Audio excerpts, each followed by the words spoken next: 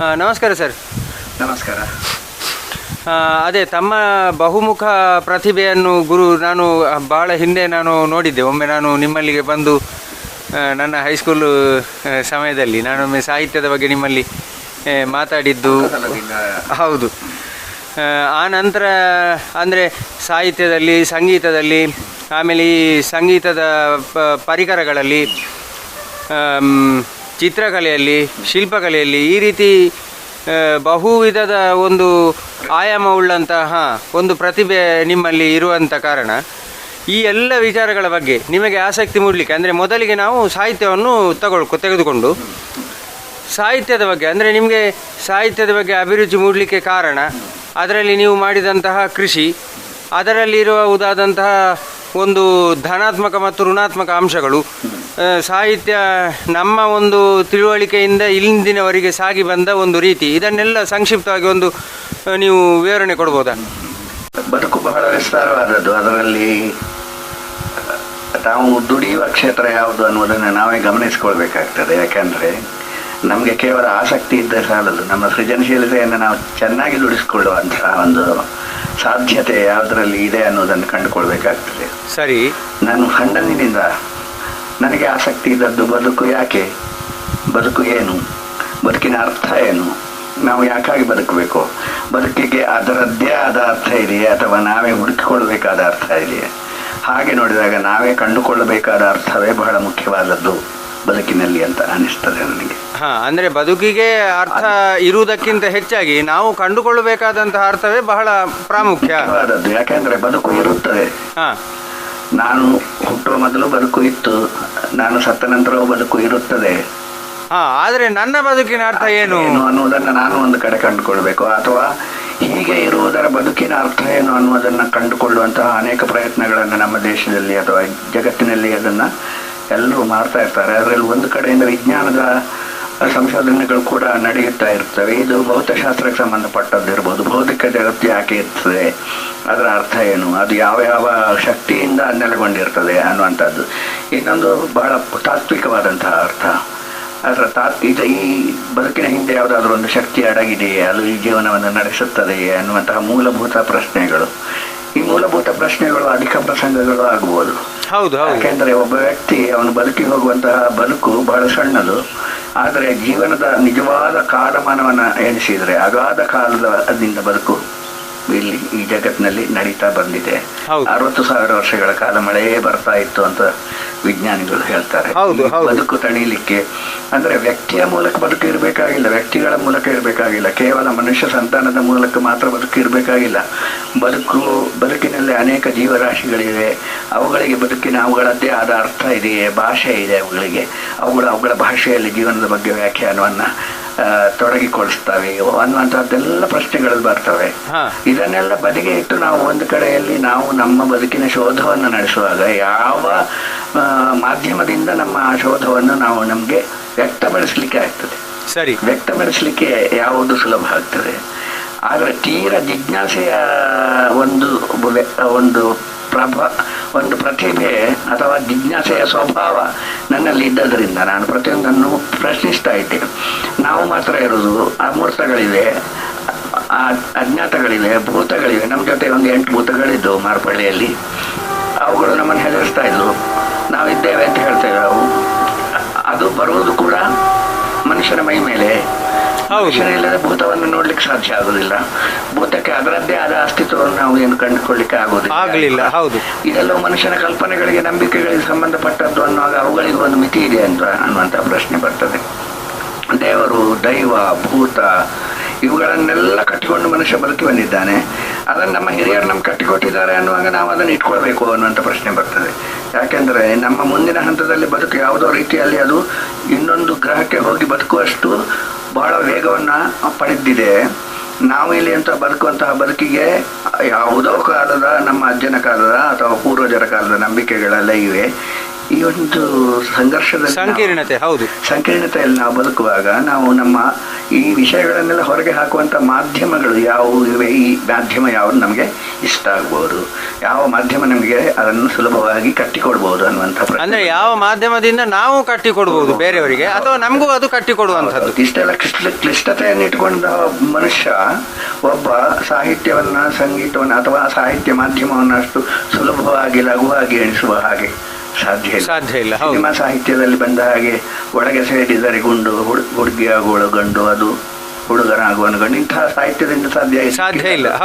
ಜಿಜ್ಞಾಸೆ ನಿಮ್ಮನ್ನ ಮುಂದಕ್ಕೆ ಒಯ್ಯುವಾಗ ನೀವು ಅದಕ್ಕೆ ಬೇಕಾದ ಪದಪುಂಜಗಳನ್ನು ಹುಡ್ಕೊಳ್ಬೇಕು, ನಿಮಗೆ ಸಹಾಯ ಮಾಡಬಹುದಾದ ಕವಿಗಳನ್ನು ಹುಡುಕೊಳ್ಬೇಕು.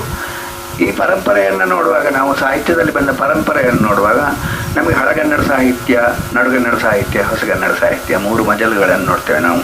ಅದೇ ನಡುಗನ್ನಡ ಸಾಹಿತ್ಯ ನಮಗೆ ಕೊಟ್ಟಷ್ಟು ಪ್ರೇರಣೆ ನಮ್ಮನ್ನು ಭಾವದ ದೃಷ್ಟಿಯಿಂದ ಅದು ವಿಸ್ತಾರ ಮಾಡಿದೆ, ನಮ್ಮನ್ನು ಅರ್ಥದ ದೃಷ್ಟಿಯಿಂದ ನಮ್ಮ ವ್ಯಾಪ್ತಿಯನ್ನು ಹೆಚ್ಚು ಮಾಡಿದೆ, ಹಿಗ್ಗಿಸಿದೆ. ಮತ್ತೆ ಬದುಕನ್ನು ಸಹಿಸಿಕೊಳ್ಬೇಕು ಅನ್ನುವಂತಹ ಒಂದು ತಾಳ್ಮೆಯ ಒಂದು ಪಾಠವನ್ನು ಅದು ಹೇಳಿದೆ. ಅದರ ಬೇಂದ್ರೆ ಇರ್ಬೋದು, ಪೋತಿ ನರಸಿಂಹಾಚಾರ್ಯ ಇರ್ಬೋದು, ಕುವೆಂಪು ಇರ್ಬೋದು, ಅಡಿಗರು ಇರ್ಬೋದು. ನನಗೆ 10 ಕವಿಗಳು ಈ ಪಾಠವನ್ನು ಹೇಳ್ತಾನೆ ಬಂದಿದ್ದಾರೆ. ಯಾಕೆಂದ್ರೆ ಇದು ನಿನ್ನ ಹೆಚ್ಚು ಜಿಜ್ಞಾಸೆಯ ವಿಷಯ, ನಿನ್ನ ಮನಸ್ಸನ್ನು ಕೆಡಿಸೀತೆ ಹೊರತು ಬದುಕು ತನ್ನ ಅರ್ಥವನ್ನು ಬಿಟ್ಟು ಕೊಡ್ಲಿಕ್ಕಿಲ್ಲ ಅನ್ನುವಂಥ ಒಂದು ಎಚ್ಚರವನ್ನು ನಾವು ಇಟ್ಕೊಳ್ಬೇಕಾಗ್ತದೆ. ಆದ್ರಿಂದ ನಾವು ಬದುಕು ಯಾವತ್ತಿಗೂ ನಿಗೂಢತೆಯನ್ನು ಯಾವತ್ತೂ ಮಾಡಿಕೊಡ್ತದೆ. ಅದು ನಾವು ಕೊಡ್ಬೇಕಾಗಿಲ್ಲ, ನಾವು ಸಣ್ಣವರು, ನಾವು ಅಷ್ಟು ಬಹಳ ದೊಡ್ಡ ಒಂದು ರೀತಿಯಲ್ಲಿ ನಾವು ಈ ಜಗತ್ತಿಗೆ ಬಂದ ಕೂಡಲೇ ನಮಗೆ ದೇವರು ಎಲ್ಲವನ್ನು ಬಿಟ್ಟುಕೊಡ್ಬೇಕು ಅಂತ ಯಾವ ದೇವರೋ ಜೀವನವೋ ನಮಗೆ ಅದು ಎಲ್ಲ ತನ್ನ ಅರ್ಥವನ್ನು ಬಿಟ್ಟುಕೊಟ್ಟು ತಾನು ತನ್ನ ಕಾಲದಲ್ಲೇ ಎಲ್ಲ ಬದುಕಿನ ಅರ್ಥ ಮುಗ್ದು ಹೋಗ್ಬೇಕು, ಹೇಳಿ ಹೋಗ್ಬೇಕು ಅನ್ನುವಂತಹ ಆತುರ ನಾವು ಪಡಲಿಕ್ಕೆ ಇಲ್ಲ. ಆದ್ರೆ ಇಂತಹ ಈ 2 ವಿಷಯಗಳು ನಮಗೆ ಒಟ್ಟಾದಾಗ ಬಹಳ ಸಂಕಟ, ಸಂಘರ್ಷ ಏರ್ಪಡ್ತದೆ. ಆ ಸಂಘರ್ಷದಿಂದ ಖಿನ್ನತೆ ಉಂಟಾಗ್ಬೋದು. ಆ ಹಂತವನ್ನು ಒಬ್ಬ ಕವಿ ತಲುಪಬೇಕಾಗ್ತದೆ. ಯಾಕೆಂದ್ರೆ ನಮ್ಮ ಹಿಂದಿನ ಕವಿಗಳನ್ನ, ಬೇರೆ ಭಾಷೆಯ ಕವಿಗಳನ್ನ, ರವೀಂದ್ರನಾಥ್ ಟ್ಯಾಗೋರು ಹಾಗೆ ಇಂಗ್ಲಿಷ್ ಕವಿಗಳನ್ನೆಲ್ಲ ನೋಡಿದ್ರೆ ಈ ಖಿನ್ನತೆ, ಡಿಪ್ರೆಷನ್ ಅನ್ನೋದು ಕಾವ್ಯದಲ್ಲಿ ಬಹಳ ದೊಡ್ಡ ಕೆಲಸ ಮಾಡಿದೆ. ಇವತ್ತಿಗೆ ನಾವು ಡಿಪ್ರೆಷನ್ ಅನ್ನೋದನ್ನು ಕಾಯಿಲೆ ಅಂತ ಹೇಳಿ ಎಣಿಸ್ತೇವೆ. ಆದರೆ ಮನುಷ್ಯ ಖಿನ್ನನಾಗದೆ, ವಿಷಾದ ಪಡದೆ ಯಾವ ಕಾಲದಲ್ಲಿ ಯಾವ ಸೃಜನಶೀಲತೆಯ ಸಂಪನ್ನ ಆಗಲಿಲ್ಲ. ಹೌದು, ನಾನು ಯಾವಾಗಲೂ ಒಂದು ಮಾತು ಯಾವಾಗಲೂ ನಮ್ಮ ಗೆಳೆಯರ ಬಳಗದಲ್ಲಿ ಹೇಳುವುದುಂಟು, ಏಕಾಂತದಲ್ಲೇ ನಾವು ಹೆಚ್ಚಿನ ಅತಿ ಮಹತ್ವದ ನಿರ್ಧಾರಗಳನ್ನು ತೆಗೆದುಕೊಳ್ಳುವುದು. ಅಂದ್ರೆ ಏಕಾಂತ ಒಬ್ಬ ಮನುಷ್ಯನಿಗೆ ಅಷ್ಟು ಆಪ್ತವಾಗಿರ್ಬೇಕು. ಏಕಾಂತ ಅದು ನನ್ನನ್ನು ನುಂಗಿ ಹಾಕ್ತದೆ ಅನ್ನುವಂಥ ಭಾವನೆ ಇರಬಾರ್ದು ಅವನಿಗೆ. ಯಾಕೆಂದ್ರೆ ಏಕಾಂತಕ್ಕೆ 2 ಮುಖಗಳಿವೆ. ಒಂದು ಏಕಾಂತ, ಅದು ನಿಮ್ಮನ್ನು ತಾದಾತ್ಮ್ಯದಿಂದ ಸಂಗೀತದ ಹಾಗೆ ಬೆಳೆಸುವಂಥದ್ದು. ಇನ್ನೊಂದು ಒಂಟಿತನ, ಲೋನ್ಲಿನೆಸ್. ಇದು ನಿಮ್ಮನ್ನು ನುಂಗ್ತಾ ಹೋಗ್ತದೆ. ಇದರಲ್ಲಿ ನಾವು ಯಾವುದರಿಂದ ಕಾಪಾಡಿಕೊಳ್ಬೇಕು ನಮ್ಮನ್ನ? ಯಾಕೆಂದ್ರೆ ಕಾವ್ಯ ಏಕಾಂತಕ್ಕೆ ಸಂಬಂಧಪಟ್ಟದ್ದು, ಹಾಗೆ ಲೋನ್ಲಿನೆಸ್ಗೆ ಸಂಬಂಧಪಟ್ಟದ್ದು. ಕಾವ್ಯ ಕೇವಲ ನಾವು ಸುಖವನ್ನೇ ಕೊಡ್ತದೆ ಅಂತ ಹೇಳಿಕ್ಕೆ ಸಾಧ್ಯ ಇಲ್ಲ, ಅದು ಕಷ್ಟವನ್ನು ಕೊಡ್ತದೆ. ನಮ್ಮ ಕಷ್ಟವನ್ನು ಕೂಡ ಹೊರಗೆ ಹಾಕಲಿಕ್ಕೆ ಅದು ಸಹಾಯ ಮಾಡ್ತದೆ. ಆದ್ರಿಂದ ನಾನು ಯಾವ ರೀತಿಯ ಸೃಜನಶೀಲತೆಯ ಒಂದು ಮಾಧ್ಯಮವನ್ನು ಆಯ್ಕೆ ಮಾಡಿಕೊಂಡು ನಾನು ಇವತ್ತಿಗೂ ನಾಳೆಗೂ ನಾನು ಹೋದ ಮೇಲೂ ನನ್ನನ್ನು ಗುರುತಿಸಬಹುದಾದ ಒಂದು ಮಾಧ್ಯಮ ನನಗೆ ಬಹಳ ಮುಖ್ಯ ಆಗಬೇಕು, ಅದು ಕಾವ್ಯ. ಬದುಕು ಬಹಳ ವಿಸ್ತಾರವಾದದ್ದು. ಇದರ ಬಗ್ಗೆ ಯಾವುದೇ ಅಭಿಪ್ರಾಯವನ್ನು ನಾವು ವ್ಯಕ್ತಪಡಿಸುವುದಂದರೆ ಅದಕ್ಕೆ ಬಹಳ ಜವಾಬ್ದಾರಿ ಬೇಕಾಗುತ್ತೆ. ಜವಾಬ್ದಾರಿಯನ್ನು ನಾವು ನಿರ್ವಹಿಸಿಕೊಂಡು ಆಮೇಲೆ ಚಿಂತನೆಯನ್ನು ಮಾಡ್ತೇವೆ, ಬದುಕಿನ ಕುರಿತು ನಾವು ಏನಾದರೂ ಹೇಳ್ತೇವೆ ಅನ್ನುವಂಥದ್ದಕ್ಕೆ ಒಂದು ಸೌಂದರ್ಯ ಬರಬೇಕಾಗ್ತದೆ. ನಾವೇ ಕವನ ಬರೆಯುವುದು ಅಥವಾ ನಾವು ಮಾತ್ರ ಕವನ ಬರೆಯುವುದು, ನಮ್ಮ ನಂತರ ಕವನ ಬರೆಯುವುದಿಲ್ಲ ಯಾರು, ಅಥವಾ ನಮಗಿಂತ ಹಿಂದೆ ಯಾರು ಬರೀಲಿಲ್ಲ ಅನ್ನುವ ಭಾವನೆಯನ್ನು ಇಟ್ಟುಕೊಂಡು ನಾನು ಕವಿಯಾಗಿ ಕೆಲಸ ಮಾಡಲಿಕ್ಕೆ ಆಗೋದಿಲ್ಲ. ನಾನು ಮೂಲತಃ ನನ್ನ ಮಾಧ್ಯಮವಾಗಿ ನಾನು ಕಾವ್ಯವನ್ನು ಆರಿಸಿಕೊಂಡಿದ್ದೇನೆ, ಉಳಿದದ್ದೆಲ್ಲ ನಾನು ಹವ್ಯಾಸ. ಅಂದರೆ ಮೂಲ ನಿಮ್ಮ ವೃತ್ತಿ ಕಾವ್ಯ, ನನ್ನ ಮೂಲ ಸ್ವಭಾವ ಕಾವ್ಯ. ಅಂದರೆ ನನಗೆ ಬದುಕಿನ ಜಿಜ್ಞಾಸೆ ಬಹಳ ಮುಖ್ಯವಾದದ್ದು. ಅದು ಸಣ್ಣನಿಂದಲೂ ಇತ್ತು. ಈ ಬದುಕು ಯಾಕೆ, ಏನು, ಎಲ್ಲಿ, ಎತ್ತ, ಇದನ್ನು ಬುದ್ಧನಂತವರು ಕೂಡ ಬಹಳ ಪ್ರಯತ್ನ ಪಟ್ಟುಕೊಂಡು ಹುಡುಕಿದ್ದಾರೆ, ಪ್ರಯತ್ನ ಮಾಡಿದ್ದಾರೆ. ಹಾಗೆಯೇ ಸಾಹಿತ್ಯದಲ್ಲಿ ಇದರ ಕೆಲಸ ನಿರಂತರ ಶೋಧನೆ ನಡೀತಾನೆ ಇದೆ. ನಾವು ಬರೆಯುವ ಹೊತ್ತಿಗೆ ಬಹಳ ಕ್ಲಿಷ್ಟಕರವಾದ ಇನ್ನೊಂದು ಸಮಸ್ಯೆ ಅಂದರೆ ವಿಜ್ಞಾನ ಅನೇಕ ಭೌತಿಕ ಸತ್ಯಗಳನ್ನು ಹುಡುಕ್ತಾ ಇದೆ. ಭೌತಿಕ ಸತ್ಯಗಳನ್ನು ಹೊರಗಡೆ ಆಗಿದೆ. ನಮ್ಮ ಭಾವನಾತ್ಮಕ ನಂಬಿಕೆಗಳನ್ನು ಅದು ನಮ್ಮನ್ನು ಅಲುಗಾಡಿಸಿದೆ ಕೆಲವೊಂದಷ್ಟು. ಹೌದು, ಆದ್ದರಿಂದ ಮೊದಲಿನ ಒಂದು ಸಾಮಾನ್ಯವಾಗಿ ನಾವು ಒಂದು 100-150 ವರ್ಷಗಳ ಹಿಂದಿನ ಮನುಷ್ಯನಿಗೂ ನಮಗೂ ಬಹಳ ವ್ಯತ್ಯಾಸ ಬರ್ತದೆ. ಹೌದು. ಆ ದೃಷ್ಟಿಯಿಂದ ನಾವು ಹಳೆಯ ಕಾಲದ ನಂಬಿಕೆಗಳಿಗೆ ಜೋತಾಡಿಕೊಂಡು ಇವತ್ತಿಗೆ ಕಾವ್ಯ ಬರೀಲಿಕ್ಕೆ ಆಗುವುದಿಲ್ಲ. ಸರಿ. ಹಾಗೆಯೇ ಒಂದು ರೀತಿಯಲ್ಲಿ ನೋಡಿದರೆ ರಾಜಕೀಯದ ಪ್ರಭಾವ ಹೆಚ್ಚು ದಿನವೂ ನಮ್ಮ ಬದುಕಿನ ಮೇಲೆ ಆಗಿದೆ. ಪ್ರಜಾಪ್ರಭುತ್ವ ಅನ್ನುವಂಥ ಒಂದು ದೊಡ್ಡ ಆದರ್ಶವನ್ನು ನಾವು ನೋಡ್ತಾ ಇದ್ದೇವೆ. ಇದರ ಮಧ್ಯೆ ಒಬ್ಬ ಕವಿ ತಾನು ಬರೆಯುವಂತಹ ಕಾವ್ಯ ಹೇಗಿರಬೇಕು, ಅದು ತನ್ನ ಭಾವನೆಗಳನ್ನು, ತನ್ನ ವಿಚಾರಗಳನ್ನು ಅದು ಹೊರಗೆ ಸ್ಫುಟವಾಗಿ ವ್ಯಕ್ತಪಡಿಸ್ತದೋ ಅನ್ನುವಂತಹ ಒಂದು ಅವನಿಗೆ ಜವಾಬ್ದಾರಿ ಇದೆ. ಇದೇ ಕಾವ್ಯವನ್ನು ಗುರುತಿಸಿದರೆ ಅದಕ್ಕೆ ಹಳೆಗನ್ನಡ, ನಡುಗನ್ನಡ, ಹಾಗೆಯೇ ನವ್ಯದ ರೂಪಗಳಿವೆ. ಇದು ಸಾಮಾನ್ಯವಾಗಿ ಇಡೀ ಜಗತ್ತಿನಲ್ಲಿ ಸಾಮಾನ್ಯವಾಗಿ ಈ ಹಂತಗಳನ್ನು ನಾವು ನೋಡಬಹುದು. ಯಾಕೆಂದರೆ ಬಹಳ ಹಳೆಯ ಕಾವ್ಯ ಪದ್ಧತಿಯಾದ ಇಂಗ್ಲಿಷ್ನಲ್ಲಿ ಕೂಡ ಇಂಡಸ್ಟ್ರಿಯಲೈಸೇಷನ್ ಬಂದ ಮೇಲೆ ಅದರ ಕಾವ್ಯದ ಸ್ವರೂಪ ಬದಲಾವಣೆ ಆಗಿದೆ. ಹಾಗೆಯೇ ಆ ಸ್ವರೂಪ ನಮ್ಮಲ್ಲಿ ಕನ್ನಡದಲ್ಲಿ ಕೂಡ ಅದರ ಪ್ರಭಾವ, ಇಂಗ್ಲಿಷ್ ಕಾವ್ಯದ ಪ್ರಭಾವ ನಮ್ಮಲ್ಲಿ ಬಂದದಿದೆ. ಹೀಗೆಲ್ಲ ಕಾವ್ಯ. ಆದರೆ ಇಲ್ಲಿ ಒಂದು ನನ್ನ ಪ್ರಶ್ನೆ ಉಂಟು. ಏನು ಅಂತಂದರೆ ನೋಡಿ, ನಾವು ಭಾರತೀಯರು ಯಾವುದನ್ನು ಮಾಡಿದರೂ ಕೂಡ ಅನುಕರಣೆಯನ್ನು ಮಾಡುವುದು ನಾವು. ನಮ್ಮಲ್ಲಿ ಉಂಟು, ನಮ್ಮಲ್ಲಿ ಬೇಕಾದಷ್ಟು ಉಂಟು. ಈಗ ನಾನು ಹೇಳುವುದಿದ್ರೆ, ಆದರೆ ಈಗ ನೋಡಿ, ಅಲ್ಲಿ ಇಂಡಸ್ಟ್ರಿಯಲ್ ಏನೋ ಕ್ರಾಂತಿ ಆಯಿತು, ಅಲ್ಲಿ ಆದಂತಹ ಒಂದು ಬದಲಾವಣೆಯನ್ನು ಇಲ್ಲಿನವರು ಕೂಡ ಅನುಕರಣೆ ಮಾಡಿ ಹೇರಲಿಕ್ಕೆ ಶುರು ಮಾಡಿದರು. ಆ ಹೇರುವಿಕೆ ಎಷ್ಟು ಸರಿ ಸಾಹಿತ್ಯದಲ್ಲಿ? ಅದು ಹೇರುವಿಕೆ ಅಂತ ಹೇಳಲಿಕ್ಕೆ ಬರುವುದಿಲ್ಲ. ಯಾಕೆಂದ್ರೆ ನನ್ನ ದೃಷ್ಟಿಕೋನ ಬದಲಾದಾಗ, ವಿಜ್ಞಾನ ಬದಲಾದಾಗ ನಾನು ಬದಲಾಗಿಯೇ ಆಗ್ತೇನೆ. ಈ ಬದಲಾವಣೆ ಬಂದಾಗ ನಮ್ಮ ಆಚೀಚಿನವರು ಏನು ಮಾಡಿದ್ದಾರೆ ಅನ್ನೋಂಥ ಪ್ರಶ್ನೆ ಅದು ಅನುಕರಣೆಯ ಪ್ರಶ್ನೆ ಅಲ್ಲ. ಈಗ ಅನೇಕ ಭಾಷೆಗಳಲ್ಲಿ ಅಲ್ಲಲ್ಲ, ನನ್ನ ಪ್ರಶ್ನೆ ಏನು ಅಂತಂದರೆ, ಇಂಡಸ್ಟ್ರಿಯಲೈಸೇಷನ್ ಆಗಿರುವಂಥದ್ದು ಯುರೋಪ್ನಲ್ಲಿ ಆ ಕಾಲಘಟ್ಟದಲ್ಲಿ ಆಯಿತು, ಅಲ್ಲಿ ಆಯಿತು. ನಮ್ಮಲ್ಲಿ ಅದು ಬರಬೇಕಾದ್ರೆ ಮತ್ತೊಂದು 50-60 ವರ್ಷ ಕಳೆದು ಬಂದಿದೆ. ಹೌದು, ಅದೇ ಸಮಯದಲ್ಲಿ ಬಂದಿಲ್ಲ. ಆದರೆ ಅದೇ ಸಮಯದಲ್ಲಿ ಅದಕ್ಕೆ ಸಂಬಂಧಪಟ್ಟ ಸಾಹಿತ್ಯಗಳು ನಮ್ಮಲ್ಲಿ ಸೃಷ್ಟಿಯಾಗಿವೆ. ಅದು ಅಲ್ಲಿ ವಿರೋಧಾಭಾಸವನ್ನು ಕೊಡುವುದಿಲ್ವ? ಈಗಿನ ನಾವು ಇನ್ನೂ ಆ ಅಡ್ವಾನ್ಸ್ಡ್ ಸ್ಟೇಜ್ಗೆ ಹೋಗಲಿಲ್ಲ, ಆದರೆ ಅಂಥದ್ದು ಬಂದಾಗ ನಾವು ತೆಗೆದುಕೊಳ್ಳುವುದಾದ್ರೂ ಹೇಗೆ? ಆದರೆ ಒಂದು ಕಾವ್ಯದ ಒಂದು ಕಾಲದ ಸಂಕೀರ್ಣತೆ, ಜೀವನದ ಸಂಕೀರ್ಣತೆಯನ್ನು ನಾವು ನೋಡಲೇಬೇಕಾಗ್ತದೆ. ಯಾಕೆಂದರೆ ಈಗ ನಾನು ಹೇಳಿದೆ, ಒಬ್ಬ ಕವಿ ಅವನ ಬದುಕಿನ ಕುರಿತು ಜಿಜ್ಞಾಸೆಯನ್ನು ಹೊಂದಿರ್ತಾನೆ. ಹೌದು, ಅವನ ಬದುಕಿನ ಅರ್ಥ ಏನು ಅನ್ನೋದನ್ನು ಅವನು ಹುಡುಕಲಿಕ್ಕೆ ಪ್ರಯತ್ನ ಮಾಡ್ತಾನೆ. ಅದೇ ವೇಳೆಗೆ ಅವನಿಗಿಂತ ಹಿಂದೆ ಇದ್ದ, ಅವನಿಗಿಂತ ಮುಂದೆ ಇರಬಹುದಾದ ಒಂದು ಬದುಕು ಇದೆಯಲ್ಲ, ಅದರ ಅರ್ಥವನ್ನು ಕಂಡುಕೊಳ್ಳಿಕ್ಕೆ ಅವನು ಪ್ರಯತ್ನ ಮಾಡ್ತಾನೆ. ಹೌದು. ಆದರೆ ಯಾರಿಗೂ ಬದುಕು ಅಷ್ಟು ಸುಲಭವಾಗಿ ತನ್ನ ನಿಗೂಢತೆಯನ್ನು ಬಿಟ್ಟುಕೊಡಬೇಕಾಗಿಲ್ಲ. ಯಾಕೆಂದರೆ ಮನುಷ್ಯ ಅಷ್ಟು ದೊಡ್ಡವನಲ್ಲ. ಮನುಷ್ಯನ ಜೊತೆಗೆ ಬೆಳೆಯುವ, ಬದುಕುವ ಅನೇಕ ಜೀವರಾಶಿಗಳಿವೆ. ಅವುಗಳಿಗೂ ಈ ಒಂದು ಗ್ರಹದ ಮೇಲೆ ಅದೇ ಅವನಷ್ಟೇ ಹಕ್ಕಿದೆ, ಬದುಕುವಂಥ ಒಂದು ಹಕ್ಕಿದೆ. ಮನುಷ್ಯ ಮಾತ್ರ ಅವನಿಗೆ ನ್ಯಾಯಾಲಯಗಳನ್ನು ಮಾಡಿಕೊಂಡಿದ್ದೇನೆ. ಈ ನ್ಯಾಯಾಲಯಗಳು ಪ್ರಾಣಿಗಳನ್ನು ಪ್ರಶ್ನಿಸುವ ಹಾಗಿಲ್ಲ. ಯಾಕೆಂದರೆ ಪ್ರಾಣಿಗಳ ಜೀವನ ಅವುಗಳದ್ದೇ ಆದ ಒಂದು ಸ್ವಾತಂತ್ರ್ಯದಲ್ಲಿ ನಡೆದು ಹೋಗಬೇಕು.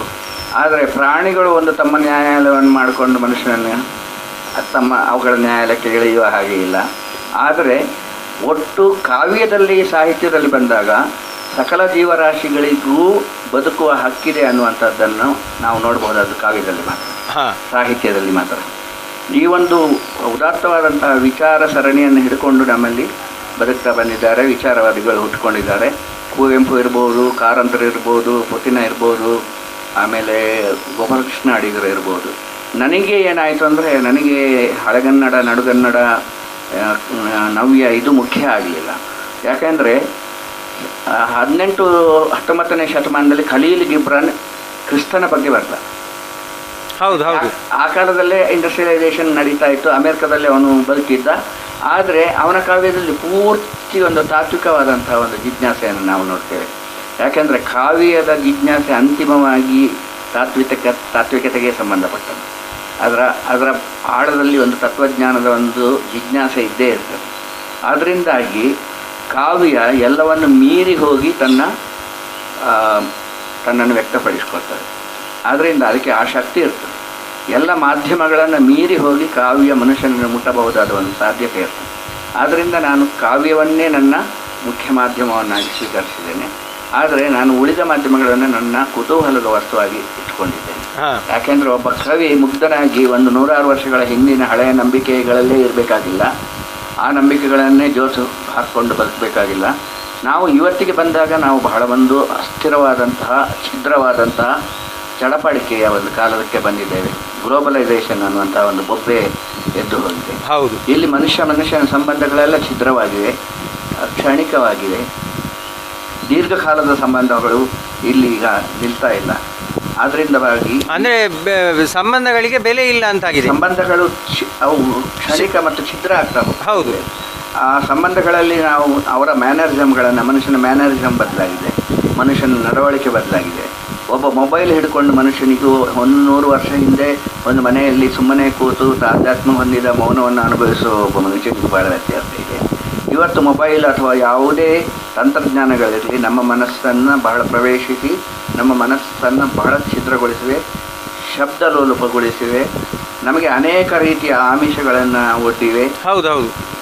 ಒಂದು ಕಾಲಕ್ಕೆ ಕವಿಗಳಿಗೆ, ಸಾಹಿತಿಗಳಿಗೆ ಇರಬೇಕಾದ ಪ್ರಾಮುಖ್ಯತೆ, ಇರಬಹುದಾದ ಒಂದು ಗೌರವ ಈಗ ಇರಬೇಕಾಗಿಲ್ಲ. ಯಾಕೆಂದರೆ ನನ್ನ ಕೈಯಲ್ಲೂ ಇದೆ ಒಂದು ಸಾಮಗ್ರಿ, ಇದರಲ್ಲಿ ನಾನು ಚಿತ್ರ, ಸಂಗೀತ, ಕಾವ್ಯ, ಸಾಹಿತ್ಯ ಎಲ್ಲವನ್ನು ನೋಡಬಲ್ಲೆ ಅನ್ನುವಂತಹ ಒಂದು ಸಾಮಾನ್ಯ ಮನುಷ್ಯನಿಗೂ ಒಂದು ಪ್ರಾಮುಖ್ಯತೆಯನ್ನು ತಂದುಕೊಟ್ಟಂತಹ ಕಾಲ ಇದು. ಇದು ಸರಿಯೋ ತಪ್ಪು ಅನ್ನುವಂಥದ್ದು ಪ್ರಶ್ನೆ ಬೇರೆ.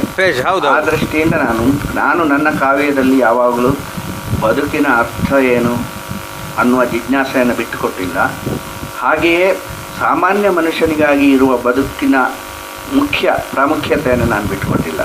ಯಾಕೆಂದರೆ ನಾನು ಯಾವುದೋ ಒಬ್ಬ ನಮ್ಮ ದೇಶದ ಕಾಲದ ಪ್ರಧಾನಮಂತ್ರಿಯನ್ನು ಹೋಗಲಿ ನಾನು ಕಾವ್ಯ ಬರೀಬೇಕಾಗಿಲ್ಲ.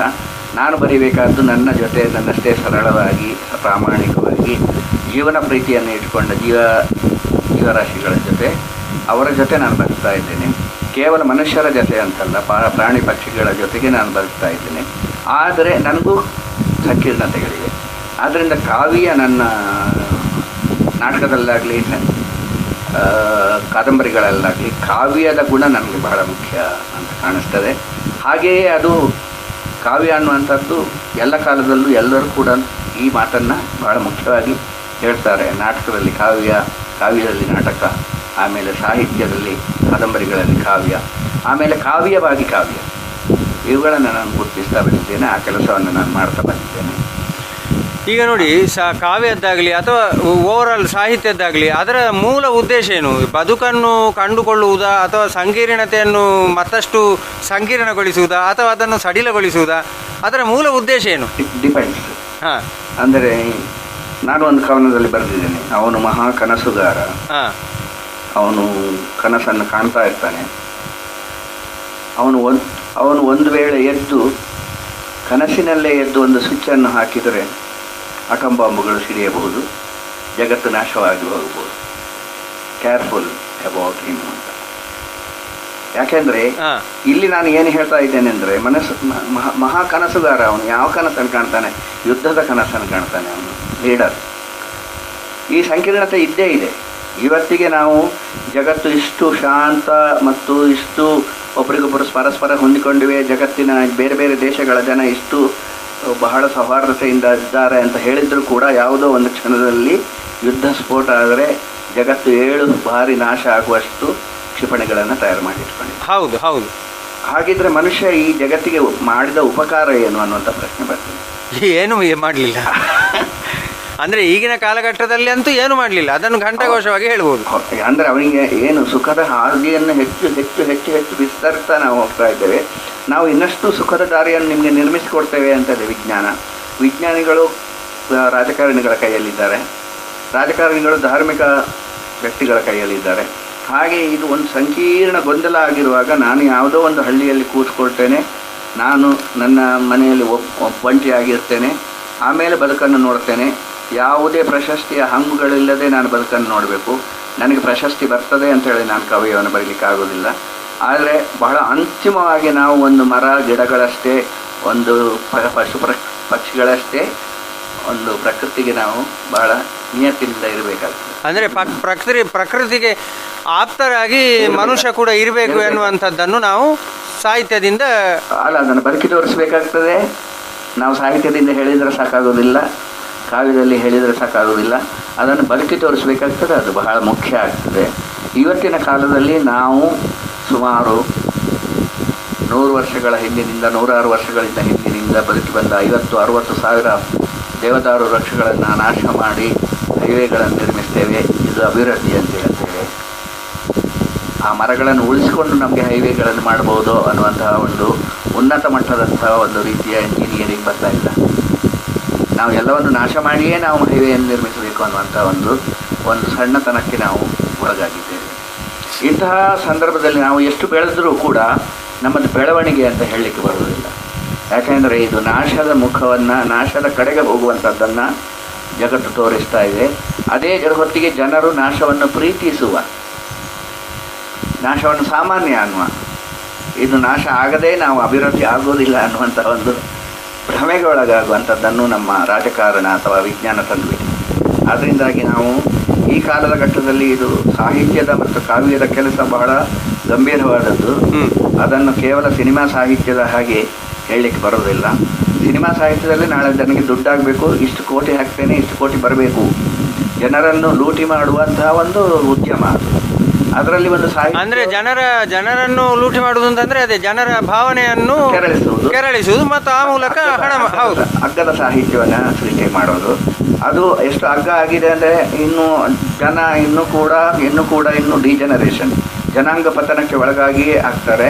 ಅಗ್ಗದ ಸರಕುಗಳಿಗೆ ತಮ್ಮನ್ನು ಮಾರಿಕೊಳ್ತಾರೆ, ಅಗ್ಗದ ಒಂದು ಆಸಕ್ತಿಯನ್ನು ಬೆಳೆಸಿಕೊಳ್ತಾರೆ, ಅಶ್ಲೀಲತೆ ಕಡೆಗೆ ಗಮನ ಹೋಗ್ತದೆ. ಹಾಗೆಯೇ ಅಂದರೆ ಸದಾಭಿರುಚಿ ಸಂಪೂರ್ಣ ಕೆಟ್ಟು ಹೋಗ್ತದೆ. ನಮ್ಮ ದೇಶದಲ್ಲಿ ಒಂದು ಮಗುವನ್ನು, ಒಂದು ತಾಯಿಯನ್ನು, ಒಬ್ಬಳ ಅಜ್ಜಿಯನ್ನು ರೇಪ್ ಮಾಡುವ ಹಂತಕ್ಕೆ ಇವತ್ತು ಪ್ರೇರೇಪಣೆ ಕೊಟ್ಟಂತಹ ಒಂದು ಉದ್ಯಮ ಇದ್ದರೆ ಅದು ಸಿನಿಮಾ. ಇದನ್ನು ನಾನು ಸ್ಪಷ್ಟವಾಗಿ ಹೇಳಬೇಕಾಗ್ತದೆ. ಇದು ಭಾಳ ಖೇದದಿಂದ, ದುಃಖದಿಂದ ಹೇಳಬೇಕಾಗ್ತದೆ. ಅದರ ಮಧ್ಯೆ ಒಳ್ಳೆಯ ಸಿನಿಮಾಗಳು ಬರಲಿಲ್ಲ ಅಂತಲ್ಲ, ನಾವು ಎಲ್ಲರೂ ಕೂಡ ಕಡಿವಾಣ ಹಾಕಬಹುದಾದ ಸ್ಥಿತಿಯಲ್ಲಿ ಇಲ್ಲ.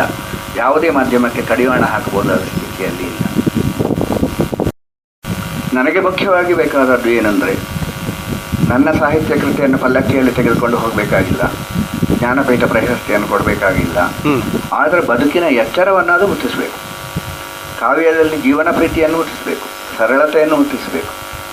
ಅದನ್ನು ತೀರ ಒಂದು ಸಂಕೀರ್ಣ ವಸ್ತುವನ್ನಾಗಿ ಮಾಡಬಾರ್ದು. ಸಾಹಿತ್ಯ ಮನುಷ್ಯನ ಕೈಗೆ ಎಟುಕುವ ಹಾಗಿರಬೇಕು, ಭಾವನೆಗಳು ಎಟುಕುವ ಹಾಗಿರಬೇಕು, ಅವನನ್ನು ತಿದ್ದುವ ಹಾಗಿರಬೇಕು, ಅವನು ತಿದ್ದಿಕೊಳ್ಳಬಹುದಾದ ವಿವೇಕವನ್ನು ಹುಟ್ಟಿಸಬೇಕು. ಇದು ಕಾವ್ಯದಿಂದ ಸಾಧ್ಯವೋ ಅನ್ನುವಂಥ ಪ್ರಯತ್ನವನ್ನು ನಾನು ಮಾಡ್ತಾ ಬಂದಿದ್ದೇನೆ. ನಾನು ಕಾವ್ಯದಿಂದ ಕೇವಲ ನಿರಾಶೆಯನ್ನು ಮಾತ್ರ ನಾನು ವ್ಯಕ್ತಪಡಿಸಿಲ್ಲ. ಇಲ್ಲಿ ಒಂದು ಸಂಯಮಬದ್ಧವಾದಂತಹ ಜೀವನ ಸಾಧ್ಯವೋ ಅನ್ನುವಂಥದ್ದನ್ನು ನಾನು ಹೇಳಿದ್ದೇನೆ. ನನಗೆ ಒಂದು ಸಣ್ಣ ತುಂಡು ಸಮುದ್ರ, ಒಂದು ಸಣ್ಣ ತುಂಡು ಆಕಾಶ, ಚಿಕ್ಕ ಆಕಾಶ ಇಷ್ಟೆಲ್ಲ ಬೇಕು ನಾನು ಕಿಸೆಯಲ್ಲಿ ಇಟ್ಕೊಳ್ಳಿಕ್ಕೆ ಅಂತ ನಾನು ಒಂದು ಕಡೆ ಬರೀತೇನೆ. ಆದರೆ ಅದಕ್ಕಾಗಿ ನಾನು ಆಕಾಶವನ್ನು ಚೂರು ಮಾಡ್ತೇನೆ, ಸಮುದ್ರವನ್ನು ಹೋಳು ಮಾಡ್ತೇನೆ, ಅದಕ್ಕಾಗಿ ನಾನು ಅರಣ್ಯಗಳನ್ನು ನಾಶ ಮಾಡ್ತೇನೆ ಅಂತ ಒಂದು ಕಡೆ ಬರಿತೇನೆ. ಇದನ್ನು ಬರಿತಾ ನಾನು ಅದನ್ನು ಆ ಎಚ್ಚರವನ್ನು ಹುಟ್ಟಿಸ್ತೇನೆ. ನಮ್ಮ ಸಣ್ಣ ಸಣ್ಣ ಆಸೆಗಳು ಅಂತ ನಾವು ಹೇಳ್ಕೊಳ್ತೇವೆ. ನಾವೇ ಒಂದು ಮನೆ ಕಟ್ಟುವಂಥದ್ದು, ನಮಗೆಲ್ಲ ಇರುವ ಆಸೆಗಳು ಸಣ್ಣದೇ. ಆದರೆ ಈಗ ಅದಕ್ಕಾಗಿ ನಾಶ ಆಗುವಂತಹ ಜಗತ್ತು ಮಾತ್ರ ಬಹಳ ದೊಡ್ಡದ್ದು. ಹೌದು. ಈಗ ಎಲ್ಲಿಯವರೆಗೆ ಅಂದರೆ, ನಾನು ಭಾವುಕನಾಗಿಯೇ ನೋಡಿದ್ದರಿಂದ ಪ್ರಯೋಜನ ಇಲ್ಲ. ಈಗ ಕವಿಗಳು ಇರ್ತಾರೆ, ಬರೀ ಆಕಾಶವನ್ನು, ಹಕ್ಕಿಗಳನ್ನು ಅಥವಾ ಇದನ್ನೇ ನೋಡಿಕೊಂಡು, ನದಿಯನ್ನು ನೋಡಿಕೊಂಡು ಬರೆದರೆ ಸಾಕಾಗುತ್ತಿಲ್ಲ. ಯಾಕೆಂದರೆ ಈ ನದಿಯನ್ನು ಬಾಟಲಿಗಳಲ್ಲಿ ತುಂಬಿಸಿ ಮಾರುವಂಥ ಒಂದು ಪ್ರಮೇಯ ಬಂದಿದೆ. ಆಗ ಕವಿ ಆ ಅರ್ಥಶಾಸ್ತ್ರದ ಬಗ್ಗೆ ಯೋಚನೆ ಮಾಡಬೇಕಾಗ್ತದೆ. ಕವಿಯು ಕೇವಲ ಭಾವುಕನಾದರೆ ಪ್ರಯೋಜನ ಇಲ್ಲ. ಕವಿಯಲ್ಲಿ ಅರ್ಥಶಾಸ್ತ್ರದ ಕುರಿತು ಕೂಡ ವಿವೇಚನೆಯನ್ನು ಹುಟ್ಟಿಸ್ಕೊಳ್ಬೇಕಾಗ್ತದೆ. ಇವತ್ತಿಗೆ ಅರ್ಥಶಾಸ್ತ್ರವನ್ನು ನಾವು ಎಷ್ಟು ಅಪ್ಪಿಕೊಂಡಿದ್ದೇವೆ ಅಂದರೆ, ಒಬ್ಬ ಮನುಷ್ಯನಿಗೆ ಅವನ ಕಾಲದವರೆಗೆ ಬೇಕಾದ ಹಣಕ್ಕಿಂತ ಹೆಚ್ಚು ಅವನ 10 ಪಟ್ಟು ಜೀವನದ, ಅವನ ತಲೆಮಾರಿನ ಹಣವನ್ನು ಒಬ್ಬನೇ ಸಂಗ್ರಹಿಸಬಹುದಾದ ಸ್ವಾತಂತ್ರ್ಯವನ್ನು ನಾವು ಇವತ್ತಿಗೆ ತಂದಿದ್ದೇವೆ. ಈ ಆರ್ಥಿಕ ಶಾಸ್ತ್ರವನ್ನು ನಾವು ಪ್ರಶ್ನಿಸದೆ ಹೋದರೆ ಈ ಪ್ರಾಕೃತಿಕ ನಾಶ ಹೀಗೆ ನಡೀತಾ ಹೋಗ್ತದೆ. ಉದಾಹರಣೆಗೆ, ನಾನು ಸಾಯ್ತೇನೆ, ಆದರೆ ನನ್ನ ಹಣ ಸಾಯುವುದಿಲ್ಲ ಅನ್ನೋದು ಒಂದು ಬಹಳ ದೊಡ್ಡ ಒಂದು ವಿಡಂಬನೆ. ಹೌದು. ನಾನು ಸಾಯ್ತೇನೆ ಅಂದ ಕೂಡಲೇ ನಾನು ಸತ್ತ ಮೇಲೆ ನನ್ನ ವಿಚಾರಗಳು, ನನ್ನ ಸೃಜನಶೀಲ ವಿಚಾರಗಳು, ಒಳ್ಳೆಯ ವಿಚಾರಗಳು, ಬದುಕಿಗೆ ಬೇಕಾದ ವಿಚಾರಗಳು ಬುದ್ಧನ ಹಾಗೆ ನಿಲ್ಲಲು. ಆದರೆ ಬುದ್ಧನಿಗೆ ಇಷ್ಟು ಕೋಟಿ ಹಣ ಇತ್ತು, ಆದ್ದರಿಂದ ಬುದ್ಧ ನಿಲ್ಲಬೇಕು ಅಂತ ಹೇಳಲಿಕ್ಕೆ ಬರುತ್ತಿಲ್ಲ. ಅಲ್ಲಿ ನಾವು ಆ ಹಣವನ್ನು ಅಲ್ಲಿಂದ ತಪ್ಪಿಸಬೇಕಾಗ್ತದೆ. ಹಣದ ಈ ರೀತಿಯ ಹಣವನ್ನು ಕೊಳ್ಳೆ ಹೊಡೆಯುವಷ್ಟು, ಹಣವನ್ನು ಎಷ್ಟೆಷ್ಟೋ ತಲೆಮಾರಿಗೆ ಸಂಗ್ರಹಿಸುವಷ್ಟು ಇಂತಹದ್ದನ್ನು ನಾವು ಮಾಡಿದರೆ ಮಕ್ಕಳಲ್ಲಿ ಬೆಳವಣಿಗೆಯನ್ನು ಸಮಾನತೆಯನ್ನು ತರಲಿಕ್ಕೆ ಬರೋದಿಲ್ಲ. ಯಾಕೆಂದರೆ ಅಂಬಾನಿಯ ಮಗ ಬೇರೆ ರೀತಿಯಲ್ಲಿ ಬೆಳಿಬೋದು, ನನ್ನ ಮಗ ಬೇರೆ ರೀತಿಯಲ್ಲಿ ಬೆಳಿಬೋದು. ಬೇರೆ ಬೇರೆ ರೀತಿಯಲ್ಲಿ ಬೇರೆ ಬೇರೆ ಜಾತಿ ಪಂಥ ಇಂಥದ್ರಲ್ಲೇ ಮನುಷ್ಯ ಬೆಳಿಬೇಕು ಅನ್ನುವಂತಹ ಒಂದು ಅಲಿಖಿತ ಒಪ್ಪಂದವನ್ನು ತಂದ ಮೇಲೆ ಈ ಜಗತ್ತಿನಲ್ಲಿ ಅಸಮಾನತೆಯನ್ನು ಯಾವಾಗಲೂ ಇದ್ದೇ ಇರ್ತವೆ ಅಂತಾಯ್ತು. ಹೌದೌದು, ಅಸಮಾನತೆ ಜಗದ ನಿಯಮವೇ. ಆದರೆ ಇಡೀ ಜಗತ್ತಿನಲ್ಲಿ ನೀವು ಸಾಮಾಜಿಕ ಸಮಾನತೆಯನ್ನು ತರಬಹುದಾದರೆ ಎಲ್ಲ ತಾಯಂದರೆ ಎಲ್ಲ ಮಕ್ಕಳು ಒಂದೇ ರೀತಿಯಲ್ಲಿ ಬೆಳೆಯುವಂತಹ ಒಂದು ಸಾಮಾಜಿಕ ವ್ಯವಸ್ಥೆಯನ್ನು ತರಬೇಕಾಗ್ತದೆ. ಅದು ಕೇವಲ ದೇಶಗಳಿಗೆ ಮಾತ್ರ ಸೀಮಿತ ಅಲ್ಲ. ಇನ್ನು ಬೌದ್ಧಿಕ ಅಸಮಾನತೆ ಅನಿವಾರ್ಯ. ಯಾಕಂದರೆ ಅದು ಪ್ರತಿಭೆಗೆ ಸಂಬಂಧಪಟ್ಟದ್ದು, ಅದು ನಮಗೆ ಬೇಕು ಕೂಡ. ವೈವಿಧ್ಯತೆಯನ್ನು ಸಾಧಿಸಲಿಕ್ಕೆ ಬೌದ್ಧಿಕ ಅಸಮಾನತೆ ಇರ್ತದೆ. ಅಸಮಾನತೆ ಅಂದರೆ ಅದೊಂದು ಸ್ಪರ್ಧೆ ಅಲ್ಲ, ಆದರೆ ವೈವಿಧ್ಯ ಅಂತ ನಾವು ಇಟ್ಕೊಳ್ಬೇಕಾಗ್ತದೆ. ಆದರೆ ಸಾಮಾಜಿಕ ಅಸಮಾನತೆಯನ್ನು ಹೋಗಲಾಡಿಸಬೇಕಿದ್ದರೆ ಇಡೀ ಜಗತ್ತಿನ ಮಕ್ಕಳನ್ನು ಒಂದಾಗಿ ನೋಡುವಂಥ ಒಂದು ನಾವು ಪ್ರಕ್ರಿಯೆಯನ್ನು ಬೆಳೆಸ್ಕೊಳ್ಬೇಕಾಗ್ತದೆ.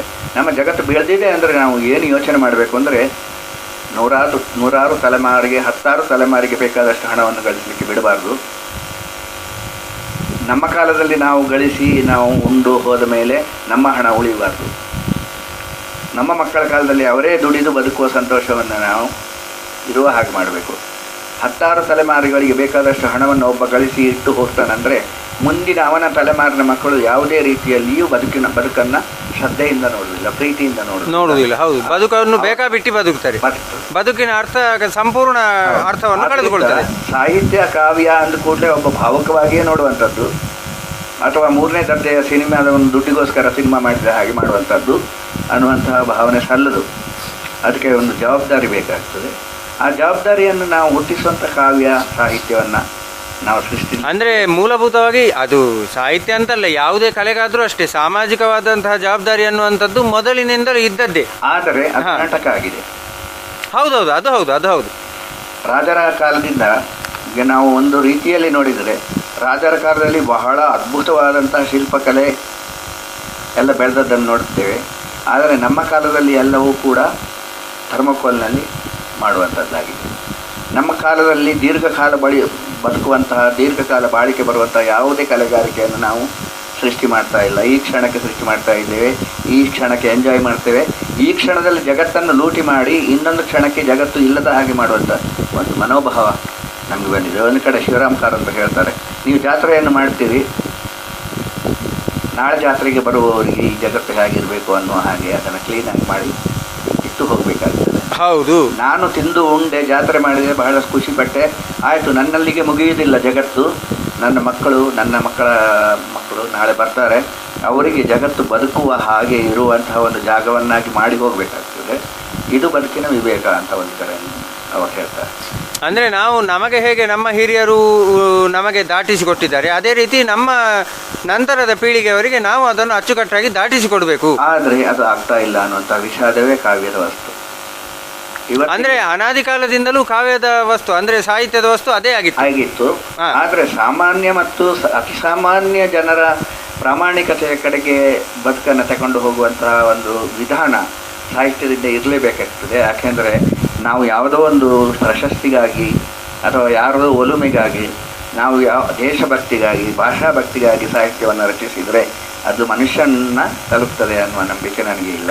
ಆ ದೃಷ್ಟಿಯಿಂದ ದೇಶಭಕ್ತಿ, ಪ್ರಶಸ್ತಿ, ಭಾಷಾಭಕ್ತಿ ಇವುಗಳೆಲ್ಲವನ್ನು ಮೀರಿದ ಒಂದು ಇಡೀ ಜಗತ್ತಿನ ಬಗ್ಗೆ ನಾವು ಕುವೆಂಪು ಅವರು ವಿಶ್ವಮಾನವತೆ ಅಂತ ಏನು ಹೇಳಿದರು ಅದರ ಬಗ್ಗೆ ನಮ್ಮ ಆಸಕ್ತಿಯನ್ನು ಇಟ್ಕೊಳ್ಬೇಕಾಗ್ತದೆ. ಕುವೆಂಪು ಅವರು ವಿಶ್ವಮಾನವತೆಯನ್ನು ಹೇಳಿದರು, ಆದರೆ ಅವರನ್ನು ನಾವು ತೀರಾ ಕುಬ್ಜರನ್ನಾಗಿ ಮಾಡಿಬಿಟ್ಟೆವು. ನಮ್ಮಲ್ಲಿನ ಕವಿ ಇಡೀ ವಿಶ್ವವನ್ನು ಗಮನಿಸು, ವಿಶ್ವದ ಮನುಷ್ಯರನ್ನು ಗಮನಿಸು, ಭ್ರಾತೃತ್ವವನ್ನು ಬೆಳೆಸ್ಕೊಳ್ಳು ಅನ್ನುವಂಥ ಒಂದು ಸಂದೇಶವನ್ನು ಹೇಳಿದರೆ ನಾವು ಅವರನ್ನು ಕನ್ನಡಕ್ಕೆ ಸೀಮಿತರನ್ನಾಗಿ ಬಿಟ್ಟಿದ್ದೇವೆ. ಈ ರೀತಿಯ ಜನ ಇರುವವರೆಗೆ ಒಬ್ಬ ಬಹಳ ದೊಡ್ಡ ಒಂದು ವ್ಯಕ್ತಿ ಬೆಳೀಲಿಕ್ಕೆ ಸಾಧ್ಯ ಆಗೋದಿಲ್ಲ. ನೀವು ಇವತ್ತಿಗೆ ಯಾವುದೇ ದೇಶಗಳಲ್ಲಿ ನೋಡಿ, ರವೀಂದ್ರನಾಥ್ ಠಾಗೋರನ್ನು ಒಬ್ಬ ವಿಶ್ವ ಕವಿಯನ್ನಾಗಿ ನೋಡ್ತಾರೆ, ಅವರ ಬ್ಯಾಲೆಗಳನ್ನು ಮಾಡ್ತಾರೆ, ಅವರ ಸಾಹಿತ್ಯಕ್ಕೆ ಅಷ್ಟು ಬೆಲೆ ಇದೆ. ಯಾಕೆಂದರೆ ವಿಶ್ವ ದೃಷ್ಟಿಕೋನ ಅನ್ನುವುದಕ್ಕೆ ಅಷ್ಟು ಬೆಲೆ ಇದೆ. ನಾವು ಬೆಳೆಸ್ಕೊಳ್ಬೇಕಾಗ್ತದೆ ಅದನ್ನು. ನಾನು ಇಲ್ಲಿ ಒಂದು ನನ್ನ ಊರಿನಲ್ಲಿ ಕುಳಿತುಕೊಂಡು ನನ್ನ ಊರಿನ ದೇವಸ್ಥಾನ, ದೈವ, ಬೊಬ್ಬರಿಯ, ಕೊಡಮಂತಾಯ ಅಂತ ಹೇಳಿದರೆ ಇವತ್ತಿನ ಕಾಲಕ್ಕೆ ಸಾಕಾಗುವುದಿಲ್ಲ. ಅದು ಯಾವುದೋ ಕಾಲದ ನಂಬಿಕೆಗಳಾಗ್ತವೆ. ನಾವು ಯಾವುದೋ ಕಾಲದ ನಂಬಿಕೆಗಳನ್ನು ಕೊಟ್ಕೊಂಡು ಇವತ್ತಿಗೆ ಬದುಕಲಿಕ್ಕೆ ಆಗೋದಿಲ್ಲ. ನಾವು ಜಗತ್ತಿಗೆ ಬದುಕುವ ಜನರನ್ನು ತಯಾರು ಮಾಡಬೇಕಂತ.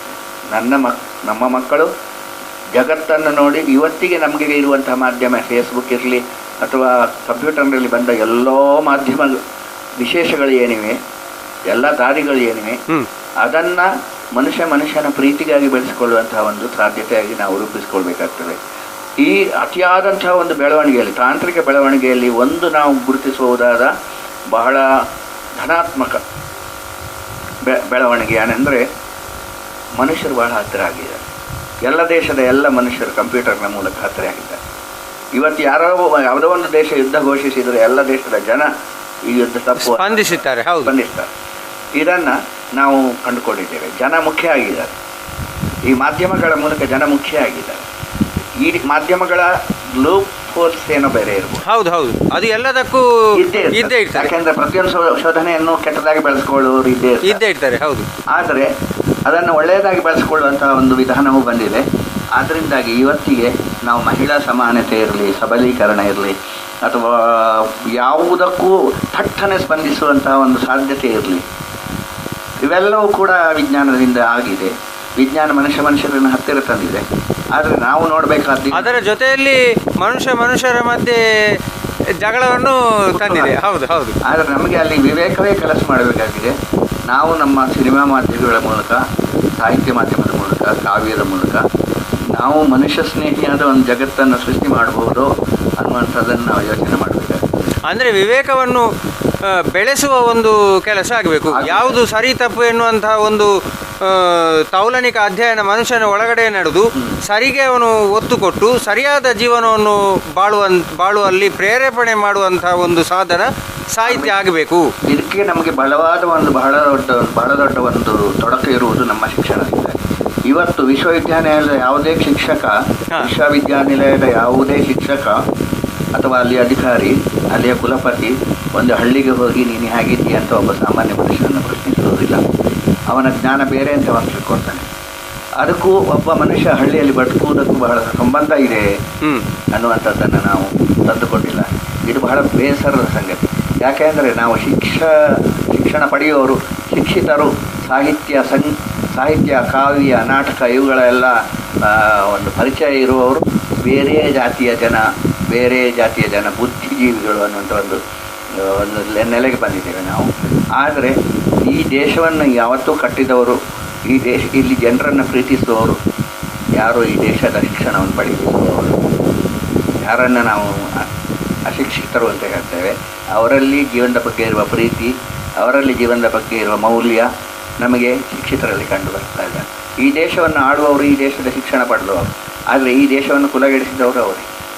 ಈ ದೇಶದಲ್ಲಿ ಸಂಪೂರ್ಣ ಒಂದು ರೀತಿಯ ಮೌಲ್ಯ ಪತನ ಎಲ್ಲವನ್ನು ಮಾಡಿದವರು ಇಲ್ಲಿಯ ಶಿಕ್ಷಿತರೇ.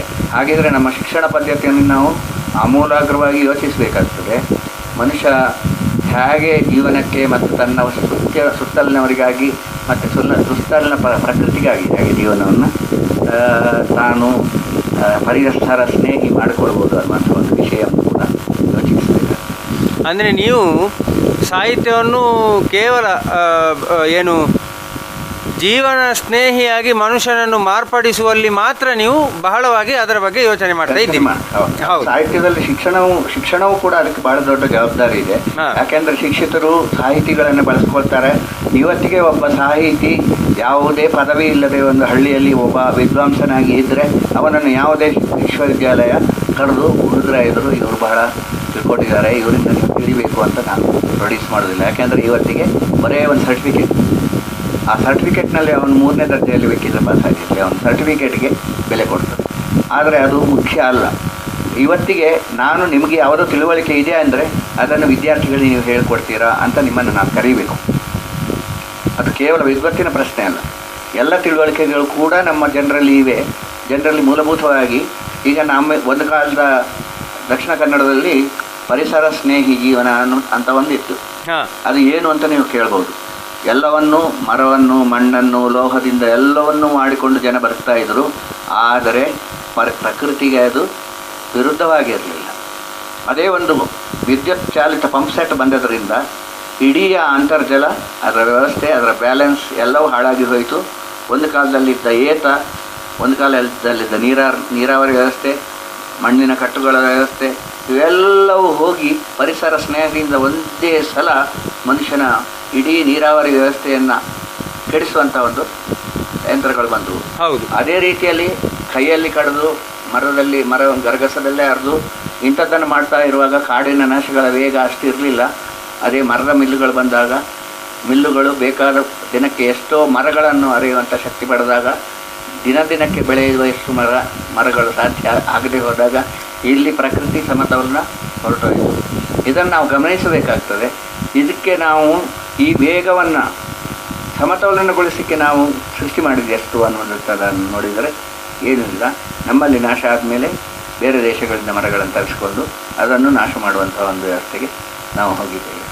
ಆದ್ದರಿಂದಾಗಿ ನಾವು ಇವತ್ತಿನ ಎಲ್ಲ ಅನಾಹುತಗಳ ಹಿಂದೆ ನಾವು ಪ್ರಕೃತಿಯನ್ನು ಪ್ರೀತಿಸದೇ ಇರುವ, ಪ್ರಕೃತಿಯ ಬಗ್ಗೆ ಕಾಳಜಿ ಇಲ್ಲದೇ ಇರುವ, ಪ್ರಕೃತಿ ನಮ್ಮ ತಾಯಿ ಎಂದು ನಾವು ತಿಳಿಯದೇ ಇರುವ ಒಂದು ಗುಣ ಬೆಳೆಸಿಕೊಂಡಿದ್ದೇವೆ ಅನ್ನೋದು ಬಹಳ, ಇದು ಶಿಕ್ಷಣದಲ್ಲಿ ಅತ್ಯಂತ ಕಠೋರವಾಗಿ ಶಿಕ್ಷಣದ ಮನಸ್ಸು ಎಷ್ಟು ಕಠೋರವಾಗಿದೆ ಅಂದರೆ ಅದು ಪ್ರೀತಿ ಮಾಡಲಾರದ ಮನಸ್ಸಾಗಿದೆ. ಹೌದು ಹೌದು. ಆ ದೃಷ್ಟಿಯಿಂದ ನಮ್ಮ ಹಿರಿಯರು ಎಷ್ಟು ತಿಳುವಳಿಕೆ ಉಳ್ಳವರಾಗಿದ್ದರು. ಅವರು ಒಳ್ಳೆಯ ಸಾಹಿತ್ಯ ಕೃತಿಗಳನ್ನು ರಚಿಸಿದ್ದಾರೆ, ಒಳ್ಳೆಯ ಮೌಲ್ಯದಿಂದ ಬದುಕಿದ್ದಾರೆ.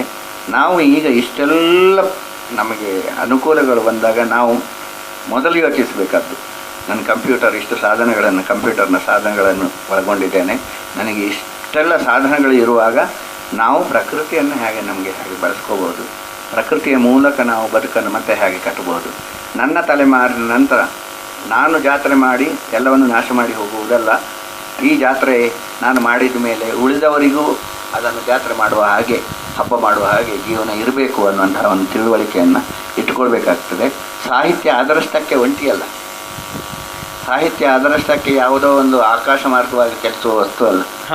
ಅದು ಜೀವನದಲ್ಲಿ ಇರಬೇಕು, ಅದು ಅನುಭವಪೂರ್ಣವಾಗಿರಬೇಕು, ಯಾವುದು ಒಳ್ಳೆಯದು ಸಾಧ್ಯ ಅನ್ನೋದರ ಕಡೆಗೆ ನೋಡಬೇಕು ಅನ್ನುವಂಥದ್ದನ್ನು ನಾನು ಯೋಚಿಸ್ತಾ ಬಂದಿದ್ದೇನೆ.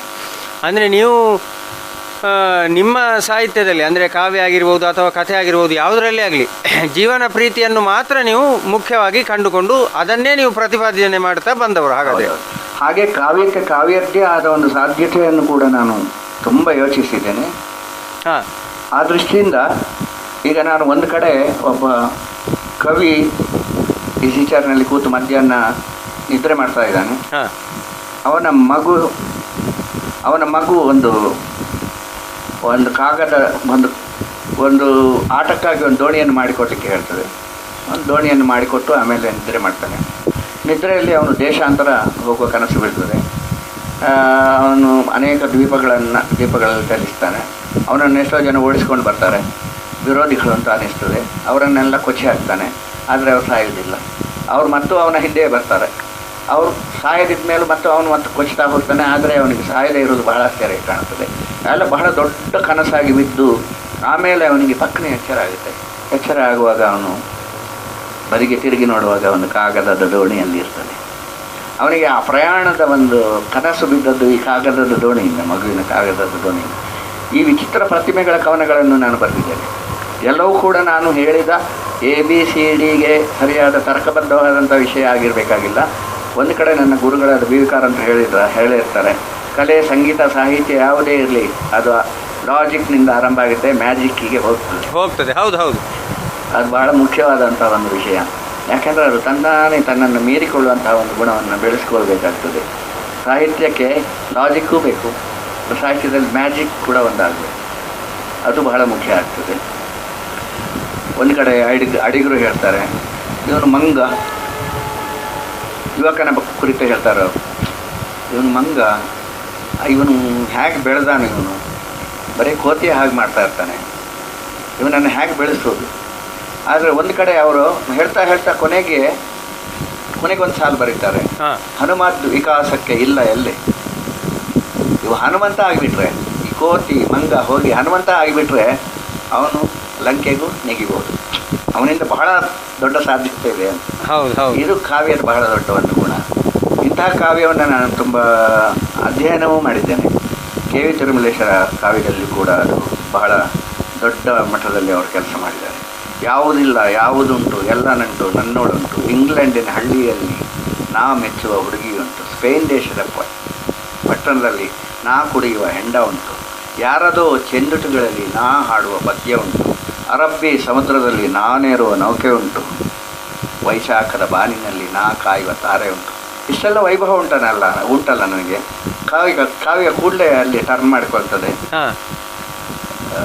ದಟ್ಟವಾದ ಕತ್ತಲಲ್ಲಿ ನಾ ಹುಟ್ಟಿದ ಗ್ರಾಮ ಉಂಟು ಅಂತ ಬರೀತಾರೆ. ದಟ್ಟವಾದ ಕತ್ತಲಲ್ಲಿ ನಾ ಹುಟ್ಟಿದ ಗ್ರಾಮ ಉಂಟು ಅನ್ನುವಂಥದ್ದನ್ನು ಬರೆಯುವಾಗಲೇ ಅದು ಇಷ್ಟೆಲ್ಲ ಬೆಳವಣಿಗೆ ಆಗಿದೆ, ನಾನು ಹುಟ್ಟಿದ ಗ್ರಾಮ ಮಾತ್ರ ಇನ್ನೂ ಬೆಳವಣಿಗೆ ಆಗಲಿಲ್ಲ.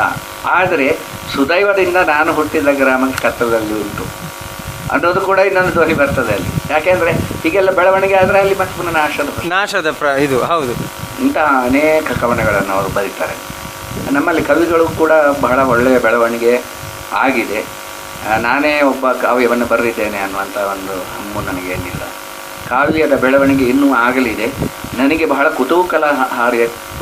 ಕುತೂಹಲಕಾರಿಯಾದ ಯಾವುದಂದರೆ ನಿಮ್ಮ ಕಾಲದ ಕವಿಗಳು. ಯಾಕೆಂದರೆ ಈಗ ಯುವಜನಾಂಗದಲ್ಲಿ ಬರುವಂತಹ ಕವಿಗಳು ನಮಗೆ ಅದ್ಭುತವಾಗಿ ಜೀವನವನ್ನು ನೋಡ್ತಾರೆ. ಉದಾಹರಣೆ ಯಾರನ್ನಾದರೂ ಕೊಡ್ಬೋದಾ? ನಾನು ಪ್ರತಿ ಸಲವೂ ಕವನ ಓದ್ತೇನೆ. ಓದುವಾಗ ದೀಪಾವಳಿ ವಿಶೇಷ ಅಂಕದಲ್ಲಿ ಮತ್ತು ಬೇರೆ ಬೇರೆ ಸುಧಾದಲ್ಲಿ ಅಥವಾ ಎಲ್ಲದರಲ್ಲಿಯೂ ಸಾಮಾನ್ಯ ಯುವಜನತೆ 20-25 ಒಳಗಿನವರು ಬರೆಯುವ ಕಾವ್ಯದಲ್ಲಿ ಬಹಳ ವಿಶಿಷ್ಟವಾದಂತಹ ಒಂದು ಅಂಶಗಳಿರ್ತವೆ.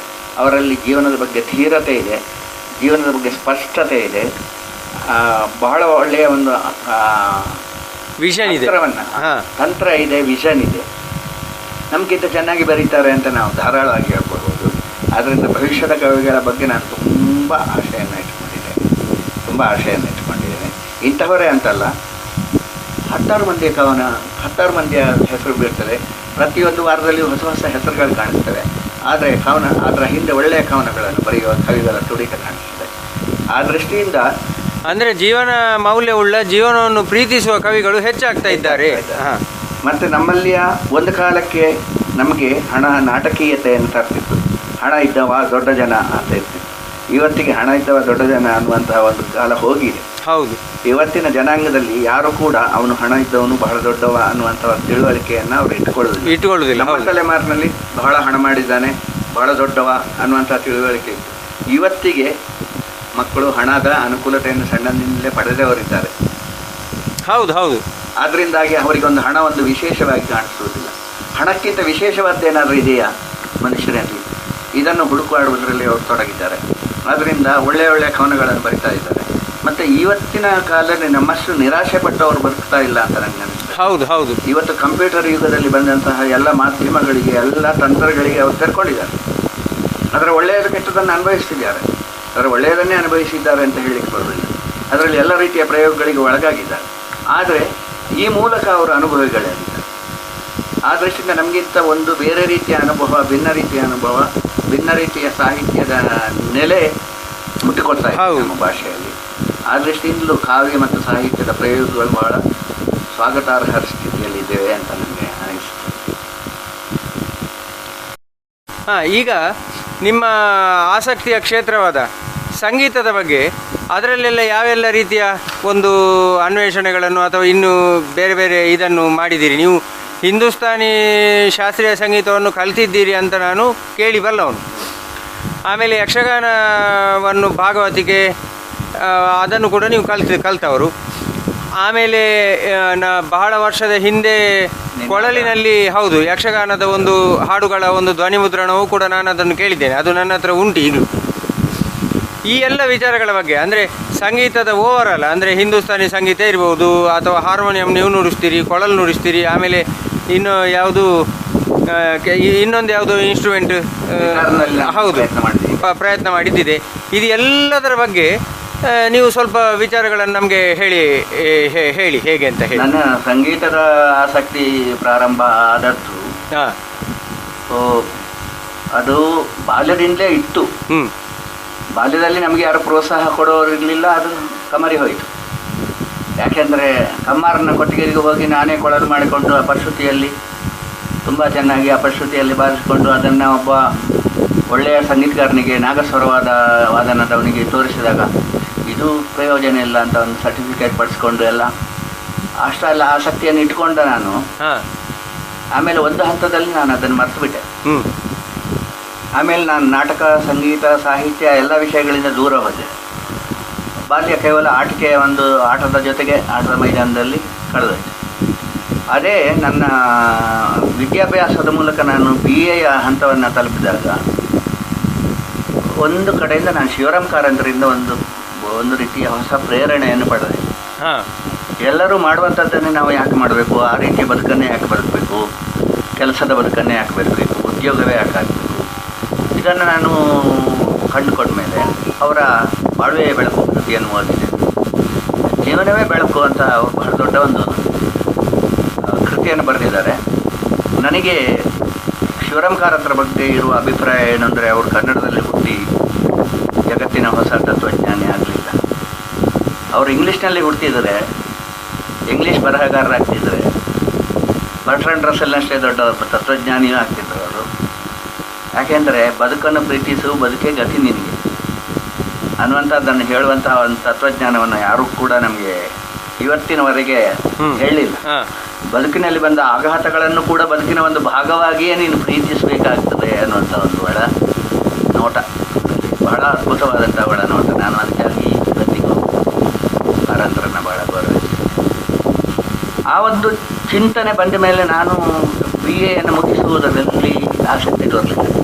BA ಕೊನೆಯ ವರ್ಷ ನಾನು ಪರೀಕ್ಷೆ ಕಟ್ಟಲಿಲ್ಲ. ಮನೆಯವರಿಗೆಲ್ಲ ಬಹಳ ಗಾಬರಿಯಾಗಿ ಹೋಯ್ತು. ಯಾಕೆಂದರೆ ಇವತ್ತಿಗೂ ಕೇವಲ ಮಾರ್ಕ್ಸ್ ತೆಗೆಯುವುದು, ಕ್ಲಾಸಿಗೆ ಹೋಗೋದು, ಮಾರ್ಕ್ಸ್ ತೆಗೆಯೋದು, ಕೆಲಸ ಹುಡ್ಕೋದು, ಕೆಲಸಕ್ಕೆ ಸೇರೋದು, ಆಮೇಲೆ ಬದುಕೋದು.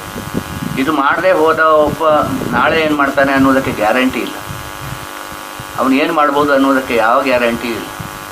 ಆಗ ನಾನು ಯೋಚಿಸಿದ್ದು, ನನಗೆ ಬಹಳ ಜೀವನ ಸ್ವಲ್ಪ ವೈವಿಧ್ಯಮಯ ಆಗಬೇಕು, ನನಗೆ ಶಿವರಾಮ್ ಕಾರಂತರಾಗಬೇಕು ನಾನು ಅಂತ ನನಗೆ ಯಾವತ್ತೂ ತೋಚಲಿಲ್ಲ. ಶಿವರಾಮ್ ಕಾರಂತರು ಬೇರೆ, ಯಾಕೆಂದರೆ ಕೆಲವರಿಗೆ ಅತ್ಯದ್ಭುತವಾದಂಥ ಒಂದು ಪ್ರತಿಭಾಶಕ್ತಿ ಇರ್ತದೆ. ಅಷ್ಟು ಪ್ರತಿಭೆ ನನ್ನಲ್ಲಿಲ್ಲ, ನಾನು ಪ್ರಾಮಾಣಿಕವಾಗಿ ಒಪ್ಕೊಳ್ತೇನೆ. ಯಾಕೆಂದರೆ 35-40 ಒಳಗೆ ಚೋಮನ ದುಡಿ ಅಂತ ಕಾದಂಬರಿಯನ್ನು ಬರೀಬೇಕಿದ್ರೆ, 16ರಿಂದ 25 ಒಳಗೆ ಕುವೆಂಪು ಕಿಂದರ್ಜೋಗಿ ಅಂತ ಕಾವ್ಯವನ್ನು ರಚಿಸಬೇಕಿದ್ರೆ, ಅದು ವಿವಾದಾತೀತವಾದ, ತರ್ಕಾತೀತವಾದಂತಹ ಒಂದು ಶಕ್ತಿಯಾಗೇ ಇರಬೇಕು. ಹೌದು. ಸಂಗೀತಗಾರರಲ್ಲಿಯೂ 6ನೇ ಒಂದು ವಯಸ್ಸಿಗೆ ಸಂಗೀತ ಕಚೇರಿಯನ್ನು ಕೊಡುವಂತಹ ಬಾಲಮುರಳೀಕೃಷ್ಣ ಅವರನ್ನು ನಾವು ನೋಡ್ತೇವಂತಾದರೆ, ಇದರಲ್ಲಿ ಕಲಿಯುವುದಕ್ಕಿಂತ ತರ್ಕಾತೀತವಾದಂತಹ ಯಾವುದೋ ಒಂದು ಅಂಶ ಇದೆ ಸಂಗೀತದಲ್ಲಿ. ಅದು ಸಾಹಿತ್ಯದಲ್ಲಿ ನಾವು ತರ್ಕಬದ್ಧವಾಗಿ ಬೆಳೆಸ್ಕೊಳ್ತಾ ಹೋಗ್ತೇವೆ, ಓದ್ತೇವೆ. ಸಂಗೀತದಲ್ಲಿಯೂ ಅಧ್ಯಯನ ಮಾಡ್ತೇವೆ, ಸಂಗೀತದಲ್ಲಿ ಬೆಳೆಸ್ಕೊಳ್ತೇವೆ. ಆದರೆ ಪ್ರಾಕೃತಿಕವಾಗಿ ಸಂಗೀತದಲ್ಲಿ ನಮಗೆ ಇರಬಹುದಾದ ಒಂದು ಶಕ್ತಿ, ಒಂದು ಸಾಹಿತ್ಯ ರಚನೆಯಲ್ಲಿ ಪ್ರಾಕೃತಿಕವಾಗಿ ನಮ್ಮ ಪ್ರತಿಭೆ ಮಾಡುವ ಅದ್ಭುತವಾದಂಥ ಒಂದು ಶಕ್ತಿ ನನ್ನಲ್ಲಿ ಎರಡೂ ಇರಲಿಲ್ಲ. ನಾನು ಹಠವಾದಿ ಹೌದು. ನಾನು ಸಣ್ಣನಲ್ಲಿ ಕೊಳಲನ್ನು ಊದ್ತಿದ್ದೆ, ನನಗೆ ಕೊಳಲಿನ ಬಗ್ಗೆ ಆಸಕ್ತಿ ಇತ್ತು, ಸಂಗೀತದ ಬಗ್ಗೆ ಆಸಕ್ತಿ ಇತ್ತು ಅನ್ನೋದೆಲ್ಲ ಹೌದು. ಆದರೆ ನನ್ನ 22ನೇ ವರ್ಷದವರೆಗೆ ಅದನ್ನು ಬೆಳೆಸಿಕೊಳ್ಳಿಕ್ಕೆ ನನಗೆ ಮನೆಯಲ್ಲಿ ಯಾವುದೇ ವಾತಾವರಣ ಇರಲಿಲ್ಲ. ಆಮೇಲೆ ನಾನು ಶಿವರಾಮ್ ಕಾರಂತರ ಯಕ್ಷಗಾನ ಕೇಂದ್ರವನ್ನು ಸೇರಿದೆ. ಅಲ್ಲಿ ಯಕ್ಷಗಾನದ ಸಂಗೀತವನ್ನು ಕೇಳುವಾಗ ನನಗೆ ಇದು ಸ್ವಲ್ಪ ಬಹಳ ವಿಚಿತ್ರ ಇದೆ ಈ ಸಂಗೀತ ಅಂತ ನಾನು ಅನಿಸಿದೆ. ಇದು ವಿಶಿಷ್ಟವಾಗಿದೆ ಅಂತ ಅನಿಸಿತು. ಅದಕ್ಕೆ ನಾನು ಯಕ್ಷಗಾನ ಕೇಂದ್ರವನ್ನು ಸೇರ್ತಾ ಇದ್ದ ಹಾಗೆ ಸಂಗೀತದಲ್ಲೇ ಆಸಕ್ತಿ ಮೂಡಿಸಿಕೊಂಡೆ. ಆದರೆ ನನಗೆ ಇದ್ದ ಸಂಗೀತವನ್ನು ಬೆಳೆಸ್ಕೊಳ್ಬೇಕಿದ್ರೆ ಇದ್ದ ಸ್ವರ ಗಾರ್ಧವ ಸ್ವರ, ಕತ್ತೆ ಸ್ವರ ಇತ್ತು ನನಗೆ. ನನ್ನ ಕಂಠವನ್ನು ಬೆಳೆಸ್ಕೊಳ್ಳುವ ಯಾವ ರೀತಿಯ ಮಾಧುರ್ಯವೂ ನನಗಿರಲಿಲ್ಲ. ಒಬ್ಬ ಸಂಗೀತಗಾರ ಆಗಬೇಕಾದ ಯಾವ ರೀತಿಯ ಕಂಠದ ಅನುಕೂಲತೆಯೂ ನನಗಿರಲಿಲ್ಲ. ಹೀಗೆ 0ಯಿಂದ ನಾನು ಆರಂಭ ಮಾಡಿಲ್ಲ. ನನಗೆ ಬಹಳ ಆಶ್ಚರ್ಯ ಆಗಿದೆ ಈಗಲೂ. ಆ ಕಾಲದಿಂದ ನಾನು ಈ ಕಾಲದವರೆಗೆ ಸಂಪೂರ್ಣ ಶ್ರುತಿಯನ್ನು ಸೇರಿಸಿ ಹಾಡಲಿಕ್ಕೆ ನನಗೆ ಆಗಲೇ ಇಲ್ಲ. ಕೆಲವರು ಎಣಿಸ್ತಾರೆ, ಭಾವಗೀತೆಯನ್ನೆಲ್ಲ ನಾನು ಹಾಡಿದ್ದೇನೆ, ನಿನಾದ ತಂಡ ಕಟ್ಟಿಕೊಂಡಿದ್ದೇನೆ, ನನ್ನ ಅಳಿಯಂದರು ಬಹಳ ಚೆನ್ನಾಗಿ ಹಾಡ್ತಾರೆ, ಅವ್ರ ಜೊತೆಗೆಲ್ಲ ನಾನು ತಂಡ ಕಟ್ಟಿಕೊಂಡು ನಾನು ತಿರುಗಾಡಿದ್ದೇನೆ. ಆದರೆ ಯಾಕೆ ಇವರಿಗೆ ಸಂಗೀತ ಒಲಿಲಿಲ್ಲ? ಈಗ ಒಲಿಯುವುದು ಅಂದರೆ ನಿಮಗೆ ಕಾಳಿಂಗರಾಯರ ನೆನಪಾಗ್ತದೆ, ಇನ್ನೊಬ್ಬರು ಗರ್ತಿಕೆರೆ ರಾಘಣ್ಣನ ನೆನಪಾಗುತ್ತೆ, ಅವರೆಲ್ಲ ಪ್ರಯತ್ನಕ್ಕಿಂತ ಹೆಚ್ಚು ಅವರಿಗೆ ಸಂಗೀತ ಒಲಿದಿದೆ. ಅವರಿಗೆ ಈ ರೀತಿಯ ಒಲಿಯುವಿಕೆ ನನಗೆ ಆಗಲಿ. ನಾನು ಎಷ್ಟು ಪ್ರಯತ್ನ ಮಾಡಿದರೂ ಸಂಗೀತ ಅಲ್ಲಲ್ಲಿ ನನಗೆ ನನ್ನ ಕೈತಪ್ಪಿ ಹೋಗುವಂಥದ್ದು ಗೊತ್ತಾಗ್ತದೆ. ನಾನು ನನ್ನ ಸಂಗೀತದ ನಿನಾದದ ತಂಡವನ್ನು ನಡೆಸಿದ್ದು ಹೇಗೆ ಅಂದರೆ, ನನ್ನ ಒಂದು ರೀತಿಯಲ್ಲಿ ನಾಟಕೀಯ ಶಕ್ತಿಯಿಂದ ಪದಗಳನ್ನೆಲ್ಲ ನಿಲ್ಲಿಸೋದು, ಪದಗಳಿಗೆ ಅದೆಲ್ಲ ಶಕ್ತಿ ಕೊಡೋದು. ನಾನು ಶ್ರುತಿ ಬಿಟ್ಟು ಹಾಡ್ತಿದ್ದೆ. ನನ್ನ ಅಳಿಯಂದ್ರೆಲ್ಲ ಸಹಿಸ್ಕೊಳ್ತಿದ್ರು. ಯಾಕೆಂದರೆ ನಾನು ಅಲ್ಲಿಯೇ ಯಾವುದೋ ಒಂದು ಮಿರಾಕಲನ್ನು ಸೃಷ್ಟಿ ಮಾಡಬೇಕು. ಎಲ್ಲರ ಹಾಗೆ ನಾನು ಭಾವಗೀತೆಯನ್ನು ಹಾಡ್ತಿರ್ಲಿಲ್ಲ. ಭಾವಗೀತೆಯಲ್ಲಿ ಒಂದು ನಾಟಕೀಯತೆಯನ್ನು ತರ್ತಿದ್ದೆ. ಆ ದೃಷ್ಟಿಯಿಂದ ಅದು ನಡೆದು ಹೋಯಿತು. ಅದಕ್ಕಿಂತ ಮೊದಲು ಯಕ್ಷಗಾನಕ್ಕೆ ಬಂದರೆ, ಯಕ್ಷಗಾನ ಸಂಗೀತ ಜಾನಪದ ಸಂಗೀತಕ್ಕಿಂತ ಮೇಲ್ಮಟ್ಟದಲ್ಲಿದೆ.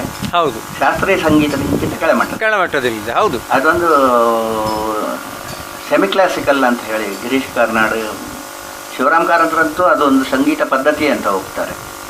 ಯಾಕೆಂದರೆ ಭಾರತೀಯ ಸಂಗೀತ ಪದ್ಧತಿಯಲ್ಲಿ ಚರಿತ್ರೆಯಲ್ಲಿ ಎರಡು ಬಹಳ ದೊಡ್ಡ ಘಟನೆಗಳು ನಡೆದದ್ದು ಯಾವಾಗ ಅಂದರೆ, ಅದು ಹಿಂದೂಸ್ತಾನಿ ಮತ್ತು ಕರ್ನಾಟಕ ಸಂಗೀತ ಆದಾಗ. ಹೌದು. ಆ ಕರ್ನಾಟಕ ಮತ್ತು ಹಿಂದೂಸ್ತಾನಿ ಸಂಗೀತಗಳಿಗೆ ತಮ್ಮದೇ ಆದ ಶೈಲಿಗಳಿವೆ. ಹಿಂದೂಸ್ತಾನಿ ಸಂಗೀತದಲ್ಲಿ ಘರಾನೆಗಳಿವೆ. ಪ್ರತಿಯೊಂದು ಸ್ವರವನ್ನು ಹಿಡಿಯಲಿಕ್ಕೂ ಕೂಡ ಇಂಥದ್ದೇ ಈ ಘರಾನೆಯಲ್ಲಿ ಈ ರೀತಿಯಲ್ಲೇ ಹಿಡಿಯಬೇಕು ಅನ್ನುವಂಥ ನಿಯಮ ಇದೆ. ಹೌದು. ಆ ಅಮೂರ್ತವಾದ ಸಂಗೀತವನ್ನು ಬೆಳೆಸಿಕೊಂಡದ್ದು ಜಗತ್ತಿನಲ್ಲಿ ಅದ್ಭುತವಾದಂತಹ ಒಂದು ಕ್ರಮ ಇದ್ದರೆ ಹಿಂದೂಸ್ತಾನಿ ಸಂಗೀತ ಮಾತ್ರ. ಅದು ನಾನು ಕೇವಲ ಒಬ್ಬ ಹಾಡುಗಾರ, ಕೇವಲ ಒಬ್ಬ ಪಕ್ಕವಾದ್ಯದವನು, ಕೇವಲ ಒಬ್ಬ ಸಾರಂಗಿಯವನು, ಈ 3 ಜನ ಕೂತು 1.5 ಗಂಟೆ 2 ಗಂಟೆ ನಿಮ್ಮನ್ನು ಒಂದು ಅದ್ಭುತವಾದಂಥ ಸ್ಥಿತಿ ಹೋಯ್ತಾರೆ. ಕೇವಲ ಆಲಾಪನೆಯಿಂದ ಅದರ ಮುರ್ಕಿಗಳಿಂದ, ಅದರ ತಾನ್ಗಳಿಂದ ಹೋಯ್ತಾರಂತಾದ್ರೆ ಮತ್ತೆ ಅದಕ್ಕೆ ಸಾಹಿತ್ಯವನ್ನು ಅತ್ಯಂತ ಕಡಿಮೆ ಬಳಸಿಕೊಳ್ಳುವುದು. ಹೌದು. ಅದೊಂದು ಅಮೂರ್ತ ಚಿತ್ರದ ಹಾಗೆ, ಪೇಂಟಿಂಗ್ನ ಹಾಗೆ. ಹೌದು. ಇವತ್ತಿಗೂ ನನಗೆ ಬಹಳ ಅದ್ಭುತವಾಗಿ ಕಾಣಿಸ್ತದೆ ಹಿಂದೂಸ್ತಾನಿ ಸಂಗೀತ. ಆ ದೃಷ್ಟಿಯಿಂದ ಅದು ಭಾವಕ್ಕೆ ಹೆಚ್ಚು ಕೆಲಸವನ್ನು ಮಾಡಿದೆ. ಕರ್ನಾಟಕ ಸಂಗೀತದಲ್ಲಿ ಅದರ ಧ್ವನಿ ಹೆಚ್ಚು ಕೆಲಸ ಮಾಡ್ತದೆ. ಆ ಧ್ವನಿಯಿಂದಾಗಿ ನಮಗೆ ಆ ಒಂದು ವಾತಾವರಣ ಹುಟ್ಟಿಬಿಡ್ತದೆ, ಆ ವಾತಾವರಣವನ್ನು ಹುಟ್ಟಿಸ್ತದೆ. ಈ ರೀತಿ ನಾನು ಯೋಚಿಸುವಾಗ ನನಗೆ ಏನನ್ನಿಸ್ತು ಅಂದರೆ, ಯಕ್ಷಗಾನ ಸಂಗೀತವನ್ನು ಕಲಿಬೇಕು. ಆದರೆ ನನ್ನ ಸ್ವರ ನನಗೆ ಸಹಕಾರ ಕೊಡಲಿಲ್ಲ. ಆದರೂ ನಾನು ನನ್ನ ಹಠವನ್ನು ಬಿಡಲಿಲ್ಲ. ಯಾಕೆಂದರೆ ನನಗೆ ಲಯದ ಹಿಡಿತ ತುಂಬ ಇತ್ತು. ಆದ್ದರಿಂದ ಸುಮ್ಮನೆ ಗದ್ಯಮಯವಾಗಿ ಆದರೂ ಹಾಗೆ ಹಾಗೆ ಹಾಗೆ ಹಾಡ್ತಾ ಇದ್ದೆ ನಾನು. ಕೊನೆಗೆ ನಾನು ಯಕ್ಷಗಾನವನ್ನು ಚೆನ್ನಾಗಿ ಹಾಡುವಷ್ಟು ನಾನು ಬಹಳಷ್ಟು ದಿನಕ್ಕೆ 8 ಗಂಟೆಯ ಕಾಲ ಅಭ್ಯಾಸ ಮಾಡಿದ್ದೇನೆ.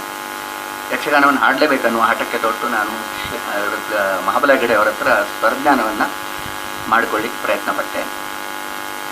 ಅದಕ್ಕೋಸ್ಕರ ಯಾವುದೋ ಒಂದು ಮಠಕ್ಕೆ ಹೋಗಿ ಅಲ್ಲಿ ಕೂತು ಅಲ್ಲಿ ಅವರು ಊಟ ಹಾಕ್ತಾರೆ ಅಂತೇಳಿ ಒಂದು 3-4 ತಿಂಗಳಲ್ಲಿ ಬರೇ ಸಂಗೀತವನ್ನು ನಾನು ಅಭ್ಯಾಸ ಮಾಡಿದ್ದೆ. ಈ ರೀತಿಯಲ್ಲಿ ಅದಕ್ಕೋಸ್ಕರವೇ ತೊಡಗಿಕೊಂಡ ಕಾಲ ಇದೆ. ಆ ಸಂಗೀತವನ್ನು ಬೆಳೆಸ್ಕೊಂಡೆ. ಇವತ್ತಿಗೆ ನಾನು 2 ವರ್ಷಗಳ ಹಿಂದೆ ಶಿವಾನಂದ ಹೆಗಡೆ ಅವರ ಕೆರೆಮನೆ ಶಿವಾನಂದ ಹೆಗಡೆ ಅವರ ಕೇಂದ್ರದಲ್ಲಿ, ಅಲ್ಲಿಯ ಶಿವರಾಮ್ ಕಾರಂತ ರಂಗಮಂದಿರದಲ್ಲಿ ನಾನು ಭಾಸಮ್ ಅನ್ನುವಂಥ ಒಂದು ಭಾಗವತಿಕೆ ಸಂಶೋಧನಾ ಶಿಬಿರವನ್ನು ನಡೆಸಿಕೊಟ್ಟೆ. ಇದರ ಮೂಲ ವಸ್ತು ಏನು ಅಂದರೆ, ನೀವು ಭಾಗವತಿಕೆಯನ್ನು ಹಾಡುವುದಿದ್ರೆ ಭಾಗವತಿಕೆಯನ್ನೇ ಹಾಡಬೇಕು. ಹೌದು. ಕರ್ನಾಟಕ ಸಂಗೀತ ಹಾಡಬಾರ್ದು. ಈ ಚಾಲೆಂಜನ್ನು ನಿಮ್ಗೆ ವಹಿಸಿಕೊಳ್ಳಿಕ್ಕೆ ಸಾಧ್ಯ ಇದೆಯಾ? ಇದಕ್ಕೆ ಪ್ರಯತ್ನ ಮಾಡಿದವರು ಯಾರು ಇದ್ದಾರಾ?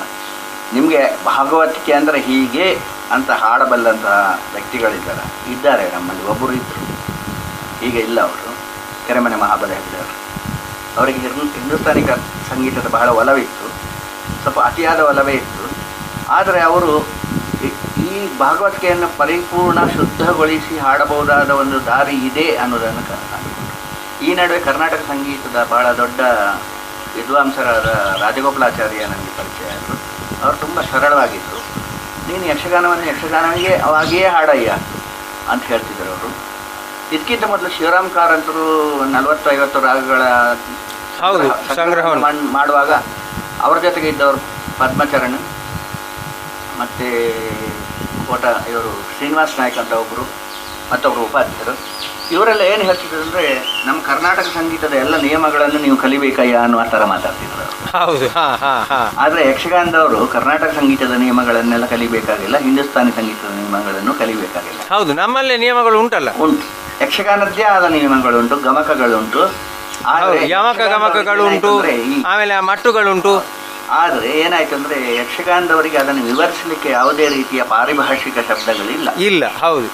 ಈಗ ಒಬ್ಬ ಕರ್ನಾಟಕ ಸಂಗೀತಗಾರ ಗಂಭೀರ ನಾಟಿ ಇಂದ ನಾಟಿ ಹೇಗೆ ಬೇರೆ, ಅಥವಾ ಯಾವುದೇ ರಾಗ ಯಾವುದರಿಂದ ಬೇರೆ ಹೇಗೆ, ಅಥವಾ ಒಂದೇ ರಾಗದಲ್ಲಿರುವಂತಹ ಒಂದು ವೈಶಿಷ್ಟ್ಯ ಏನು ಅನ್ನೋದನ್ನು ನಾವು ವಿವರಿಸುವಂತಹ ಒಂದು ಟೆಕ್ನಿಕಲ್ ಟರ್ಮ್ಸ್ ಅವರ ಹತ್ರ ಇಲ್ಲ.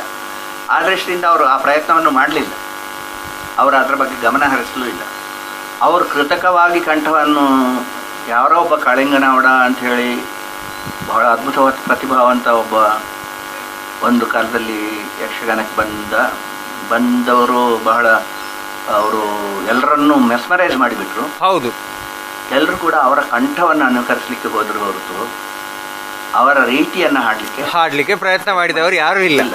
ಇವತ್ತಿಗೂ ಅವರ ಕಂಠವನ್ನೇ ಉಪಯೋಗಿಸಿಕೊಂಡು ಅವರ ಹಾಗೆ ಹಾಡುವವರು ತಮ್ಮ ಕಂಠವನ್ನು ಕಳ್ಕೊಂಡವರು ಎಷ್ಟೋ ಜನ ಇದ್ದಾರೆ. ಹೌದು ಹೌದು, ಇದು ಒಂದು ದುರಂತ ಬಹಳ ದೊಡ್ಡದು ನಡೆದಿದೆ. ಯಾಕೆಂದರೆ ಅದಕ್ಕಿಂತ ಮೊದಲು ಯಕ್ಷಗಾನದಲ್ಲಿ ಜಾನುವಾರುಕಟ್ಟೆ ಗೋಪಾಲಕೃಷ್ಣ ಕಂತಿ ಅಂತ ಒಬ್ಬರು ಇದ್ದರು. ಅವರನ್ನೇ ಯಾಕೆ ಹೇಳ್ತಾನೆ ಅಂದರೆ ಅವರು ಯಕ್ಷಗಾನದ ಕುಮಾರ ಗಂಧರ್ವ. ಇದು ಒಂದು ಆಶ್ಚರ್ಯ. ಯಾಕೆಂದರೆ ಯಾವುದೇ ರೀತಿಯಲ್ಲಿ ಅವರು ಈಗ 8, 10 ಅಥವಾ 15, 20 ವರ್ಷಗಳ ಕಾಲ ಮೇಳದಲ್ಲಿ ಹಾಡಿದ್ದಾರೆ ಅನ್ನುವುದನ್ನು ಬಿಟ್ಟರೆ ಯಕ್ಷಗಾನದ ಬಗ್ಗೆ ಬೇರೆ ರೀತಿಯಿಂದ ಯೋಚಿಸಲಿಲ್ಲ. ಆದರೆ ಮಾಬಲ ಹೆಗ್ಗಡೆಯವರೇ ಅವರನ್ನು ಗೌರವಿಸ್ತಾರೆ. ಯಾಕೆ ಅಂದರೆ ಅದು ಯಕ್ಷಗಾನ. ಮಾಬಲ ಹೆಗ್ಗಡೆಯವರಾಗಲಿ ನಾವಾಗಲಿ ಅದನ್ನು ಚಿಂತನೆ ಮಾಡಿ ನಾವು ಅದನ್ನು ಮಾಡ್ತಾ ಇದ್ದೇವೆ. ಆದರೆ ಜಾನುವಾರುಕಟ್ಟೆಯವರದ್ದು ಚಿಂತನೆ ಅಥವಾ ಪ್ರಯತ್ನದಿಂದ ಬಂದದ್ದಲ್ಲ, ಅದು ಸಹಜವಾದ ಯಕ್ಷಗಾನ. ಯಕ್ಷಗಾನ ಅವರಿಗೆ ಸಿನಿಮಾದ ಪ್ರಭಾವ ಆಗಲಿ, ಹಿಂದೂಸ್ತಾನಿ ಸಂಗೀತ ಪ್ರಭಾವ ಆಗಲಿ, ಕರ್ನಾಟಕದ ಪ್ರಭಾವ ಆಗಲಿ ಇಲ್ಲ. ಇವತ್ತಿಗೆ ನಾವು ಜಾನುವಾರುಕಟ್ಟೆಯವರನ್ನು ಒಬ್ಬರನ್ನು ಮಾಡೆಲ್ ಆಗಿ ಇಟ್ಕೊಳ್ಬೋದು. ಅವರನ್ನು ಮಾಡೆಲ್ ಆಗಿ ಇಟ್ಕೊಂಡು ನಾನು ಅಭ್ಯಾಸ ಮಾಡಲಿಕ್ಕೆ ಶುರು ಮಾಡಿದೆ. ಅವರ ಪೂರ್ವಿ ರಾಗಗಳನ್ನು ಅದರ ಮಾಡೆಲ್ ಅದು ಯಕ್ಷಗಾನದಲ್ಲಿ ಬಿಟ್ಟರೆ ನಿಮಗೆ ಹಿಂದೂಸ್ತಾನಿಯಲ್ಲಿ ಮತ್ತು ಕರ್ನಾಟಕದಲ್ಲಿ ಸಿಗುವುದೇ ಇಲ್ಲ, ಗಮಕಗಳು ಸಿಗುವುದೇ ಇಲ್ಲ. ಆ ದೃಷ್ಟಿಯಿಂದ ನಾನು ಈ ಯಕ್ಷಗಾನದ ವೈಶಿಷ್ಟ್ಯ ಏನು ಅಂತ ಯೋಚನೆ ಮಾಡುವಾಗ ಹಿಂದೂಸ್ತಾನಿ ಮತ್ತು ಕರ್ನಾಟಕದಲ್ಲಿ ಇಲ್ಲದ ಗಮಕವೇ ಯಕ್ಷಗಾನದ ವೈಶಿಷ್ಟ್ಯ.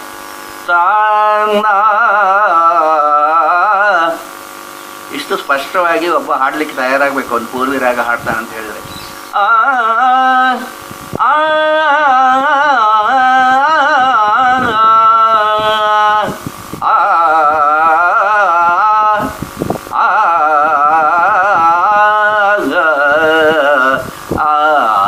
ಇದು ಕರ್ನಾಟಕ ಹಾಗೆ ಇಲ್ಲ, ಹಿಂದೂಸ್ತಾನಿ ಹಾಗೂ ಇಲ್ಲ. ಆದರೆ ಯಕ್ಷಗಾನದ ಹಾಗೆ ಉಂಟು.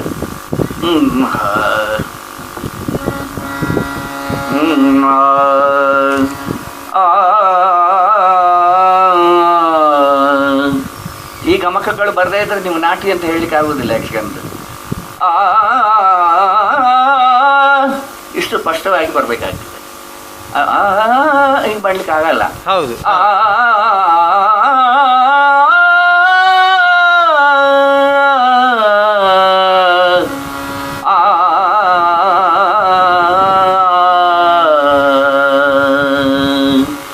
ಯಕ್ಷಗಾನವನ್ನು ಸ್ಪಷ್ಟವಾಗಿ ಮಾಡಬೇಕಿದ್ರೆ ನೀವು ಅಭ್ಯಾಸ ಮಾಡುವ ಕ್ರಮದಲ್ಲಿ ಬದಲಾವಣೆ ಮಾಡಿಕೊಳ್ಬೇಕು.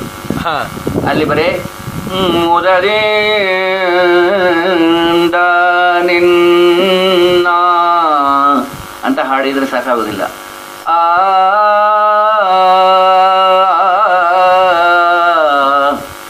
ಗಮಕಗಳನ್ನು ಉಪಯೋಗ ಮಾಡಿಕೊಳ್ಬೇಕು. ಮೊದಲು ಗಮಕ ಮಾಡಬೇಕು. ಈ ಗಮಕಗಳು ಬಂದರೆ ಮಾತ್ರ ಅದೇ ಯಕ್ಷಗಾನ ಅಂತ ಅನಿಸ್ತದೆ. ಮುದದಿಂದ ನಿನ್ನ ಕೊಂಡಾಡುವೇನು ಅನವರತ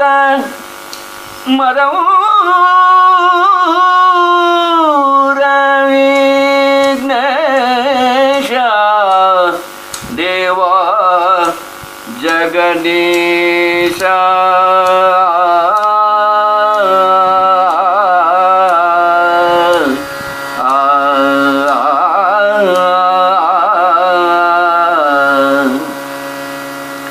ಈ ರೀತಿಯಲ್ಲಿ ನೀವು ಗಮಕವನ್ನು ಅಭ್ಯಾಸ ಮಾಡಿದಾಗ ಯಕ್ಷಗಾನಕ್ಕೆ ಒಂದು ನ್ಯಾಯವನ್ನು ಸಲ್ಲಿಸಿದ ಹಾಗೆ ಆಗ್ತದೆ ಯಕ್ಷಗಾನ ಕಲೆಗೆ. ಹೌದು. ಇಲ್ಲ, ನೀವು ಮಂಡೆಚ್ಚ ಭಾಗವತರ ಹಾಗೆ ಕರ್ನಾಟಕ ಸಂಗೀತವನ್ನು ಶುದ್ಧವಾಗಿ ಅಧ್ಯಯನ ಮಾಡಿದ್ದೀರಿ, ಮಾಡಿ ಯಕ್ಷಗಾನವನ್ನು ಕರ್ನಾಟಕ ಸಂಗೀತದ ಸಹಾಯದಿಂದ ಹಾಡಿದಿರಿ. ಅದು ಭಾವಕ್ಕೆ ಯಾವುದೇ ತೊಂದರೆಯನ್ನು ಉಂಟು ಮಾಡಿಲ್ಲ. ಮಂಡೆಚ್ಚ ಭಾಗವತರ ಕೊಡುಗೆ ಆಗ್ತದೆ. ಅದು ಅನ್ಯಾಯ ಅಂತ ಹೇಳಲಿಕ್ಕೆ ಬರುವುದಿಲ್ಲ. ಯಕ್ಷಗಾನಕ್ಕೆ ಅನ್ಯಾಯ ಅಂತ ಹೇಳಲಿಕ್ಕೆ ಬರುವುದಿಲ್ಲ. ನಿಮ್ಗೆ ಯಾವುದಾದ್ರೂ ಒಂದು ವಿಧಾನ ಬಹಳ ಸ್ಪಷ್ಟವಾಗಿ ಗೊತ್ತಿರಬೇಕು. ಯಾವುದಾದ್ರೂ ಒಂದು ಪದ್ಧತಿಯನ್ನು ನೀವು ಗಾಢವಾಗಿ ಅಧ್ಯಯನ ಮಾಡಿ ನಿಮಗೆ ಗೊತ್ತಿದ್ದರೆ, ಯಕ್ಷಗಾನ ನಿಮಗೆ ಗೊತ್ತಿರದೇ ಇದ್ದರೆ, ನೀವು ಕಲ್ತುಕೊಂಡ ಪದ್ಧತಿಯ ಪ್ರಕಾರ ನೀವು ಯಕ್ಷಗಾನವನ್ನು ಹಾಡಿದರೆ, ಅದಕ್ಕೆ ಭಾವಕ್ಕೆ ಯಾವುದೇ ತೊಂದರೆಯನ್ನು ಮಾಡದೇ ಇದ್ದರೆ ಅದೇನು ಅದು ಕ್ಷಮಾರ್ಹ ಅಂತ ನನಗೆ ಅನಿಸ್ತದೆ. ಅಂದರೆ ಅದನ್ನು ಸರಳೀಕರಿಸಿ ಹೇಳುವುದಿದ್ರೆ, ಈಗ ಯಕ್ಷಗಾನ ಅಂದರೆ ಏನು ಅಂತ ನೀವು ಹೇಳಿದ್ರಿ. ಯಕ್ಷಗಾನ ಭಾಗವತಿಕೆ ಅಂತಂದರೆ ಯಮಕ ಗಮಕಗಳಿಂದ ಕೂಡಿದಂತಹ ಒಂದು ಹಾಡುಗಾರಿಕೆ ವಿಧಾನ. ಇದು ನಿಮಗೆ ಸರಿಯಾಗಿ ಗೊತ್ತಿದ್ರೆ ಇದು ಯಕ್ಷಗಾನದ ಹಾಡು. ಇದನ್ನು ಬಳಸದೆ ಕರ್ನಾಟಕ ಶಾಸ್ತ್ರೀಯ ಸಂಗೀತವನ್ನು ಅಥವಾ ಹಿಂದೂಸ್ತಾನಿ ಶಾಸ್ತ್ರೀಯ ಸಂಗೀತವನ್ನು ನೀವು ಯಕ್ಷಗಾನದಲ್ಲಿ ಅಳವಡಿಸಿದರೆ ತಪ್ಪು ಅಂತ ಹೇಳಲಿಕ್ಕೆ ಬರುವುದಿಲ್ಲ. ಆದರೆ ಆ ಕರ್ನಾಟಕ ಶಾಸ್ತ್ರೀಯ ಸಂಗೀತವಾಗಲಿ ಅಥವಾ ಹಿಂದೂಸ್ತಾನಿ ಶಾಸ್ತ್ರೀಯ ಸಂಗೀತವಾಗಲಿ ಅದರಲ್ಲಿ ನಿಮಗೆ ಸಂಪೂರ್ಣವಾದಂಥ ಪ್ರೌಢಿಮೆ ಬೇಕು, ತಿಳುವಳಿಕೆ ಇರಬೇಕು. ನಿಮ್ಮ ತಿಳುವಳಿಕೆ ಪ್ರಾಮಾಣಿಕವಾದದ್ದು ಇರಬೇಕಾಗ್ತದೆ.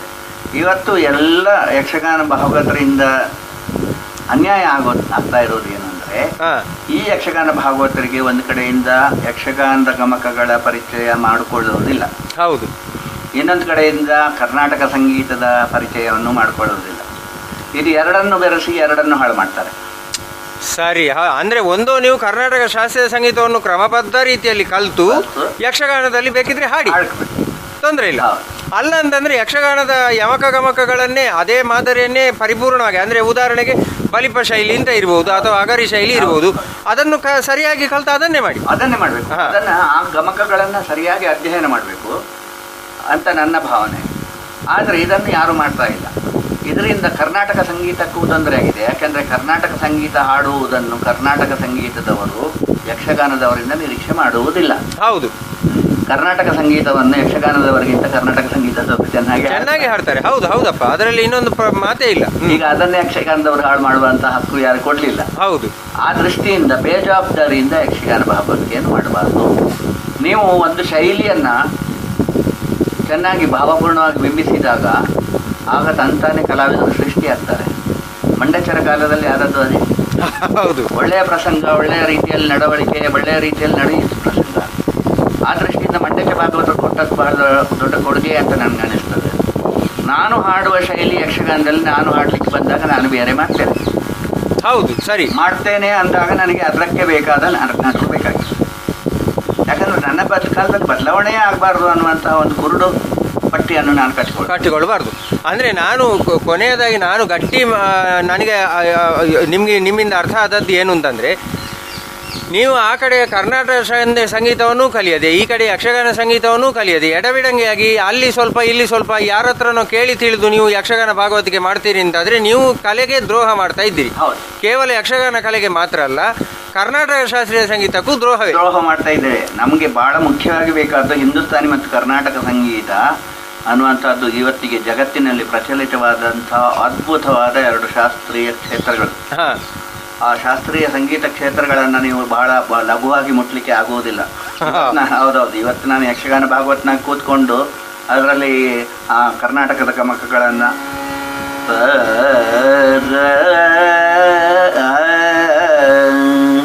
ಈ ತರ್ಲಿಕ್ಕೆ ಆಗೋದಿಲ್ಲ. ಈಗ ತಂದು ನಾನು ಭಾಗವತಿಗೆ ಏನು ಮಾಡ್ಲಿಕ್ಕೆ ಆಗೋದಿಲ್ಲ.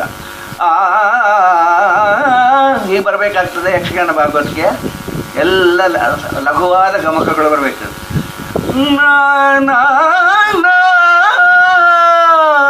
ಎಲ್ಲ ಬಹಳ ಒಂದು ನಾವು ರಾಮ ಹೆಗ್ಡೆ ಅವರು ಹೇಳ್ತಾರೆ, ಮಾಬಲ ಹೆಗ್ಡೆ ಅವರ ಮಗ ರಾಮ ಹೆಗ್ಡೆ ಅವರು ಹೇಳ್ತಾರೆ ಅದನ್ನು ಕದಂಬಗಳು, ಸ್ವರ ಕದಂಬಗಳು ಅಂತ.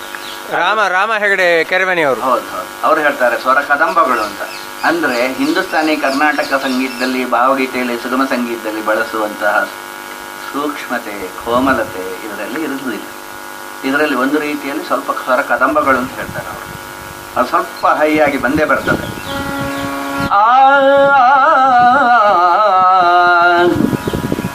ಆ ಥರದಲ್ಲಿ ಬರ್ತದೆ. ಅದನ್ನು ಹಿಂದೂಸ್ತಾನಿ ಸಂಗೀತದಲ್ಲಿಯೂ ಭೀಮಸೇನ್ ಜೋಶಿ ಅಂತವರು ಅಭ್ಯಾಸ ಮಾಡ್ತಿದ್ರೆ ಅದನ್ನು ಬಹಳ ತಂದು ಅದನ್ನು ಬಹಳ ಯಶಸ್ವಿಗೊಳಿಸಿದ್ದು ಇದೆ, ಇಲ್ಲಂತಲ್ಲ. ಅದಕ್ಕಾಗಿ ನಾನು ಯಕ್ಷಗಾನ ಸಂಗೀತ ಅಂದರೆ ಇಂಥದ್ದು ಅನ್ನುವಂಥದ್ದನ್ನು ನಾವು ಮಾಡಿಕೊಳ್ಬೇಕು. ಅದಕ್ಕೆ ಕರ್ನಾಟಕ ಸಂಗೀತದವರ ಅಥವಾ ಹಿಂದೂಸ್ತಾನಿ ಸಂಗೀತದವರು ಹೇರಿಗೆಗೆ ಬರಬೇಕಾಗಿಲ್ಲ. ನಮ್ಮವರನ್ನೇ ಸುಲಗಿತ್ತಿ ಮಾಡಿಕೊಂಡು ನಾವೇ ಅದರ ಹೆರಿಗೆ ಮಾಡಿಸ್ಬೇಕಾಗ್ತದೆ. ಅದಕ್ಕೆ ಯಕ್ಷಗಾನ ಸಂಗೀತವನ್ನು ಸಾಹಿತ್ಯೇತರವಾಗಿ ಅಭ್ಯಾಸ ಮಾಡಬೇಕು. ಹಾಂ, ಸಾಹಿತ್ಯೇತರವಾಗಿ ನೀವು ತಾಳದಲ್ಲಿ ಅಭ್ಯಾಸ ಮಾಡಿದಾಗ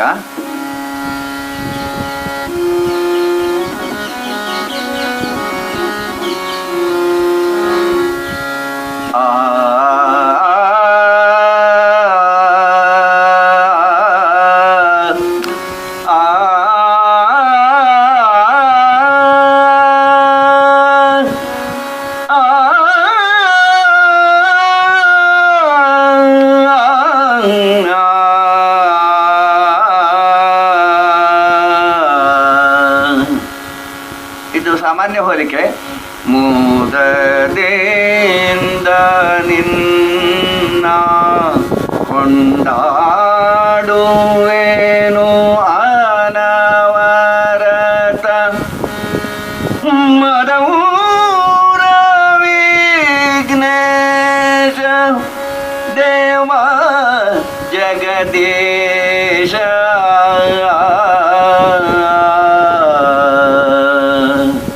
ಹೀಗೆ ಪ್ರತಿಯೊಂದು ರಾಗವನ್ನು ನೀವು ಅಭ್ಯಾಸ ಮಾಡಬೇಕಾಗುತ್ತದೆ. ಅಂದ್ರೆ ಸಾಹಿತ್ಯದ ಈ ಸಾಹಿತ್ಯ ಇಲ್ಲದೆ ಸಾಹಿತ್ಯೇತರವಾಗಿ ಅದರ ಸಂಚಾರಗಳು ಹೇಗಿವೆ ಅನ್ನೋದನ್ನು ಅಭ್ಯಾಸ ಮಾಡಬೇಕಾಗ್ತದೆ. ಅಭ್ಯಾಸ ಮಾಡಿದಾಗ ನಿಮಗೆ ಅದರ ಅತ್ಯಂತ ಸೌಂದರ್ಯದ ಭಾಗಗಳು ಕಾಣಿಸ್ತವೆ. ಈಗ ಸಾಮಾನ್ಯವಾಗಿ ಸಾವೇರಿ ರಾಗ ಅಂತ ಒಂದಿದೆ. ಹೌದು. ಹಾ,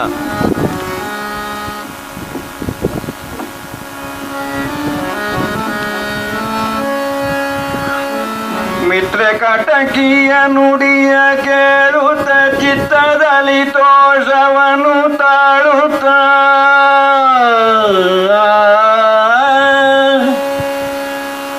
ಮತ್ತೆ ಚಿತ್ರಾಂಗದೆಯು ಕೇಳ್ದಳು ಅರ್ಜುನನಾದನ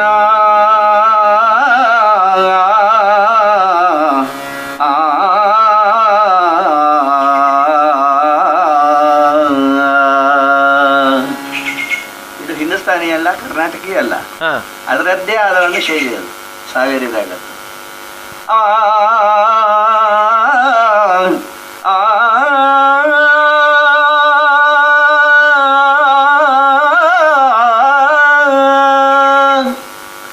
ಈ ರೀತಿಯಲ್ಲಿ ನಾವು ಕಲಿಯದೆ ಹೋದರೆ ಯಕ್ಷಗಾನ ಭಾಗವತಿಯನ್ನು ಓದಿಸಲಿಕ್ಕೆ ಸಾಧ್ಯ ಇಲ್ಲ. ಆಮೇಲೆ ನೋಡಿ, ಇಲ್ಲಿ ಇನ್ನೊಂದು ನನಗೆ ಪ್ರಶ್ನೆ ಉಂಟು. ಬಹಳಷ್ಟು ಜನ ಅದು ತರ್ಕವೋ ಕುತರ್ಕವೋ ವಿತಂಡವಾದೋ ಏನು ನನಗೆ ಇದುವರೆಗೆ ಅದು ಅರ್ಥ ಆಗಲಿಲ್ಲ. ನಾನು ಹಲವಾರು ಜನ ಯಕ್ಷಗಾನ ಕಲಾವಿದರದ್ದು ನಾನು ಇಂಟರ್ವ್ಯೂ ಮಾಡಿದ್ದೇನೆ, ಅಂದರೆ ಈ ರೀತಿ ಸಂದರ್ಶನ ಮಾಡಿದ್ದೇನೆ. ಅವರೆಲ್ಲರೂ ಕೂಡ ಇದನ್ನು ಅಲ್ಲಗಳೆದಿದ್ದಾರೆ. ನಿಮ್ಮಲ್ಲಿ ನಾನು ಕೇಳುವುದು, ಕೆಲವರೆಲ್ಲ ಹೇಳ್ತಾರೆ ಯಕ್ಷಗಾನಕ್ಕೆ ಯಕ್ಷಗಾನದ್ದೇ ಆದಂತಹ ರಾಗಗಳುಂಟು, ಅದೆಂಥದ್ದು ಹೂವು ವನಿತೆ ಅಂತೆಲ್ಲ ರಾಗಗಳುಂಟು ಅಂತ ಕೆಲವರು ಹೇಳುವುದನ್ನು ನಾನು ಕೇಳಿದ್ದೇನೆ. ಇದು ಎಷ್ಟು ಸರಿ? ಇದು ಅದು ಅವರು ಯಕ್ಷಗಾನದ ಮಟ್ಟುಗಳನ್ನು ಅಭ್ಯಾಸ ಮಾಡಿದ್ದಾರೆ ಇಲ್ವೋ ಅನ್ನೋದನ್ನು ಸ್ಪಷ್ಟವಾಗಿ ನೋಡಬೇಕಾಗ್ತದೆ. ಈಗ ಒಂದು ನೀವು ಕೇಳಿದ ಪ್ರಶ್ನೆಯಿಂದ ಹಿಂದೂಸ್ತಾನಿಯಲ್ಲಿ ಒಂದು ರಾಗ ಹೌದು, ದುರ್ಗಾ. ಕರ್ನಾಟಕಿಯಲ್ಲಿ ಸಮೀಪದ ರಾಗ ಆರ್ವಿ, ಶುದ್ಧ ಸಾವೇರಿ ಅಂತಲೂ ಹೇಳ್ತಾರೆ. ಹೌದು, ಶುದ್ಧ ಸಾವೇರಿ ಅಂತ ಹೇಳ್ತಾರೆ ದುರ್ಗಕ್ಕೆ. ಹೌದು, ಹಿಂದೂಸ್ತಾನಿಯಲ್ಲಿ ಅಷ್ಟು ಆರ್ಬಿಗೆ ಹತ್ತಿರವಾದಂಥ ರಾಗ ನನಗೆ ಯಾವುದು ಅಂತ ಗೊತ್ತಿಲ್ಲ.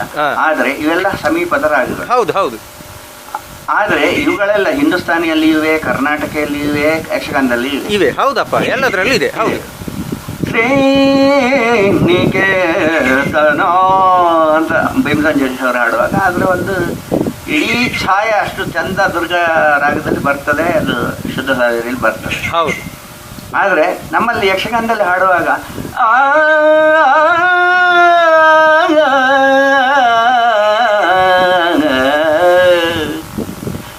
ಅದೇ ಬರ್ತದೆ, ಆದರೆ ಅದರ ಶೈಲಿಯೇ ಬೇರೆ, ಛಾಯೆ ಮಾತ್ರ ಬರುದು. ಅದೇ ನಮ್ಮಲ್ಲಿ ನಮಗೆ ಹೌದು. ಯಕ್ಷಗಾನಕ್ಕೆ ಮುಖ್ಯವಾಗಿ ನಾನು ಕಂಡುಕೊಂಡಿದ್ದೇನು ಅಂತಂದ್ರೆ ರಾಗದ ಛಾಯೆ ಮಾತ್ರ ಬೇಕಾದದ್ದು, ಅದನ್ನು ಶುದ್ಧ ಮಾಡಿ ನಾವು ಮಾಡಿದ್ರೆ ಸಾಕು. ಇನ್ನೊಂದು ಯಾಕಂದ್ರೆ ರಾಗವನ್ನ ಬೇರೆ ರೀತಿಯ ಗಮಕಗಳಲ್ಲಿ ಅವರು ಹೇಳೋದ್ರಿಂದಾಗಿ ಶ್ರೀರಮಣ ದಯವಾದ ಯಮಗಿನ್ಯಾರು ಲೋಕದೊಳೆನೆಯೋ ಕಣ್ಣಾರೆ ನೋಡಿದವರ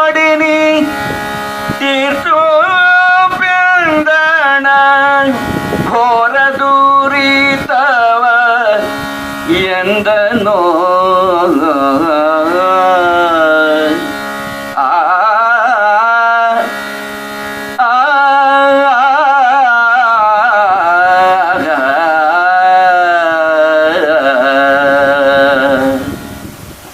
ಅದೇ ರಾಗ ಅರಬಿ ರಾಗ, ಆದರೆ ಶ್ರೀನಿಕೇತನ ಪದ್ಯ ಇವೆಲ್ಲವೂ ಕೂಡ ಬೇರೆ ಯಾಕೆ ಆಗ್ತದೆ ಅಂದರೆ ಗಮಕಗಳ ಮೂಲಕ ಆಗ್ತದೆ.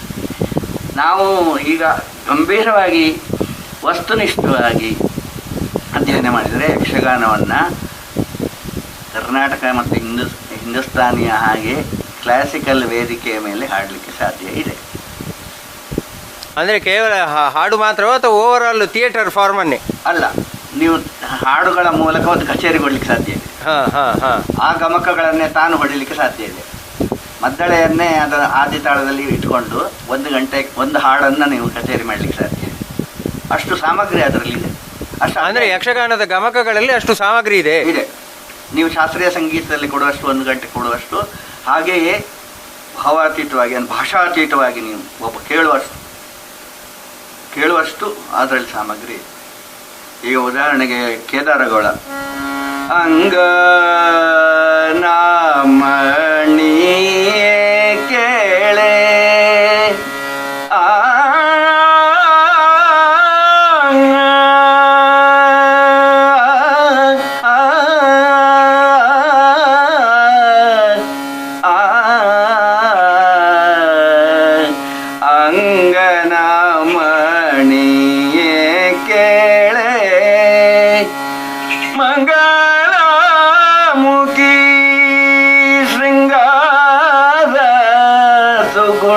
ಶೀಲೆ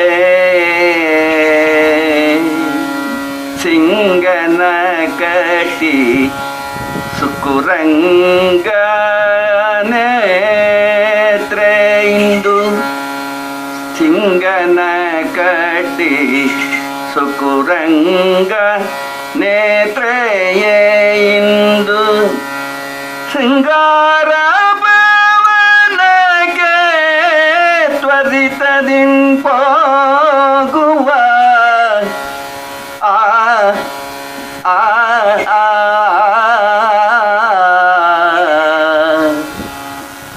ನೀವು ಇಷ್ಟನ್ನು ಹಾಡುವಾಗ ಅದರಲ್ಲಿ ಎಲ್ಲಿ ಹಿಂದೂಸ್ತಾನಿ ಇದೆ ಅಲ್ಲೇ ಕರ್ನಾಟಕ ಇದೆ. ಇದರಲ್ಲಿ ಸಂಪೂರ್ಣ ಯಕ್ಷಗಾನದ ಆ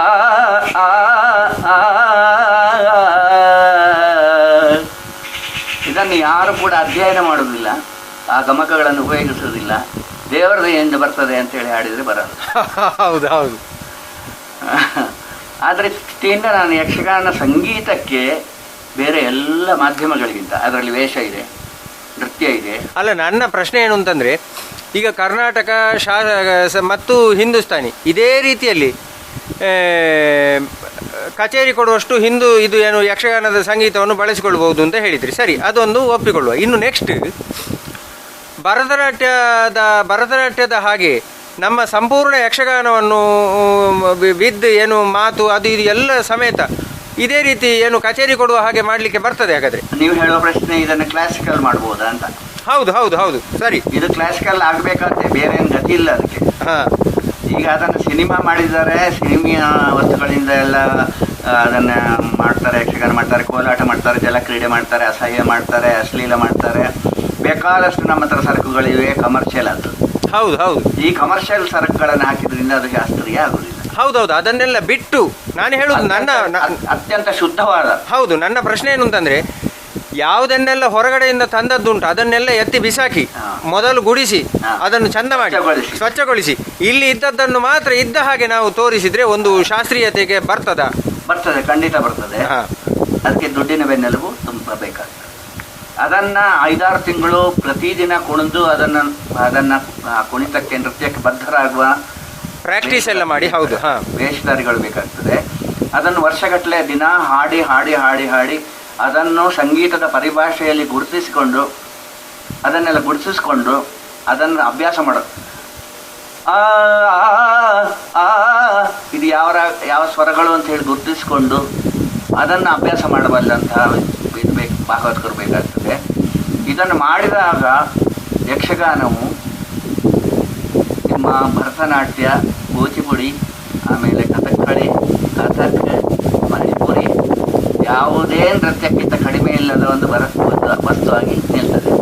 ಇನ್ನೂ ಒಂದು ಹೆಚ್ಚಿನ ವಸ್ತು ನಿಮಗೆ ಹೇಳ್ತೇನೆ ನಾನು ಅದರಲ್ಲಿ. ನೀವು ಕಥಕ್ಕಳಿ, ಕೂಡಿಯಾಟ್ಟಂ, ಕೂಚಿಪುಡಿ, ಭರತನಾಟ್ಯಂ, ಮೋಹಿನಿಯಾಟ್ಟಂ ಇಷ್ಟು ನೃತ್ಯಗಳನ್ನು ತಗೊಳ್ಳಿ. ಇದರಲ್ಲಿ ಹಿನ್ನೆಲೆಯಲ್ಲಿ ಇರುವುದು ಕರ್ನಾಟಕ ಸಂಗೀತದ ಹಿನ್ನೆಲೆ ಸಂಗೀತ. ಹೌದು. ಒಡಿಸ್ಸಿಯಲ್ಲಿ ಮಾತ್ರ ಅದರದ್ದೇ ಆದ ಸಂಗೀತ ಇದೆ. ಹೌದು ಹೌದು, ಒಡಿಸ್ಸಿಯಲ್ಲಿ ಅದರದ್ದೇ ಇರುವುದು. ಹೌದು. ಕಥಕ್ನಲ್ಲಿ ಹಿಂದೂಸ್ತಾನಿ ಸಂಗೀತ ಇದೆ, ಮಣಿಪುರಿಯಲ್ಲಿ ಅದರದ್ದೇ ಆದ ಸಂಗೀತ ಇದೆ.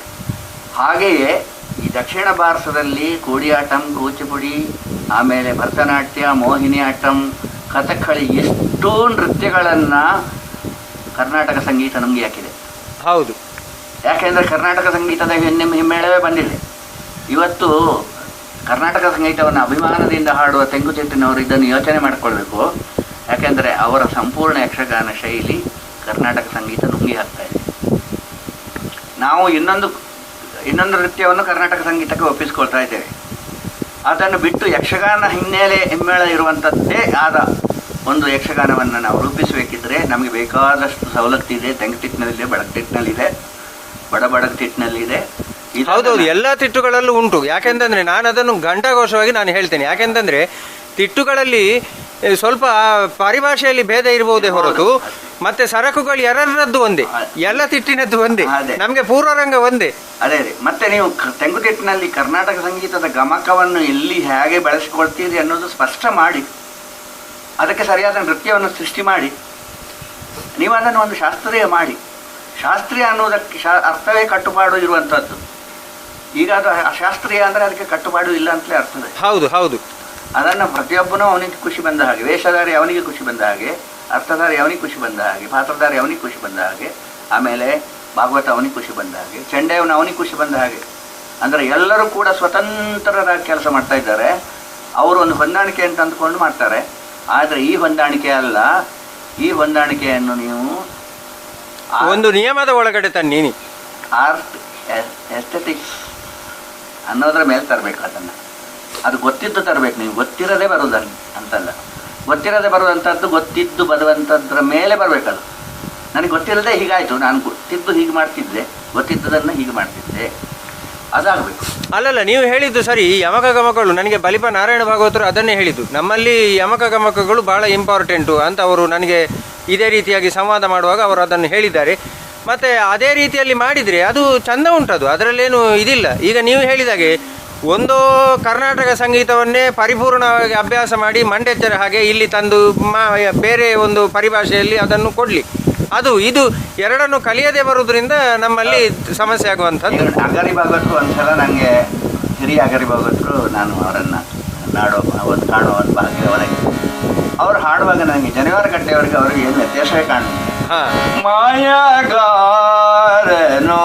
ನೀನೇ ಮಹಿಮನೋ ನೀನೇ, ಅವರೇ ಹಾಡಿದ್ರು, ಅಗರಿ ಭಾಗವತರೇ ಹಾಡಿದ್ರು. ಮಾಯಗಾರನು ನೀನೇ ಮಹಿಮನು ನೀನೇ. ಈ ಎರಡು ಸಾಲಿನಲ್ಲಿ ನನಗೆ ಜನವರ ಕಟ್ಟೆಯವರು ಪೂರ್ವೆಯನ್ನು ಹೀಗೆ ಹಾಡ್ತಾರಲ್ಲ ಅಂತ. ಬಡಗು ಮತ್ತು ತೆಂಕುತಿಟ್ಟಲ್ಲಿ ವ್ಯತ್ಯಾಸ ಆದರೂ ಏನು ಎಲ್ಲಿದೆ? ವೈಶಿಷ್ಟ್ಯಗಳಿವೆ, ವ್ಯತ್ಯಾಸಗಳಿಲ್ಲ, ವೈಶಿಷ್ಟ್ಯಗಳಿವೆ. ಇದನ್ನು ನಾವು ಗುರುತಿಸಲಿಲ್ಲ. ನಾನು ಇದನ್ನು ಕೆಲವು ಜನರಲ್ಲಿ ಹೇಳಿದ್ದೇನೆ. ಬಡಗು ಮತ್ತು ತೆಂಗಿನಲ್ಲಿ ವೈಶಿಷ್ಟ್ಯಗಳಿದೆ, ವ್ಯತ್ಯಾಸಗಳು ಜಾಸ್ತಿ ಇಲ್ಲ, ಸ್ವಲ್ಪ ಪರಿಭಾಷೆ ಮಾತ್ರ ವ್ಯತ್ಯಾಸ ಅಂತ. ಹೌದು, ವ್ಯತ್ಯಾಸ ಇರಬೇಕು ಕೂಡ. ಅದು ತೆಂಕುತಿಟ್ಟು ಅನ್ನುವ ರೀತಿಯಲ್ಲಿ ಅದನ್ನು ನಾವು ನೋಡಬೇಕಾಗ್ತದಲ್ಲ. ಆ ದೃಷ್ಟಿಯಿಂದ ಇನ್ನೊಂದು ತೆಂಕುತಿಟ್ಟಿನಲ್ಲಿ ಏನಾಗಿದೆ ಅಂದರೆ, ಮೈಸೂರಿನಿಂದ ಬಂದ ನಾಟಕ ಕಂಪನಿಗಳಲ್ಲಿ ಏನು ಒಂದು ವಿಶೇಷ ಕಂಡಿತು ಅದನ್ನು ಹಾಕ್ಕೊಂಡ್ರು. ಹೌದು. ಪೊಲೀಸರು ಕಾಲಿಗೆ ಒಂದು ಗ್ಲೌಸ್, ಒಂದು ವಿಚಿತ್ರ, ಹೌದು, ಅದನ್ನು ನೋಡಿದ್ರು, ಅದನ್ನು ಹಾಕ್ಕೊಂಡ್ರು. ಹೀಗೆ ಮಾಡಿದರೆ ಕಲೆಯ ಒಂದು ವೈಶಿಷ್ಟ್ಯ ಹಾಳಾಗ್ತಾ ಹೋಗುತ್ತೆ. ಹೀಗೆ ಹಾಳಾಗಿ ಹೋಗಿದೆ. ನಾನೇ ನೋಡಿದ್ದೇನೆ, ಅದರಲ್ಲಿ ಮರದ ಕಿರೀಟಗಳು, ಆಭರಣಗಳು ಎಲ್ಲ ಇದ್ದು, ಅದರಲ್ಲಿ ಮುತ್ತಿನ ಬಳಕೆ ಬಹಳ ಕಡಿಮೆ ಇತ್ತು. ಅದೇ ಮಣಿಗಳ ಬಳಕೆ ಕಡಿಮೆ ಇತ್ತು, ಮಣಿಗಳ ಬಳಕೆ ಬಹಳ ಕಡಿಮೆ ಇತ್ತು. ಆದರೆ ಅದನ್ನು ಇನ್ನೊಮ್ಮೆ ಹಿಂದೆ ತಗೊಂಡು ಹೋಗುವಂಥದ್ದು. ಈ ಕೆಲಸಗಳೆಲ್ಲ ಯಾರಿಂದ ಆಗ್ತಾವೆ ಅಂತ ಇದ್ದರೆ, ಒಬ್ಬ ಪ್ರತಿಭಾವಂತ ಇದರ ಬಗ್ಗೆ ವಸ್ತುನಿಷ್ಠವಾಗಿ ಕೆಲಸ ಮಾಡಬಲ್ಲ ಅನ್ನೋನನ್ನು ಸರ್ಕಾರ ಗುರುತಿಸಿ ಅವನ ಕೈಯಲ್ಲಿ ಒಂದು 10 ಲಕ್ಷವೋ 20 ಲಕ್ಷವೋ ಕೊಟ್ಟು ನಿನ್ನನ್ನು ನಂಬ್ತೇವೆ, ನೀನು ಇದಕ್ಕೊಂದು ಲಕ್ಷಣವನ್ನು ಮಾಡು, ಇದಕ್ಕೊಂದು ಲಕ್ಷಣ ಗ್ರಂಥವನ್ನು ಮಾಡು, ಆಮೇಲೆ ಇದಕ್ಕೆ ಒಂದು ಲಕ್ಷಣ ಹೀಗೆ ಅಂತ ಮಾಡು. ವಲ್ಲತ್ತೋಳು, ಕವಿ ವಲ್ಲತ್ತೋಳು ಕಥಕ್ಕಳಿಯನ್ನು ಮೊದಲು ನೋಡುವಾಗ ಅವರಿಗೆ ಬಹಳ ಇಂಪ್ರೆಸ್ ಆಯಿತು. ಅವರಲ್ಲಿ ಸರ್ಕಾರ ಅವ್ರಿಗೆ ಸಹಾಯ ಮಾಡುತ್ತಿರಬೇಕು. ಆಗ ಅವರು ಎಲ್ಲ ಕಲಾವಿದರನ್ನು ಸೇರಿಸಿ, ಕಥಕ್ಕಳಿಯ ದೊಡ್ಡ ದೊಡ್ಡ ಕಲಾವಿದರನ್ನೆಲ್ಲ ಸೇರಿಸಿ, ನನಗೆ ಕಥಕ್ಕಳಿ ಗೊತ್ತಿಲ್ಲ, ನೀವು ಏನು ಮಾಡ್ತೀರಿ ಕಥಕ್ಕಳಿಯನ್ನು, ಅದನ್ನು ಉಳಿಲಿಕ್ಕೆ ಏನು ಮಾಡ್ತೀರಿ ನೀವು? ಈ ರೀತಿಯ ವಿನಯ ನಮ್ಮಲ್ಲಿ ಯಾರಿಗೂ ಬರಲಿಲ್ಲ. ಯಕ್ಷಗಾನದಲ್ಲಿ ಬಂದವರೆಲ್ಲ ನಮಗೆ ಯಕ್ಷಗಾನ ಗೊತ್ತಿರೋದು ನಮ್ಗೆ ಗೊತ್ತಿರೋದು ಮಾತ್ರ ಅಂತ ತಿಳ್ಕೊಂಡು ಯಕ್ಷಗಾನವನ್ನು ಹಾಳು ಮಾಡಿದರು. ಯಕ್ಷಗಾನಕ್ಕೆ ಇದಮಿತ್ತಮ್ ಅಂತ ಒಂದು ಹುಟ್ಟಬೇಕಿದ್ರೆ ಯಕ್ಷಗಾನದ ಎಲ್ಲ ಕಲಾವಿದರನ್ನು ಒಂದು ಕಡೆ ಅವರು ಜಗಳ ಮಾಡಿಕೊಳ್ಳುವಷ್ಟು. ಇಲ್ಲಿ ಎಷ್ಟು 3 ತಿಟ್ಟು ಇದ್ರೆ 3 ತಿಟ್ಟಿನಲ್ಲಿ 3 ವಿಧಾನದಲ್ಲಿ ನೀವು ಇದನ್ನು ಶಾಸ್ತ್ರೀಯ ಮಾಡಬೇಕು. ಯಕ್ಷಗಾನ ಒಂದೇ ರೀತಿಯ ಶಾಸ್ತ್ರೀಯ ಆಗಬೇಕು ಅಂತ ಏನಿಲ್ಲ. ಹೌದು, ಅದೇನಿಲ್ಲಪ್ಪ. ಹೌದು, ಅದರ ಪ್ರಾದೇಶಿಕ ಇತಿಮಿತಿಯಲ್ಲಿ 3 ರೀತಿಯ ಶಾಸ್ತ್ರೀಯತೆಯನ್ನು ಅದರಲ್ಲಿ ಗುರುತಿಸಬಹುದು ಅಂತ ಹೇಳಿ ಅದನ್ನು ಮಾಡಿದರೆ ಅದು ಸರ್ಕಾರಕ್ಕೆ ಸರಿಯಾದ ಒಂದು ಬುದ್ಧಿ ಇದೆ ಅಂತ ಹೇಳ್ಬೋದು. ಇಲ್ಲದಿದ್ದರೆ ಸರ್ಕಾರ ಇದನ್ನೆಲ್ಲವೂ ಕೂಡ ನಾಳೆ ನಡೆಯುವ ಮೇಳಗಳಿಗೆ ಅದು ಪರಂಪರಾಗತ ಕಲೆಯನ್ನು ಪ್ರದರ್ಶಿಸ್ತಿದೆ ಅಂತೇಳಿ 10 ಲಕ್ಷ ರೂಪಾಯಿ ದಾನ ಮಾಡುವಂಥ ಸಾಧ್ಯತೆ ಇರ್ತದೆ. ಅವರು ಮಾಡೋದು ಮಾತ್ರ ಸಿನಿಮಾ ಸಂಗೀತ ಮತ್ತು ಸಿನಿಮಾದ ಅನುಕರಣೆ. ಆ ಮೇಳಗಳು ಯಾವ ರೀತಿಯಲ್ಲಿಯೂ ಕಲೆಯನ್ನು ಯಾವ ರೀತಿಯಲ್ಲಿ ಉದ್ಧಾರ ಮಾಡಲಿಕ್ಕೆ ಹೊರಟಿಲ್ಲ, ದುಡ್ಡು ಮಾಡಲಿಕ್ಕೆ ಹೊರಟಿವೆ. ಜನರು ತಾನು ಫೂಲ್ ಆಗ್ಲಿಕ್ಕೆ ತಯಾರಿರ್ತಾರೆ. ನಮ್ಮ ಭಾರತೀಯರ ಬಹಳ ದೊಡ್ಡ ಗುಣ ಅಂದರೆ ನಾನು ಬೇಗ ಫೂಲ್ ಆಗ್ತೇನೆ, ನನ್ನನ್ನು ಫೂಲ್ ಮಾಡಿ. ಹೌದಾ, ನಾವು ಇನ್ವಿಟೇಷನ್ ಕೊಡೋದು ಅಂತಹ ಹಗ್ಗದ ಎಲ್ಲ ನಾವು ಇದನ್ನು ವಸ್ತುಗಳನ್ನು ನಾವು ಎಂಜಾಯ್ ಮಾಡ್ತೇವೆ, ಅದನ್ನು ಅಡ್ಮೈರ್ ಮಾಡ್ತೇವೆ. ಬನ್ನಿ ನೀವು ಹಗ್ಗದ್ದನ್ನು ಮಾಡಿ, ಸೊಟ್ಟದ ಕೆಳಗಡೆ ಮಾತಾಡಿ, ನಾವು ಇಡೀ ರಾತ್ರಿ ಕೂತ್ ಕೇಳ್ತೇವೆ ಅಂತ ಹೇಳ್ತಾ ಇರ್ತೇನೆ. ಇದೇ ಯಕ್ಷಗಾನವನ್ನು ನಾನು 25 ವರ್ಷಗಳ ಹಿಂದೆ ಕೆರೆಮನೆ ಶಿವರಾಮ ಹೆಗಡೆ, ಕೆರೆಮನೆ ಮಹಾಬಲ ಹೆಗಡೆ, ಕೆರೆಮನೆ ಗಜಾನ್ನ ಹೆಗಡೆ, ಕೆರೆಮನೆ ಶಂಭು ಹೆಗಡೆ, ಆಮೇಲೆ ಶಿರಿಯಾರ್ ಮಂಜುನಾಯಕ್, ವೀರಭದ್ರ ನಾಯಕರು, ಇವರ ಎಲ್ಲರ ಒಕ್ಕೂಟದಲ್ಲಿ ನಾರಾಯಣಪ್ಪ ಪೂರು ಇವರೆಲ್ಲ ಒಟ್ಟಾಗಿ ಇದ್ದಂತಹ ಒಂದು ಮೇಳದಲ್ಲಿ ನೋಡಿದ್ದೇನೆ. ಅಲ್ಲಿ ನಡೀತಾ ಇದ್ದದ್ದು ಒಂದು ಸ್ವರ್ಣ ವೈಭವ. ಅದು ಆ ಸ್ವರ್ಣ ಯುಗ ಹೋಯ್ತು, ಯಕ್ಷಗಾನದ ಸ್ವರ್ಣ ಯುಗ ಹೋಯ್ತು. ನಾನು ಈ ಪಾತ್ರಕ್ಕಾಗಿ ಬದುಕಿದ್ದೇನೆ ಅನ್ನುವ ಕಲಾವಿದ ಬೇಕು. ಹೌದು, ಅವನಿಲ್ಲ ಇವತ್ತು. ಆ ಪಾತ್ರಕ್ಕಿಂತ ನಾನು ದೊಡ್ಡವ ಅಂತ ಅನ್ನುವಂಥ ಮನೋಧರ್ಮ ಬಂದುಬಿಟ್ಟು ಆ ಪಾತ್ರ ನನಗೆ ಕೊಡಬೇಕಾದ ನನ್ನ ದುಃಖಗಳನ್ನು ಹೇಳಲಿಕ್ಕಾಗತ್ತೆ ಅದರಲ್ಲಿ, ನನ್ನ ಸುಖವನ್ನು ಹೇಳಲಿಕ್ಕಾಗುತ್ತೆ ಅದರಲ್ಲಿ ಅನ್ನೋಂಥ ವಿನಯ. ಹೌದು, ಇವತ್ತು ನಾನು ಮಾಡಿ ತೋರಿಸ್ತೇನೆ, ನೋಡು, ಬೇಕಿದ್ರೆ ನೋಡು ಅನ್ನುವಂಥ ಕಲಾವಿದರಿದ್ದಾರೆ. ಈ ರೀತಿಯಂಥ ದಾಸ್ಯದಿಂದ ಕಲೆ ಯಾವತ್ತು ಬೆಳೆಯುವುದಿಲ್ಲ. ಆ ದೃಷ್ಟಿಯಿಂದ ನಾನು ಶಂಭು ಹೆಗಡೆಯವರ ಮೇಳವನ್ನು ನಿಲ್ಲಿಸಿದ ಮೇಲೆ ನಾನು ಮೇಳಕ್ಕೆ ಹೋಗಲಿಲ್ಲ. ಶಂಭು ಹೆಗಡೆಯವರ ಕಾಲದಲ್ಲಿ ಅವರು ಮಾಡಿದ ಒಂದು ಸಾಹಸ, ಅವರು ನನಗೆ ಗೊತ್ತಿದ್ದ ಹಾಗೆ 6-7 ವರ್ಷಗಳ ಕಾಲ ಇಡೀ ರಾತ್ರಿ ವೇಷ ಮಾಡಿಕೊಂಡರು. ತಾನು ಕಾರು ಬಿಟ್ಕೊಂಡು ಹೋಗಿ ಇಡೀ ಹಗಲು ಎಲ್ಲ ವ್ಯವಸ್ಥೆಯನ್ನು ನೋಡಿಕೊಂಡು ಮೇಳವನ್ನು ನಡೆಸಿದ್ದಾರೆ. ಅವರಿಗೆ ಗಿನ್ನೆಸ್ ಅಥವಾ ನೊಬೆಲ್ ಪ್ರಶಸ್ತಿ ಕೊಡ್ಬೋದಿತ್ತು, ನಮ್ಮಲ್ಲಿ ಯಾರು ಶಿಫಾರಸು ಮಾಡಿ. ಯಾವನೇ ಒಬ್ಬ ಕಲಾವಿದ ರಾತ್ರಿ ಇಡೀ ನಿದ್ದೆಗೆಟ್ಟು, ಹಗಲು ಇಡೀ ನಿದ್ದೆಗೆಟ್ಟು ಎಲ್ಲವನ್ನೂ ವ್ಯವಹಾರವನ್ನು ನೋಡಿಕೊಂಡು ಯಾವುದೇ ರೀತಿಯಲ್ಲಿ ಯಾವುದೇ ರಂಗಭೂಮಿಯಲ್ಲಿ ಇಂತಹ ಸಾಹಸವನ್ನು ಮಾಡಲಿಲ್ಲ. ಶಂಭು ಹೆಗಡೆಯವರ ಬಗ್ಗೆ ಕಲಾತ್ಮಕತೆಯ ಬಗ್ಗೆ ನಿಮಗೆ ಭಿನ್ನಾಭಿಪ್ರಾಯ ಇರ್ಬೋದು, ನಮ್ಗೆ ಭಿನ್ನಾಭಿಪ್ರಾಯ. ಹೌದು, ಅದು ಮಾಡಿದ ಸಾಹಸ ಮಾತ್ರ ಅವರ ಜೀವವನ್ನು ಒತ್ತೆ ಇಟ್ಟು ಮಾಡಿದ್ದಾರೆ. ಅವರು ಈ ಸಾಹಸವನ್ನು ಮಾಡಿದ್ದಕ್ಕೆ ನಮ್ಮ ಯಾವ ಸರ್ಕಾರವೂ ಅವರನ್ನು ಗುರುತಿಸಲಿಲ್ಲ. ಅವರು ಒದ್ದಾಡಿಕೊಂಡೇ ಕೊನೆಯವರೆಗೂ ನಡೆದುಕೊಂಡು ಹೋದರು. ಕೊನೆಗೆ ನಡೆಸಲಿಕ್ಕೆ ಆಗುವುದಿಲ್ಲ ಅಂತ ಹೇಳಿ, ಯಾಕೆಂದರೆ ಅವರ ಕಲೆಯ ಮಟ್ಟ ಬಹಳ ಉತ್ಕೃಷ್ಟವಾದದ್ದು. ನನಗೆ ಕಂಡ ಹಾಗೆ ನಾನು ಕಂಡ 2 ಕಲಾವಿದರಲ್ಲಿ ಕೆರೆಮನೆ ಮಹಾಬಲ ಹೆಗಡೆಯವರು ವಿಭಾಗಾತೀತವಾಗಿ ಒಬ್ಬ ಮೇರು ಕಲಾವಿದ. ಹೌದು. ಶಂಭು ಹೆಗಡೆಯವರು ಯಕ್ಷಗಾನದಲ್ಲಿ ಹೊಸ ನೃತ್ಯವನ್ನು ಬಳಕೆಗೆ ತಂದು ಜನರಿಂದ ಸೈ ಅನ್ನಿಸಿಕೊಂಡವರು. ಅವರು ಕುಣಿದ ನೃತ್ಯದಲ್ಲಿ ಯಾವುದು ಕೂಡ ಯಕ್ಷಗಾನದ ಅಂಶ ಇದ್ದದ್ದು ಬಹಳ ಕಡಿಮೆ. ಅವರು ಕೊರಿಯೋಗ್ರಫಿಯಿಂದ ಕಷ್ಟ ಎಲ್ಲ ನೃತ್ಯಗಳನ್ನು ಯಕ್ಷಗಾನದ ಶೈಲಿಗೆ ಅಳವಡಿಸಿ, ನಾನು ಹೇಳುವುದು ಇದನ್ನು ಮಂಡಚ್ಚರು ಹೇಗೆ ಕರ್ನಾಟಕ ಸಂಗೀತವನ್ನು ಇದಕ್ಕೆ ಅಳವಡಿಸಿದ್ರು, ನಿಮ್ಮಲ್ಲಿ ಒಂದು ಹೊಸದೇ ಇದೆಯೋ ಆಗ ನೀವು ಹೊಸತನ್ನು ಜನರ ಎದುರು ಮಂಡಿಸಿ ಅದನ್ನು ಸೈ ಅನ್ನಿಸ್ಕೊಳ್ಳಿ. ಆಗ ಜನ ಒಪ್ಪಿಕೊಳ್ತಾರೆ ಅಂತಾದ್ಮೇಲೆ ಬೇರೆ ಏನು ಜನರಕ್ಕಿಂತ ದೊಡ್ಡ ಸರ್ಟಿಫಿಕೇಟ್ ಯಾವುದೂ ಬೇಕಾಗಿಲ್ಲ. ಯಾಕೆಂದರೆ ಶಂಭು ಹೆಗಡೆಯವ್ರನ್ನ ಹಾಗೆ ಜನ ಒಪ್ಕೊಂಡಿದ್ದಾರೆ, ಮೆಚ್ಚಿದ್ದಾರೆ, ಅವರ ಪ್ರೀತಿಸಿದ್ದಾರೆ. ಅಂತಹ ಒಂದು ಹೊಸತನ್ನು ನಾವು ಯಾರೂ ಮಾಡಲಿಕ್ಕೆ ಸಾಧ್ಯ ಆಗಿಲ್ಲ. ನಾನು ಅವ್ರ ಜೊತೆಗಿದ್ದೆ ಅನ್ನೋದೇ ನನಗೆ ಬಹಳ ಅಭಿಮಾನ. ಯಾಕೆಂದರೆ ಆ ಕಾಲದಲ್ಲಿ ನೆಬ್ಬೂರು ಭಾಗವತರಿದ್ದರು, ಅವರು ಜನಿವಾರ ಕಟ್ಟೆಯವರ ನಂತರ ಬಹಳ ಅದ್ಭುತವಾದಂಥ ಒಂದು ಸಾಂಪ್ರದಾಯಿಕತೆಯನ್ನು ಉಳಿಸಿಕೊಂಡವರು. ಹೌದು. ಅಂಗನಮಣಿಯ ಪದ್ಯವನ್ನು ಹೇಳುವಾಗ ನನಗೆ ಈಗಲೂ ಕೂಡ ಅವರ ನೆನಪಾಗಿದೆ. ಆ ಒಂದು ಕೇದಾರಗೌಡದಲ್ಲಿರುವಂತಹ ವೈಶಿಷ್ಟ್ಯವನ್ನು ಅವರು ಅಷ್ಟು ಚೆನ್ನಾಗಿ ಬಿಂಬಿಸ್ತಿದ್ರು, ಬೇರೆ ಯಾರ ಭಾಗಗಳಿಗೂ ಆಗುತ್ತೆ. ನಾವು ಹುಚ್ಚರಾಗದೆ ನಮಗೆ ಅದು ಸಿಗುವುದಿಲ್ಲ. ನಮಗೆ ಗಮಕದ ಹುಚ್ಚು ಹಿಡಿಬೇಕು. ಯಕ್ಷಗಾನದ ಗಮಕವೇ ಬಹಳ ಚೆನ್ನಾಗಿದೆ, ಇದು ಸೊಗಸಾಗಿದೆ ಅಂತ ನಮ್ಗೆ ಗೊತ್ತಾಗಬೇಕು. ಆನಂದ ಭೈರವಿಯನ್ನು ಕರ್ನಾಟಕ ಸಂಗೀತದಲ್ಲಿ ಬಹಳ ಖುಷಿಗೆ ಉಪಯೋಗಿಸ್ತಾರೆ. ಹೌದು. ಅದೇ ಯಕ್ಷಗಾನದಲ್ಲಿ ಬಹಳ ದುಃಖಕ್ಕೆ ಉಪಯೋಗಿಸ್ತಾರೆ. ಹೌದು.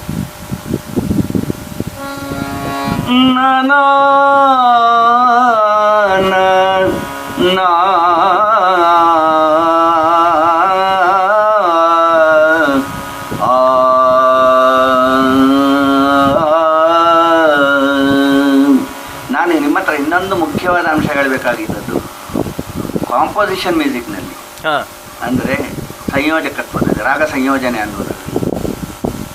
ಕನ್ನಡದಲ್ಲಿ ಯಕ್ಷಗಾನದಲ್ಲಿ ಬಂದಷ್ಟು ಒಳ್ಳೆಯ ಸಂಯೋಜನೆಗಳು ಯಾವುದರಲ್ಲಿಯೂ ಬರಲಿಲ್ಲ. ಯಕ್ಷಗಾನದ ಪ್ರತಿಯೊಂದು ಹಾಡು ಅದ್ಭುತ ಸಂಯೋಜನೆ. ಅದನ್ನು ಸಂಯೋಜಿಸಿದವನ ಒಂದು ಪ್ರತಿಭೆಯ ಬಗ್ಗೆ ನಾವು ಬೆರಗಾಗಬೇಕು. ಆಮೇಲೆ ನಾವು ಬೇಸೋ ಹಾಡುಗಳಿಗೆ ನಾವೇ ಸಂಯೋಜನೆ ಮಾಡ್ತೇವೆ, ಹಾಗೆ ಹೀಗೆ ಅಂತ ಹೇಳ್ತೇವೆ. ಆದರೆ ಯಕ್ಷಗಾನದ ಸಂಗೀತ ಕ್ಲಾಸಿಕಲ್ ಮ್ಯೂಸಿಕನ್ನು ಮತ್ತು ಇದನ್ನು ಒಟ್ಟಾಗಿ ಇಟ್ಕೊಂಡು ಮಾಡಿದಂಥ ಒಂದು ಸಂಯೋಜನೆ ಬಹಳ ಅದ್ಭುತವಾದದ್ದು. ಆ ದೃಷ್ಟಿಯಿಂದ ಇವತ್ತಿಗೂ ನಾನು ಯಕ್ಷಗಾನವನ್ನು ದಿನಕ್ಕೆ 2 ಗಂಟೆ ಅಧ್ಯಯನ ಮಾಡ್ತೇನೆ. ಅದರಲ್ಲಿ ಇದೆ, ವಸ್ತು ಇದೆ. ಹೌದು ಹೌದು. ಅದರಲ್ಲಿ ನಮಗೆ ಆ ವಸ್ತು ಸಿಗುತ್ತೆ. ಅದೇ ಹೊತ್ತಿಗೆ ನಾನು ಯಕ್ಷಗಾನವನ್ನು ಬಿಟ್ಟು ನಿನಾದ ಅನ್ನೋ ಒಂದು ಭಾವಗೀತೆಯ ತಂಡವನ್ನು ಕಟ್ಟಿದೆ. ಅದು ಯಾಕೆ ಕಟ್ಟಿದೆ ಅಂದರೆ, ಪಂಪನ ಕಾಲದಿಂದ ನಡುಗನ್ನಡ ಕಾವ್ಯ ಸಾಹಿತ್ಯದ ಕಾಲದಿಂದ ಇವತ್ತಿನವರೆಗೆ ಬರೆದ ಭಾವಗೀತೆ ಎಷ್ಟೋ ಆಗಿರ್ಬೋದು. ನಮ್ಮ ರಾಜಧಾನಿಯವರು ಕೇವಲ 10-25 ಪದ್ಯಗಳನ್ನು ಇಟ್ಕೊಂಡು, ಶಿಶುನಾಳ ಹರಿಕು ಇಂಥವರದ್ದನ್ನು ಇಟ್ಕೊಂಡು ಒಬ್ಬರು ಹಾಡ್ತಾ ಒಬ್ಬರ ವಾಂತಿಯನ್ನು ಒಬ್ಬರು ತಿಂತ ಅದನ್ನೇ ಭಾವಗೀತೆ ಅನ್ನುವಂಥದ್ದನ್ನು ಬೆಳೆಸಿದ್ದಾರೆ. ಆ ಕಾಲದಲ್ಲಿ ನಾನು ಒಂದು 25-30 ಭಾವಗೀತೆಗಳನ್ನು ನಾನು ಬಸವಣ್ಣನದ್ದು, ಅಲ್ಲಮ ಪ್ರಭು, ಆಮೇಲೆ ಅಕ್ಕ ಮಹಾದೇವಿ ಇವರ ಹಾಡುಗಳನ್ನು ನಾನು ಅಭ್ಯಾಸ ಮಾಡಿದೆ. ನನಗೆ ಅನ್ನಿಸ್ತು, ಕಾವ್ಯದ ಅಭ್ಯಾಸಕ್ಕೆ ಕೊನೆಯೇ ಇಲ್ಲ. ಭಾವಗೀತೆಗಳನ್ನು ನಾವು ಹಾಡ್ತೇವೆ, ಸುಗಮ ಸಂಗೀತವನ್ನು ಕಟ್ಟಿ ಬೆಳೆಸ್ತೇವೆ ಅನ್ನೋರು ಕಾವ್ಯವನ್ನು ಬಹಳ ಗಾಢವಾಗಿ ಅಭ್ಯಾಸ ಮಾಡಬೇಕು. ಆಗ ಮಾತ್ರ ಅವರಿಗೆ ಸಾಧ್ಯ ಆಗ್ತದೆ ಕಾವ್ಯ ಎಲ್ಲಿದೆ, ಹೇಗಿದೆ ಅನ್ನುವಂಥದ್ದು. ಆ ದೃಷ್ಟಿಯಿಂದ ನನಗೆ ಬಹಳ ಒಳ್ಳೆಯ ಸಾಹಿತ್ಯದ ರಚನೆಗಳು ಎಲ್ಲವೂ ಕಂಡುಬಂದು, ಆ ದೃಷ್ಟಿಯಿಂದ ನಾನು ನಿನಾದ ತಂಡದ ಮೂಲಕ ನಾನು ಒಂದು 10 ವರ್ಷಗಳ ಕಾಲ ಕೆಲಸ ಮಾಡಿದ್ದೇನೆ. ಅದು ನನಗೆ ತೃಪ್ತಿ ಕೊಟ್ಟಿದೆ. ಅದರಲ್ಲಿ ಈಗ ಅಕ್ಕ ಮಹಾದೇವಿ ಇರ್ಬೋದು, ಸಾವಿಲ್ಲದ ಕೇಡಿಲ್ಲದ ರೂಹಿಲ್ಲದ ಚೆಲುವಂಗೆ ನಾನುಲಿದೆ, ಕಡೆಯಿಲ್ಲದ ತಡೆಯಿಲ್ಲದ ತೆರಹಿಲ್ಲದ ಕುರುಹಿಲ್ಲದ ಚೆಲುವಂಗೆ ನಾನೊಲಿದೆ ಎಲೆಗಳಿರ,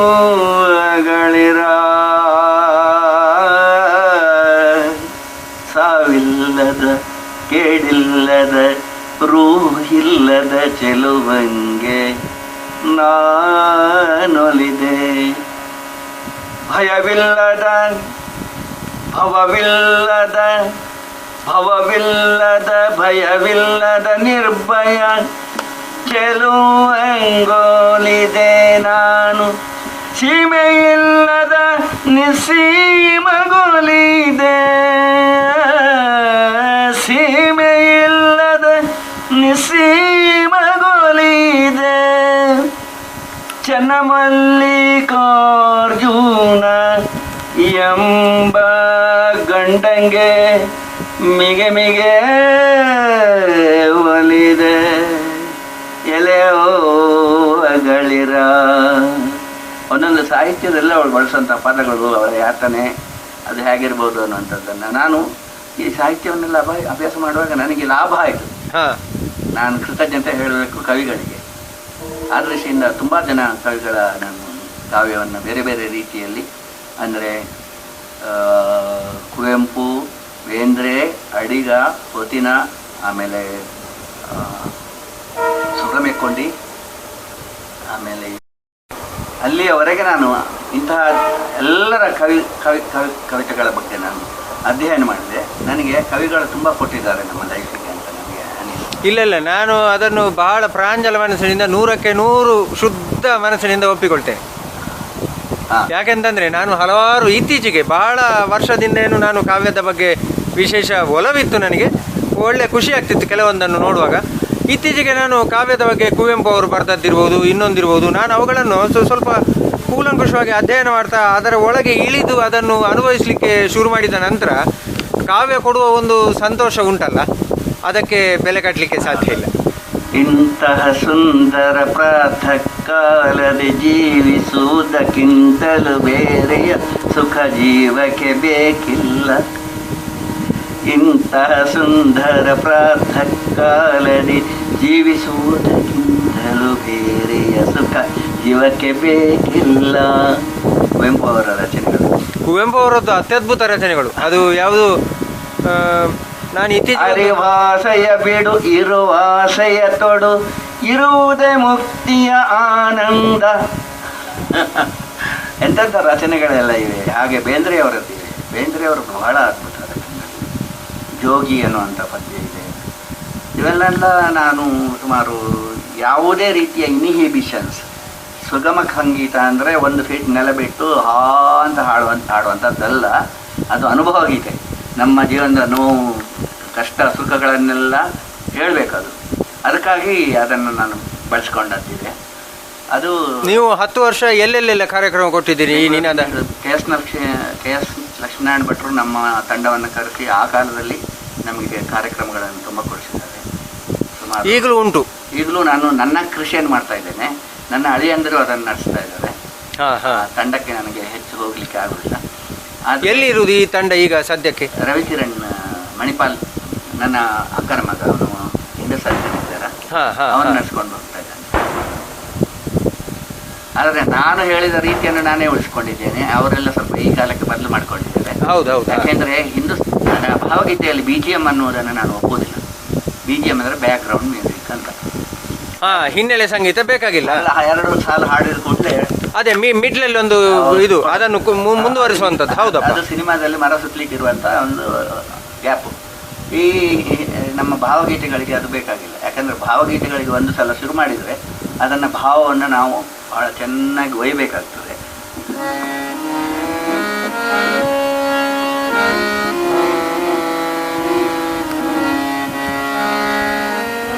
ಪಂಜಬೇನೆಯ ನರಿವಳೆ ಬಲದಾಯಿ ಮುದ್ದ ಬಲ್ಲಳೆ ನೊಂದವರ ನೋವ ನೋಯದವರೆತ್ತ ಬಲ್ಲರೋ ನೊಂದವರ ನೋವ ನೋಯದವರೆತ್ತ ಬಲ್ಲರೋ ಚೆನ್ನಮಲ್ಲಿಕಾರ್ಜುನಯ್ಯ ಹಿರಿದಲಗು ಒಡಲಲ್ಲಿ ಮುರಿದು ಹೊರಳುವೆನ್ನಳಲನು ನೀವೆತ್ತ ಬಲ್ಲಿರೆ ಎಲೆಗಳಿರ. ಯಾಕೆಂದರೆ ಒಂದು ಕಾವ್ಯದಲ್ಲಿ ಗಜಲ್ನ ಗುಣ ಇರಬೇಕಾಗ್ತದೆ. ಸರಿ, ಕರೆಕ್ಟ್. ನಮ್ಮಲ್ಲಿ ಗಜಲ್ನ ಗುಣವನ್ನು ತರುವುದಿಲ್ಲ. ಗಜಲ್ ನಿಂತಲ್ಲಿ ನಿಂತದೆ, ಅದು ಶಬ್ದ ನಿಂತಲ್ಲಿ ನಿಲ್ತದೆ, ನಿಲ್ಲಬೇಕದು. ಆ ನಿಲ್ಲುವ ಗುಣ, ಆ ಪ್ರಯಾಣದ ಗುಣ. ನಾನು ಅದನ್ನೇ ನೀವು ಮೊದಲ ಪದ್ಯ ಶುರು ಮಾಡುವಾಗಲೇ ನಾನು ಅಂದಾಜಾಯಿತು, ಇದು ಗಜಲ್ನಿನ ಒಂದು ಛಾಯೆ ಉಂಟಲ್ಲ ಇಲ್ಲಿ ಅಂತ ಹೇಳಿ. ನಾನು ಗಜಲನ್ನು ನಾನು ಕಂಡಪಟ್ಟೆ ಇಷ್ಟಪಡುವವರು ಮತ್ತು ನಾನು ಬಹಳಷ್ಟು ಕೇಳಿದ್ದೇನೆ.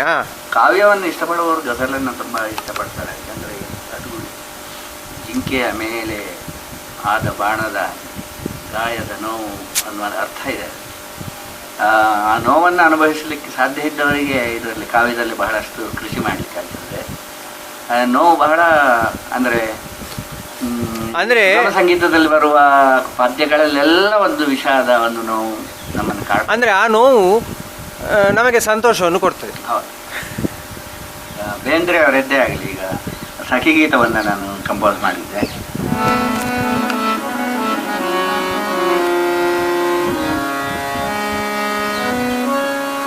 ಈ ಎಂದಿನಿಂದಲೂ ಏನೋ ಒಳಗೊಂದು ಸಖ ಜೀವ ಸಖಿ ಬಾರೆ ಬಾಯೆಂದು ಕೂತಿದೆ.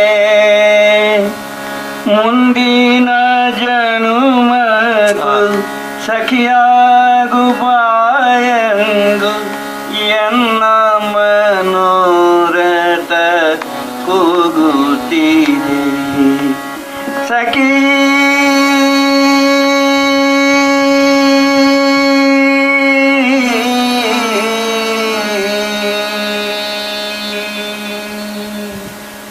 ಜೀವನ ರಣರಂಗ ನಮಗಿದೆ ನವರಂಗ, ಇಲ್ಲಿ ಸಾವಿನ ಸಂಗ ದಿನ ದಿನ. ಆಶ್ರುತಿಗೆ ಜೇವಡೆವ ಪ್ರಾಣ ಪ್ರಘಾತಕ್ಕೆ ಅಮಹತಾಲ ಭಾವದ ಲಯವು ಸಖಿ.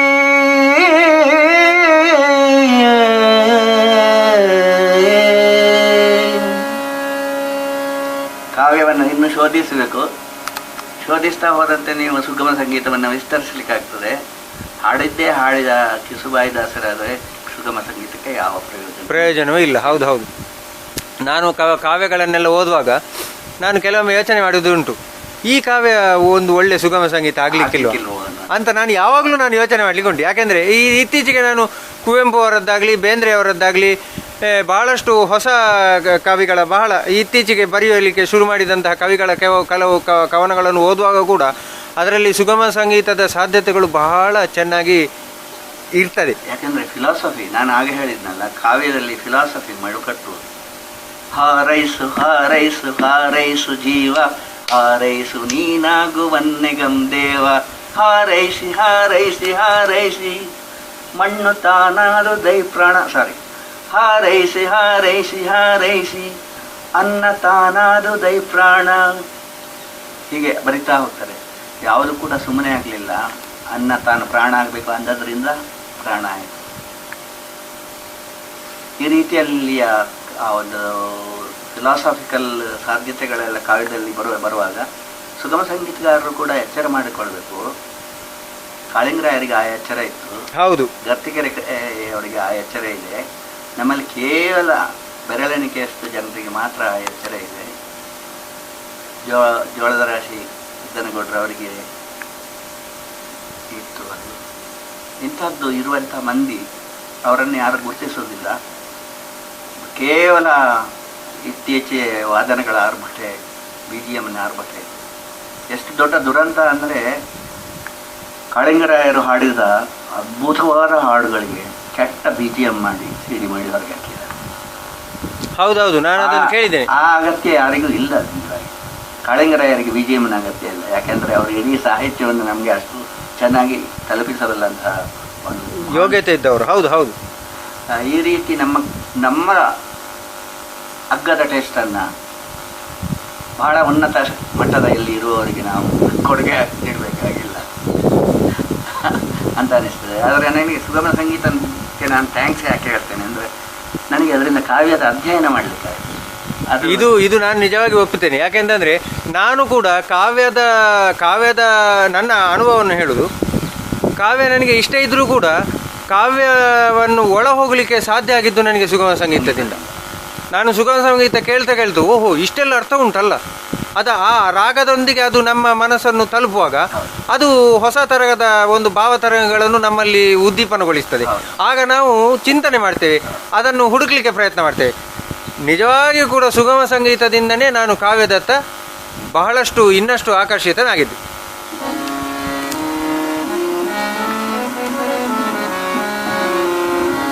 ಯಾಕ ಫಿಕ್ರ್ ಮಾಡತಿ ಫಕೀರ ನೀ ನೋಡಿದವ ಬಾಳ ಊರ. ಯಾಕ ಫಿಕ್ರ್ ಮಾಡತಿ ಫಕೀರ ನೀ ನೋಡಿದವ ಬಾಳ ಊರ. ಯಾಕ ಫಿಕ್ರ್ ಮಾಡತಿ ಫಕೀರ ನೀ ನೋಡಿದವ ಬಾಳ ಊರ.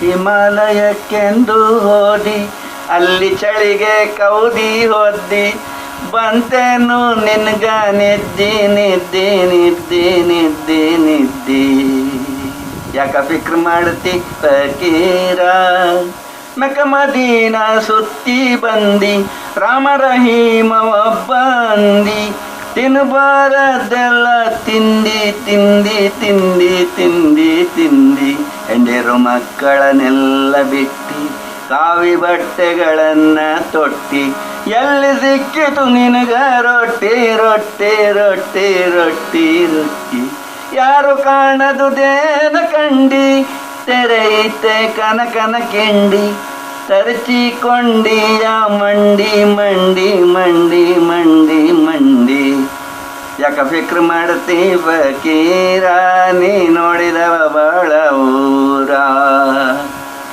ತಿರುಮಲೇಶ್ವರ ಅಂದ್ರೆ. ಇನ್ನು ಮುಂದಕ್ಕೆ ಈ ನಾಟಕ ರಂಗದಲ್ಲಿ ಕೂಡ ನೀವು ಸಾಕಷ್ಟು ಕೃಷಿಯನ್ನು ಮಾಡಿದವರು. ಬಿ ವಿ ಕಾರಂತರ ಜೊತೆಯಲ್ಲಿ ಅವರ ಶಿಷ್ಯವೃತ್ತಿಯನ್ನು ಮಾಡಿಕೊಂಡು ಅಥವಾ ಅವರ ಸಹವರ್ತಿಯಾಗಿ ಭಾಳಷ್ಟು ಕೆಲಸವನ್ನು ನೀವು ಮಾಡಿದ್ದೀರಿ ಅಂತ ನಾನು ಕೇಳಿ ತಿಳಿದವ. ಈ ನಾಟಕ ರಂಗದ ಬಗ್ಗೆ, ಅದರಲ್ಲಿ ಈಗ ಸಾಹಿತ್ಯದಲ್ಲಿ ನಿಮ್ಮ ಹೇಗೆ ಒಂದು ವಿಶೇಷವಾದಂಥ ಒಂದು ಚಿಂತನೆ ಇತ್ತು, ಅದೇ ರೀತಿ ಯಕ್ಷಗಾನದಲ್ಲಿ ಕೂಡ ನಿಮ್ಮ ವಿಶೇಷವಾದಂಥ ಒಂದು ಚಿಂತನೆಗಳನ್ನು ನೀವು ಇಲ್ಲಿ ನನ್ನ ಜೊತೆ ಹಂಚಿಕೊಂಡಿರಿ. ಅದೇ ರೀತಿಯಾಗಿ ನಾಟಕ ರಂಗದಲ್ಲಿ ನೀವು ವಿಶೇಷವಾದ ಯಾವ ಚಿಂತನೆಯಿಂದ ನಾಟಕ ರಂಗವನ್ನು ಪ್ರವೇಶ ಮಾಡಿದ್ದು ಮತ್ತು ಅದರಲ್ಲಿ ನೀವು ನಿಮ್ಮ ಚಿಂತನೆಯನ್ನು ನಾಟಕದ ಮುಖಾಂತರ ಲೋಕಕ್ಕೆ ಪ್ರಚುರಪಡಿಸುವಲ್ಲಿ ನೀವು ಎಷ್ಟು ಸಫಲತೆಯನ್ನು ಪಡೆದ್ರಿ, ಈ ಬಗ್ಗೆ ಸ್ವಲ್ಪ ಹೇಳ್ತೀರಾ? ನಿರ್ದೇಶಕ CR ಜಂಬೆ ಹಾಂ, ಅವರು ಕನ್ನಡದ ಒಳ್ಳೆಯ ಒಬ್ಬ ನಿರ್ದೇಶಕರು. ಹಾಂ, ಅವರು ಒಂದು ಕಾಲದಲ್ಲಿ ನ್ಯಾಷನಲ್ ಸ್ಕೂಲ್ ಆಫ್ ಡ್ರಾಮಾಕ್ಕೆ ಹೋಗಬೇಕಿದ್ದಾರೆ. ಹಾಂ, ಇಲ್ಲಿ ಉಡುಪಿಯ ಯಕ್ಷಗಾನ ಕೇಂದ್ರಕ್ಕೆ ಬಂದಿದ್ದರು. ಹಾಂ, ಆಗ ನಾವು ಬಹಳ ಒಳ್ಳೆಯ ಸ್ನೇಹಿತರಾದರು. ಸರಿ. ಆ ಸ್ನೇಹದ ನೆನಪನ್ನು ಅವರು ಇಟ್ಕೊಂಡಿದ್ರು. ಹಾಂ, ಶಂಭೆ ಹೆಗಡೆ ಅವರು ಮೇಳ ಮುಗಿಸಿದ ಮೇಲೆ ನನಗೆ ಏನು ಗತಿ ಇಲ್ಲ ಅಂತ ಆಯ್ತು. ಅಂದರೆ ಪೌರಾಣಿಕ ಪ್ರಸಂಗಗಳನ್ನು ಮಾಡುವವರು ಯಾರೂ ಇಲ್ಲ. ಪೌರಾಣಿಕ ಪ್ರಸಂಗಗಳನ್ನು ಮಾಡೋದು ಬಿಟ್ಟರೆ ನನಗೆ ಯಕ್ಷಗಾನವನ್ನು ನೋಡಲಿಕ್ಕೆ ಸಾಧ್ಯವೇ ಇಲ್ಲ. ಹಾಂ, ಆ ದೃಷ್ಟಿಯಿಂದ ನಾನು ಬೇರೆ ಏನು ಉದ್ಯೋಗ ಮಾಡಲಿ ಅಂತ ಹುಡುಕ್ತಾ ಇದ್ದೆ. ಆಗ ನನಗೆ ನೆನಪಾದವರು CR ಜಂಬೆ ಅವರು. ಆಕಸ್ಮಿಕವಾಗಿ ಅವರು ನೀನಾಸಂ ಥಿಯೇಟರ್ ಇನ್ಸ್ಟಿಟ್ಯೂಟ್ನ ಪ್ರಿನ್ಸಿಪಾಲ್ ಆಗಿದ್ದವರು. ಆಗ ಆಕಸ್ಮಿಕವಾಗಿ ನನ್ನನ್ನು ಕರೆದ್ರು ಅವರು. ಅಲ್ಲಿ ನೃತ್ಯ ಅಧ್ಯಾಪಕನಾಗಿ ನನ್ನನ್ನು, ಸಂಗೀತ ಅಧ್ಯಾಪಕನಾಗಿ ನನ್ನನ್ನು ತಗೊಂಡ್ರು. ನಾನು ಆ ಒಂದು ವರ್ಷದಲ್ಲಿ ನಿಜವಾಗಿ ನಾನು ನಾಟಕ ರಂಗದ ವಿದ್ಯಾರ್ಥಿಯ ಅರ್ಹತೆ ಇದ್ದವನು. ನಾಟಕ ರಂಗದವರಿಗೆ ಕಲಿಸಲಿಕ್ಕೆ ಹೋಗ್ಬಿಟ್ಟೆ. ನನ್ನ ಒಂದು ದೊಡ್ಡ ದುರಂತ ಅದು. ಯಾಕೆಂದರೆ ನಾನು ಯಾವುದೇ ವಿಷಯವನ್ನು ನಾವು ವಿದ್ಯಾರ್ಥಿಯಾಗಿ ಕಲಿಯುವುದಕ್ಕೂ ಗುರುವಾಗಿ ಹೇಳಿಕೊಡುವುದಕ್ಕೂ ಬಹಳ ವ್ಯತ್ಯಾಸ ಇರುತ್ತೆ. ಹೌದು ಹೌದು. ಆ ದೃಷ್ಟಿಯಿಂದ ನಾನು ಅಲ್ಲಿ ಸಂಗೀತ ಸಂಯೋಜನೆ ಮಾಡುವ ವಿಷಯದಲ್ಲಿ ನನಗೆ ಅಂತಹ ಬೇಸರ ಏನಿಲ್ಲ. ಆಗಲೇ ಬಹಳಷ್ಟು ನನಗೆ ಆಸಕ್ತಿ ಇತ್ತು. ನಾನು ಅದನ್ನು ಬೆಳೆಸ್ಕೊಂಡೆ. ಆದರೆ ರಂಗಭೂಮಿಗೆ ಬೇಕಾದ ಸಂಗೀತವನ್ನು ಬೆಳೆಸ್ಕೊಳ್ಳುವುದರಲ್ಲಿ ನನಗೆ CR ಜಂಬೆಯವರ ಒಡನಾಟ ಬಹಳ ಸಹಾಯ ಮಾಡಿತು. ಆ ಒಂದು ವರ್ಷದಲ್ಲಿ ನಾನು ಒಂದು ನೃತ್ಯ ರೂಪಕವನ್ನು ಕೂಡ ನಾನು ನಡೆಸಿಕೊಟ್ಟೆ. ಅದು ಅವರಿಗೆ ಬಹಳ ಆಶ್ಚರ್ಯ ಆಯಿತು. ಯಾಕೆಂದರೆ ಪ್ರಕೃತಿಯಿಂದ ಅಂದ ಮನುಷ್ಯ ಪ್ರಕೃತಿಗೆ ಹೇಗೆ ವಿರುದ್ಧವಾಗಿ ಅವನು ಒಂದು ವಿಷವಾಗಿ ಪರಿಣಮಿಸ್ತಾನೆ ಅನ್ನುವುದನ್ನು ನಾನು ನಾಗರಿಕತೆಯ ಬೆಳವಣಿಗೆಯ ಮೂಲಕ ತೋರಿಸಿಕೊಟ್ಟೆ. ಗ್ರಾಮೀಣ ಜೀವನ, ಅಲ್ಲಿಂದ ಮಿಲಿಟರಿಯವರೆಗೆ ಅವನ ಬೆಳವಣಿಗೆ, ಅದನ್ನು ನಾನು ಬಹಳ ನಾಟಕೀಯವಾಗಿ ಅದನ್ನು ರಚಿಸಿಕೊಟ್ಟೆ. ಅವರಿಗೆ ಬಹಳ ಸಂತೋಷ ಆಯಿತು. ನನ್ನನ್ನು ಇನ್ನೊಂದು ವರ್ಷ ಕೂಡ ನಾನು ಬರ್ತೇನೆ ಅಂತ ಅವರು ಎಣಿಸ್ಕೊಂಡಿದ್ರು. ಆದರೆ ನಾನು ಒಂದು ವರ್ಷ ಎಲ್ಲಾದರೂ ಕೆಲಸ ಮಾಡಿದವನು ಮತ್ತೊಂದು ವರ್ಷ ಕೆಲಸ ಮಾಡುವಷ್ಟು ತಾಳ್ಮೆ ಇಟ್ಕೊಂಡಿರಲಿಲ್ಲ. ಅದರಿಂದ ಬಿಟ್ಟೆ. ನನಗೆ ಆ ನಂತರ ನಾನು ಕೆಲಸ ಮಾಡಿದ್ದು ಬಿ ವಿ ಕಾರಂತರ ಜೊತೆ. ಬಿ ವಿ ಕಾರಂತರು ನಾನು ಯಕ್ಷಗಾನದ ಹಿನ್ನೆಲೆ ಇದ್ದವನು ಅಂತ ತಿಳಿದುಕೊಂಡು ಅವರು ನನ್ನನ್ನು ನ್ಯಾಷನಲ್ ಸ್ಕೂಲ್ ಆಫ್ ಡ್ರಾಮಾಕ್ಕೆ, ಅಲ್ಲಿಯ ಒಂದು ವಿದ್ಯಾರ್ಥಿಗಳ ಪ್ರೊಡಕ್ಷನ್ಗೆ, ಚಂದ್ರಹಾಸ ಅಂತ, ಅದು ಕನ್ನಡದಲ್ಲಿ ಕುವೆಂಪು ಅವರ ನಾಟಕವನ್ನು ಹಿಂದಿಗೆ ಮಾಡುವಂಥದ್ದು, ಅದಕ್ಕೆ ಕರೆದರು. ನನ್ನ ಬದಲಾವಣೆ ಬಹಳ ರಂಗಭೂಮಿಯಲ್ಲಿ ನನ್ನ ಬದಲಾವಣೆ ಆದದ್ದು ನನಗೆ ತಿಳುವಳಿಕೆಗಳೆಲ್ಲ ಸಿಕ್ಕಿದ್ದು ಬಿ ವಿ ಕಾರಂತರಿಂದ. ಬಿ ವಿ ಕಾರಂತರು ನೋಡುವ ನಟರನ್ನು ನೋಡುವ ರೀತಿಗೂ ನೀನಾಸಂನ ಅವರು ನೋಡುವ ರೀತಿಗೂ ಬಹಳ ವ್ಯತ್ಯಾಸ ಇದೆ. ಅದು ಮೂಲಭೂತವಾಗಿ ಅವರವರ ರೂಪಿಸಿಕೊಂಡದ್ದು. ಬಿ ವಿ ಕಾರಂತರು ಒಂದು ಪ್ರೊಫೆಷನಲ್ ಥಿಯೇಟರ್ನ ಒಂದು ನಿರ್ದೇಶಕನಾಗಿ ನೋಡ್ತಾರೆ. ನೀನಾಸಂನವರು ನಿರ್ದೇಶಕರಾಗಿ ತಮ್ಮ ವಿದ್ಯಾರ್ಥಿಗಳಾಗಿ ನೋಡ್ತಾರೆ ನಟರನ್ನು. ಇವರು ವಿದ್ಯಾರ್ಥಿಗಳಾಗಿ ನೋಡೋದಿಲ್ಲ, ನಟರನ್ನಾಗಿ ಪ್ರೊಫೆಷ್ನಲ್ ಆಗಿ ನೋಡ್ತಾರೆ ನಟರನ್ನು. ಅದರಲ್ಲಿ ಪ್ರೊಫೆಷ್ನಲ್ ನಟರನ್ನ ತಯಾರು ಮಾಡೋದ್ರಲ್ಲಿ ಬಿ ವಿ ಕಾರಂತರ ಅವರು ಸಿದ್ಧಹಸ್ತರು. ಆ ದೃಷ್ಟಿಯಿಂದ ನನಗೆ ನಾವು ಹೇಗೆ ಅದನ್ನು ಭಾಳ ಒಂದು ವಾರ್ಮ್ತ್ ಹೇಗೆ ಇಟ್ಕೊಳ್ಬೇಕು, ನಟರ ಜೊತೆ ತಿಳಿ ಹಾಸ್ಯ ಇವನ್ನೆಲ್ಲ ಹೇಗೆ ಇಟ್ಕೊಳ್ಬೇಕು ಅನ್ನೋದನ್ನು ಬಿ ವಿ ಕಾರಂತರ ಮೂಲಕ ನಾನು ಕಲಿತೆ. ಮತ್ತು ಇನ್ನೊಂದು, ನನಗೆ ನಾಟಕದಲ್ಲಿ ಸಂಗೀತವನ್ನೇ ಅಬ್ರಪ್ಟ್ ಆಗಿ ನಾನು ಅಲ್ಲಲ್ಲಿ ಮಾಡಿದ್ದು ಉಂಟು. ಹೌದು. ಆ ನಾಟಕ ಸಂಗೀತವನ್ನು ಬಹಳ ಶಿಸ್ತುಬದ್ಧವಾಗಿ ನಾಟಕಕ್ಕೆ ಅದು ಗೊತ್ತಾಗದ ಹಾಗೆ ಸೇರಿಕೊಂಡು ಹೇಗೆ ಬೆಳೀಬೇಕು ಅನ್ನೋದನ್ನು ಬಿ ವಿ ಕಾರಂತರು ಹೇಳಿಕೊಟ್ರು. ಒಂದು ಸಂಗೀತವನ್ನು ನಾವು, ಒಂದು ಹಾಡನ್ನು ನಾವು ಇನ್ವಾಲ್ವ್ ಮಾಡುವಾಗ ಅದಕ್ಕೆ ಬೇಕಾಗುವ ಕ್ಯೂ ಹೇಗೆ ಕೊಟ್ಕೊಳ್ಬೇಕು, ಎಲ್ಲಿಂದ ಅದು ಶುರುವಾಗಬೇಕು, ಎಲ್ಲಿಂದ ಶುರುವಾಗಿ ಹಾಡುಗಳು ಶುರುವಾಗಬೇಕು, ಹಾಡುಗಳು ಹೇಗೆ ಲೈಟಿಂಗ್ನೊಂದಿಗೆ ಫೇಡ್ ಇನ್ ಆಗಿ ಫೇಡ್ ಔಟ್ ಆಗಬೇಕು, ಇವನ್ನೆಲ್ಲ ಬಹಳ ಅದ್ಭುತವಾದ ತಂತ್ರಗಳನ್ನು ಅವರು ಹೇಳಿಕೊಟ್ರು.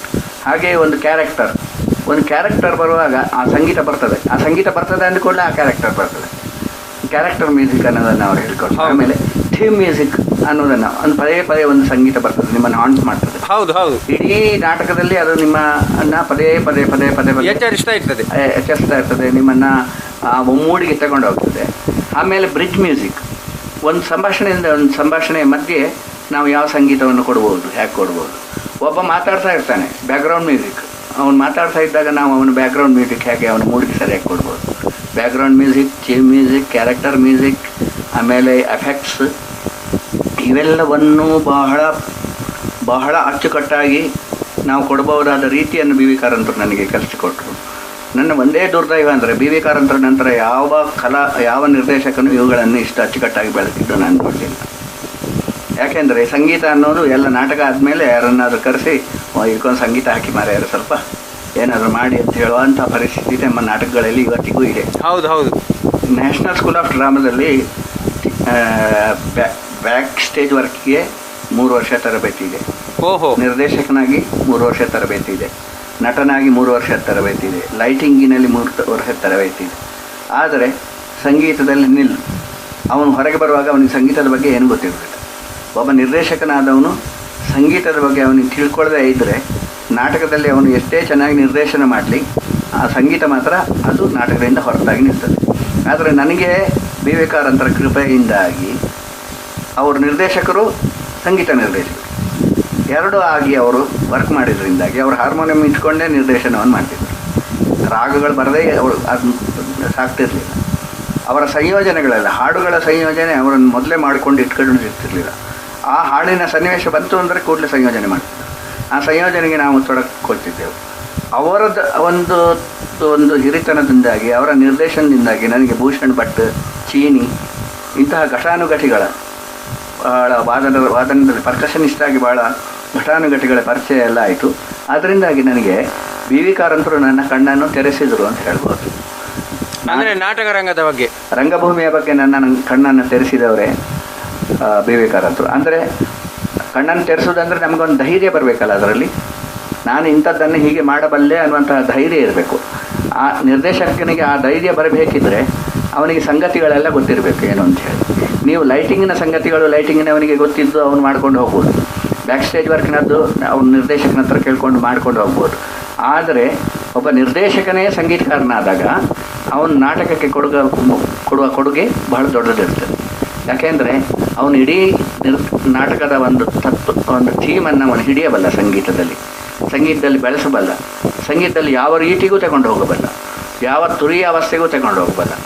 ನಾಟಕಕ್ಕೆ ಎಷ್ಟು ಮುಖ್ಯ ಇರ್ತದೋ ನಾಟಕಕ್ಕೆ ಅಂಡರ್ಟೋನ್ ಅಥವಾ ಅದು ಮತ್ತೆ ಪುನಃ ಅದು ಜಾಸ್ತಿ ಆಗದ ಹಾಗೆ, ಅದೇ ಮೀರದ ಹಾಗೆ ಸಂಗೀತವನ್ನು ಬಳಸಿಕೊಳ್ಳುವಂತಹ ರೀತಿಯನ್ನೆಲ್ಲ ಬಿ ವಿ ಕಾರಂತರು ಹೇಳಿಕೊಟ್ಟ ಮೇಲೆ ನಿಧಾನವಾಗಿ ನಾನು ಯೋಚಿಸತೊಡಗಿದೆ. ನಾನು ಬೇರೆ ಬೇರೆ ನಿರ್ದೇಶಕರ ಜೊತೆ ಕೆಲಸ ಮಾಡುವಾಗ ನಾನು ಏನು ಯೋಚನೆ ಮಾಡಿದೆ ಅಂದರೆ, ಇದು ಬಿ ವಿ ಕಾರಂತರ ಜೊತೆ ನಾನು ಕಲಿತದ್ದು ಇಲ್ಲಿಗೆ ಪ್ರಯೋಜನಕ್ಕೆ ಬರ್ತಾ ಇಲ್ಲ. ಹಾಗೆ ಪ್ರಯೋಜನಕ್ಕೆ ಬಂದದ್ದು ನಮ್ಮಲ್ಲಿ ಹವ್ಯಾಸಿ ನಿರ್ದೇಶಕರಾದ ಒಬ್ಬ ನಿರ್ದೇಶಕರಿದ್ದರು, ಅವರು ಕೆ ಜಿ ನಾರಾಯಣ ಅಂತ. ಅವರ ಹತ್ತಿರ ಭಾಳ ಪ್ರಯೋಜನಕ್ಕೆ ಬಂತು. ಇನ್ನೊಬ್ಬರು ಕಿನ್ನರ ಮೇಳವನ್ನು ಕಟ್ಟಿದಂಥ KG ಕೃಷ್ಣಮೂರ್ತಿ, ಅವರು ಸಂಗೀತವನ್ನು ಭಾಳ ತುಂಬ ಲೈಕ್ ಮಾಡ್ತಿದ್ದರು. ಅವರು ನಾಟಕದ ಹೊತ್ತಿಗೆ ಸಂಗೀತವನ್ನು ಇನ್ವಾಲ್ವ್ ಮಾಡುವಂಥದ್ದು, ಸಂಗೀತವನ್ನು ಬಳಸುವಂಥದ್ದು, ಈ ಕ್ರಮವನ್ನು ಅವರು ತಂದುಕೊಂಡರು. ಆದ್ದರಿಂದಾಗಿ ಇಂತಹ ಒಂದು 2-3 ನಿರ್ದೇಶಕರನ್ನು ಬಿಟ್ಟರೆ ಉಳಿದವರೆಲ್ಲ ನೀವು ಸಂಗೀತವನ್ನು ಆಮೇಲೆ ಮಾಡಿ, ಅದೊಂದು ಸಾಮಾನ್ಯವಾದ ಒಂದು ಶ್ರಾದ್ದದ ಕ್ರಿಯೆ ಅನ್ನೋ ಥರ, ಹೌದೌದು, ಎಲ್ಲ ಆದಮೇಲೆ ಮಾಡುವಂಥದ್ದು ಅನ್ನೋ ಥರ. ಅದರಲ್ಲಿ ನಾಟಕದ ಎದ್ರೆ ಇದ್ದಿತ್ತು, ಇಲ್ಲದ್ರೆ ಸತ್ತರೆ ಸತ್ತೋಯಿತು. ನನಗೆ ಬೇಕಾದ್ದು ಹಾಗಲ್ಲ. ನನಗೆ ಆ ನಾಟಕದ ಹೊತ್ತಿಗೆ ಹಾಡಬಲ್ಲ, ಹಾಡನ್ನು ನಾಟಕಕ್ಕೆ ಒಗ್ಗಿಸಬಲ್ಲ, ಅದಕ್ಕೆ ಸತ್ವ ತರಬಲ್ಲ. ಹೀಗೆ ನಾನು ಒಂದು ನಾಟಕದ ಬಗ್ಗೆ ಯೋಚನೆ ಮಾಡಲಿಕ್ಕೆ ತೊಡಗಿದ್ರಿಂದಾಗಿ ನಾನು ತುಂಬ ಎಲ್ಲ ನಿರ್ದೇಶಕರುಗಳನ್ನು ಆಯ್ಕೆ ಮಾಡಲಿಲ್ಲ. ಕೆಲವೇ ಆಯ್ದ ನಿರ್ದೇಶಕರುಗಳ ಜೊತೆಗೆ ಕೆಲಸ ಮಾಡಿದ್ದೇನೆ ನಾನು. KG ಕೃಷ್ಣಮೂರ್ತಿ, ವೆಂಕಟರಮಣ ಐತಾಳ್, CR ಜಂಬೆ, KG ನಾರಾಯಣ್, ಆಮೇಲೆ ಇಂಥವರ ಜೊತೆ ಕೆಲಸ ಮಾಡಿದ್ರಿಂದಾಗಿ ನನಗೇನಾಯ್ತು ಅಂದರೆ, ಅದು BV ಕಾರಂತರಿಂದ ಮಾಡಿದ ಸಂಗೀತವನ್ನು ನಾನು ಇವರಿಗೆ ಬಳಸಿಕೊಂಡೆ ಅಷ್ಟೇ ಹೊರತು, ನನಗೆ BV ಕಾರಂತರು ಮಾಡಿದ ಚಾಲೆಂಜಿಂಗ್ ಆದ ಸಂಗೀತದ ನಾಟಕದ ವಸ್ತು ಎಲ್ಲಿಯೂ ಸಿಗಲಿಲ್ಲ. ಆಮೇಲೆ ನಾನೇನು ಮಾಡಿದೆ, ನಾನೇ ನಾಟಕವನ್ನು ಬರೆದರೆ ಏನು ಅಂತ ಒಂದು ಅನಿಸ್ತು. ಯಾಕೆಂದರೆ ನಾನು ನಾಟಕವನ್ನು ಅನಿವಾರ್ಯವಾಗಿ ಬರೀಲಿಲ್ಲ. ನನಗೆ ಕಾವ್ಯದ ಒತ್ತಡ ಇತ್ತು, ಆಮೇಲೆ ಜೀವನದ ಜಿಜ್ಞಾಸೆ ಇತ್ತು, ಆಮೇಲೆ ಸ್ವಲ್ಪ ವಿಷಾದ ಇತ್ತು ಜೀವನದ ಬಗ್ಗೆ, ಜೀವನದ ಡಿಜನರೇಷನ್ ಆಗ್ತಾ ಇರುವಂತಹ ನಮ್ಮ ಜನಾಂಗ ಪತನದ ಬಗ್ಗೆ ಇತ್ತು, ಮತ್ತು ನಾನು ಕಟ್ಟಿಕೊಂಡ ಆದರ್ಶಗಳು ನನಗೆ ಇದ್ದವು. ನಾನು ಪಕ್ಕನೆ ಯಾವುದೂ ನನ್ನ ಆದರ್ಶಗಳನ್ನು ಬಿಟ್ಟುಕೊಟ್ಟು ನಾನು ಎಲ್ಲೂ ಕೆಲಸ ಮಾಡಲಿಕ್ಕೆ ಆಗ್ತಿರಲಿಲ್ಲ. ಸೊ ಅದರಿಂದ ಮಹಾಕಾಲ ಅಂತ ಒಂದು ನಾಟಕವನ್ನು ನಾನು ಬರೆದೆ. ಇದನ್ನು KV ಸುಬ್ಬಣ್ಣ ಅವರ ಎದುರು ಪ್ರದರ್ಶಿಸುವ ಯೋಗ ಬಂತು ನನಗೆ. ಆಗ ನಾಟಕದ ಬಗ್ಗೆ ಬಹಳ ಒಳ್ಳೆಯ ಅಭಿಪ್ರಾಯ ಬಂತು. ಹಾಗಿದ್ದರೆ ನಾನು ನಾಟಕ ಬರೀಬೋದು ಅನ್ನುವಂಥ ಒಂದು ಧೈರ್ಯ ಬಂತು ನನಗೆ. ಅದಕ್ಕೆ ಒಂದು 5 ನಾಟಕಗಳನ್ನು ನಾನು ಬರೆದೆ. ಪ್ರತಿಯೊಂದರಲ್ಲಿಯೂ ಕೂಡ ಇವತ್ತಿನ ಆರ್ಥಿಕ ವ್ಯವಸ್ಥೆಯ ಬಗ್ಗೆ ಒಂದು ನಾಟಕ, ಹೆಣ್ಣಿನ ಶೋಷಣೆ ಬಗ್ಗೆ ಒಂದು ನಾಟಕ, ಈ ಎಲ್ಲ ವಿಷಯಗಳು ನನಗೆ ಬಂತು. ಮಹಾಕಾಲ ಅನ್ನುವ ನಾಟಕ ಒಟ್ಟಾರೆಯಾಗಿ ಮನುಷ್ಯನನ್ನು ಹುಚ್ಚು ಹಿಡಿಯುವಷ್ಟು ಸಂಕೀರ್ಣವಾದ ಜೀವನ, ಅವನನ್ನು ಅರ್ಥಕ್ಕಾಗಿ ಎಷ್ಟು ಕಾಡ್ತದೆ ಅನ್ನುವಂಥದ್ದನ್ನು ಒಂದು ವಸ್ತುವನ್ನಾಗಿಟ್ಕೊಂಡು ನಾನು ನಾಟಕಗಳನ್ನು ಬರೆದೆ. ಅದರಿಂದ ಆ 5 ನಾಟಕಗಳನ್ನು ಪ್ರಕಟಿಸಿದೆ. ಆ 5 ನಾಟಕಗಳನ್ನು ನಾನೇ ನಿರ್ದೇಶಿಸಿದೆ. ಈ ನಿರ್ದೇಶನದಿಂದಾಗಿ ಇವತ್ತಿಗೆ ನಾನು ಇನ್ನೊಬ್ಬರ ನಾಟಕಗಳನ್ನು ಮಾಡುವುದಕ್ಕಿಂತ ನಾನೇ ನಾಟಕವನ್ನು ಬರೆದು ಮಾಡುವಂಥ ಒಂದು ಸ್ಥಿತಿಗೆ ಬಂದಿದ್ದೇನೆ. ಯಾಕೆ ಬಂದಿದ್ದೇನೆ ಅಂದರೆ, ನಮ್ಮ ಸಮಸ್ಯೆಗಳು ನನ್ನದು, ಆ ಸಮಸ್ಯೆಗಳು ನನ್ನಲ್ಲಿ ಇವೆ. ಆದ್ದರಿಂದಾಗಿ ಆ ಸಮಸ್ಯೆಗಳನ್ನು ನಾನು ನಾಟಕದ ಮೂಲಕ ಬರೀಬೇಕು. ಹಾಗೆ ಬರೆಯುವಾಗ ನನಗೆ ಹಾಡುಗಳನ್ನು ಬರೆಯಲಿಕ್ಕೂ ಕೂಡ ಬಹಳ ಒಳ್ಳೆಯ ಅನುಕೂಲ ಆಯಿತು. ಅದರಲ್ಲಿ ಬರುವ ಹಾಡುಗಳ ಸಾಹಿತ್ಯದ ಮಟ್ಟವೂ ಕೂಡ ನಾನು ನಾಟಕೀಯವಾಗಿ ತುಂಬ ಬೆಳೆಸ್ಕೊಂಡಿದ್ದೇನೆ. ಹೂವೇನಿ ಅರಳುವ ನಿಶ್ಶಬ್ದ, ಹೂವೇನಿ ಅರಳುವ ನಿಶ್ಶಬ್ದ, ಆಲಿಸುವೆ ಆಲಿಸುವೆ, ಹೀಗೆ ಪನ್ನುಗಳನ್ನು ಸೃಷ್ಟಿ ಮಾಡಲಿಕ್ಕೆ. ಕಣ್ಣಯವೇ ಲಾಲಿಸಿವೆ, ಕಣ್ಣಯವೇ ಲಾಲಿಸಿವೆ, ಮಕ್ಕಳೆಯನಸು ನಗುವಿದು ಎದೆಯಲ್ಲಿ ಮಿಸುಕಾಡುತ್ತಿದೆ, ದೇಪ್ಯ ಮೌನ. ಹೂ ಅರಳುವಾಗ ಅಲ್ಲೊಂದು ಮೌನ ಇದೆ, ಆ ಮೌನದಲ್ಲೊಂದು ಬೆಳಕಿದೆ. ಹೌದು, ಇದನ್ನು ನಾನು ಮಗುವಿಗೆ ಹೋಲಿಸಿ ಬರೆದಂಥ ಒಂದು ಕವನ. ಒಂದು ಸೈನಿಕರ ದಾಳಿಗೆ ತುತ್ತಾದ ಒಂದು ಮಗು, ಅದು ನಗುವುದಿಲ್ಲ. ಅದಕ್ಕೆ ಅದನ್ನು ನಗಬೇಕು ಅಂತ ಕೋರಿಕೊಳ್ತಾರೆ ದೊಡ್ಡವರೆಲ್ಲ. ನಗು ಮಗುವೆ ನೀ ನಗು, ಹೂವೇ ನೀ ಅರಳುವ ನಿಶ್ಶಬ್ದ, ಆಲಿಸುವೆ ಆಲಿಸುವೆ. ನಿನ್ನ ನಗು ಎಷ್ಟು ಚೆನ್ನಾಗಿದೆ ಅಂದರೆ ಅದು ಒಂದು ಬೆಳಕಿನ ಮೌನ ಆಗಿದೆ ಅನ್ನುವಂಥದ್ದು. ಈ ರೀತಿ ಬಹಳ ಶಾಲಿಯಾದ ಒಂದು ಸತ್ವಪೂರ್ಣವಾದ ಕವನಗಳನ್ನೆಲ್ಲ ರಚಿಸಲಿಕ್ಕೆ ನನಗೆ ಸಾಧ್ಯ ಆಯಿತು. ಆ ದೃಷ್ಟಿಯಿಂದ ನಾನು ಏನಿದ್ದರೂ BV ಕಾರಂತರು ನನ್ನನ್ನು ಬೆಳೆಸಿದ, ಅಥವಾ BV ಕಾರಂತರು ನನಗೆ ಕಣ್ಣುಗಳನ್ನು ಮೂಡಿಸಿದ. ನಾನು ಇಲ್ಲದಿದ್ದರೆ ನಾಟಕದಲ್ಲಿ ಬಹಳ ಆತ್ಮವಿಶ್ವಾಸವನ್ನು ಪಡ್ಕೊಳ್ಳಿಕ್ಕೆ ಸಾಧ್ಯ ಆಗ್ತಿರಲಿಲ್ಲ.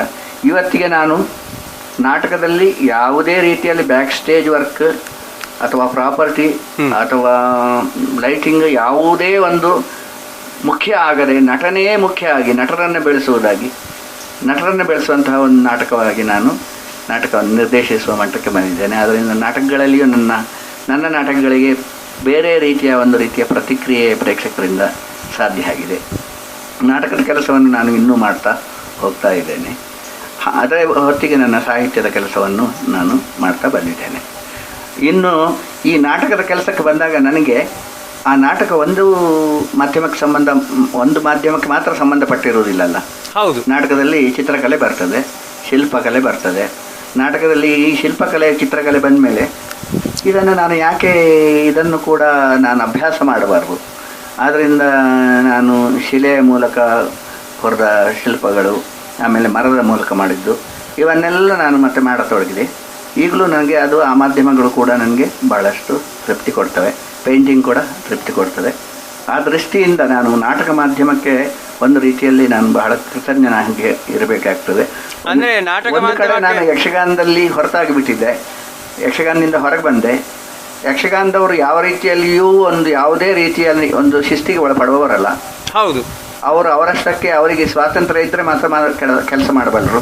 ಅವರು ಯಾವ ಸ್ಟ್ಯಾಂಡರ್ಡಲ್ಲಿ ಮಾಡ್ತಾರೆ ಅಂತ ಕೇಳಿದರೆ ಅದು ಭಾಳ ಶಾಕಿಂಗ್. ಹೌದು, ಲೋ ಸ್ಟ್ಯಾಂಡರ್ಡ್ ಅಂತ ನಾನು ಖಂಡಿತ ಹೇಳ್ತೇನೆ. ಅದನ್ನು ಹೇಳುವಪ್ಪ, ಅದರಲ್ಲಿ ಏನಿದೆ, ನಾವು ನೋಡಿದವರಲ್ವಾ. ಹೌದೌದು. ಆದರೆ ಅದೇ ಯಕ್ಷಗಾನದಲ್ಲಿ ನಾವು ಎಂತೆಂಥ ಕಲಾವಿದರನ್ನು ನೋಡಿದ್ದೇವೆ. ಹೌದು, ಅದೇ ಎಷ್ಟು ಅದ್ಭುತವಾದ ಕಲಾವಿದರನ್ನು ನೋಡಿದ್ದೇವೆ. ಒಂದು ಪಾಸು ನಿಮ್ಮ ಹಾಗೆ ಯಕ್ಷಗಾನವನ್ನು ಅತ್ಯಂತ ಉಜ್ವಲವಾಗಿ ಪ್ರೀತಿಸಿ ಬಹಳಷ್ಟು ಇದು ಮಾಡಿದ ನಮ್ಮ ಅನಂತಪುರ ಈಶ್ವರಯ್ಯನವರು, ಅವರು ಕೂಡ ಈಗ ಯಕ್ಷಗಾನದತ್ತ ಅಂಥ ಒಲವಿಲ್ಲ. ಅವರು ಹೇಳುವುದೇ ಎಂತೆಂಥ ಅದ್ಭುತವನ್ನು ನೋಡಿದ್ದೇವೆ, ಈಗ ಇಂಥದ್ದನ್ನು ನೋಡುವ ಬದಲು ನಾವು ಸುಮ್ಮನೆ ಮನೆಯಲ್ಲಿ ಕುಳಿತುಕೊಳ್ಳುವುದು ಒಳ್ಳೆಯದು ಅಂತ.